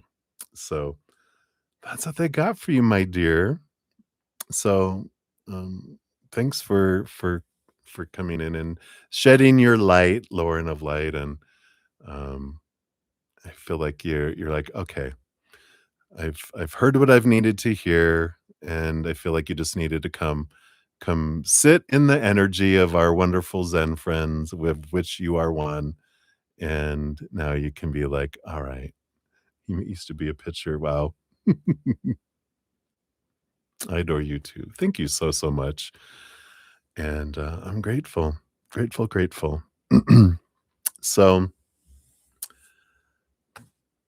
we will end it there, and I think that is all of the readings, all of the donations. So thank you guys so much. If you haven't entered my giveaway for next week, oh, I will be having a giveaway here in a sec. Once I end the session, I'll be pulling a winner from the donations and a winner from the free readings for a 15-minute personal recorded reading. And I will, when I pin the comment listing all of the readings with the timestamps, I'll put the winners at the top of there. And then here we on January 3rd, the full moon. Every new and full moon, I have a drawing to give away a 30-minute personal recorded reading or one of my hedges of peace and love, whichever you prefer to choose. And you can just check out that video. It tells you how to get into it. And it's always listed in the streams description box, always the what current giveaways I have going on.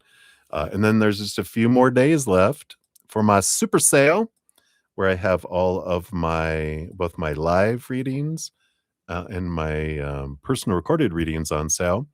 And then also my hedges are on sale. So on January 2nd, I'll be switching those back. So if you want to grab any of those while they're hot on special, you can do that.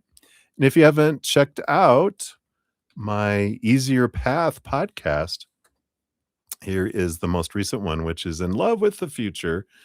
And also my playlist is listed in the description box of the video if you want to catch up on any of the other ones, what we talk about. A story from Bretta Zen about, my drama and trauma that I had in my life and what I learned from it in the human perspective, spirit's perspective, and hints from spirit on how to make that an easier path instead of a harder one. So if you're interested, enjoy that and check that out. All right. Hey, Tiffany. Happy holidays to you too. All right, everybody. I think that is everyone. Let me just double check here, make sure here. Yep, that is it. All right, my dears. I will be back. I will be back on New Year's Day, like normal, Thursday, Friday, Saturday nights, and Saturday and Sunday morning. So until I see you guys again, remember every second of every day of your life, you truly are eternally and unconditionally loved by the mother and the father of all things, our creator. And of course, I love you guys too. So until I see you again, much love. Hang in there. Happy New Year. It'll be New Year next time I see you. So I'll see you next year. All right. I love you guys. We'll see you soon.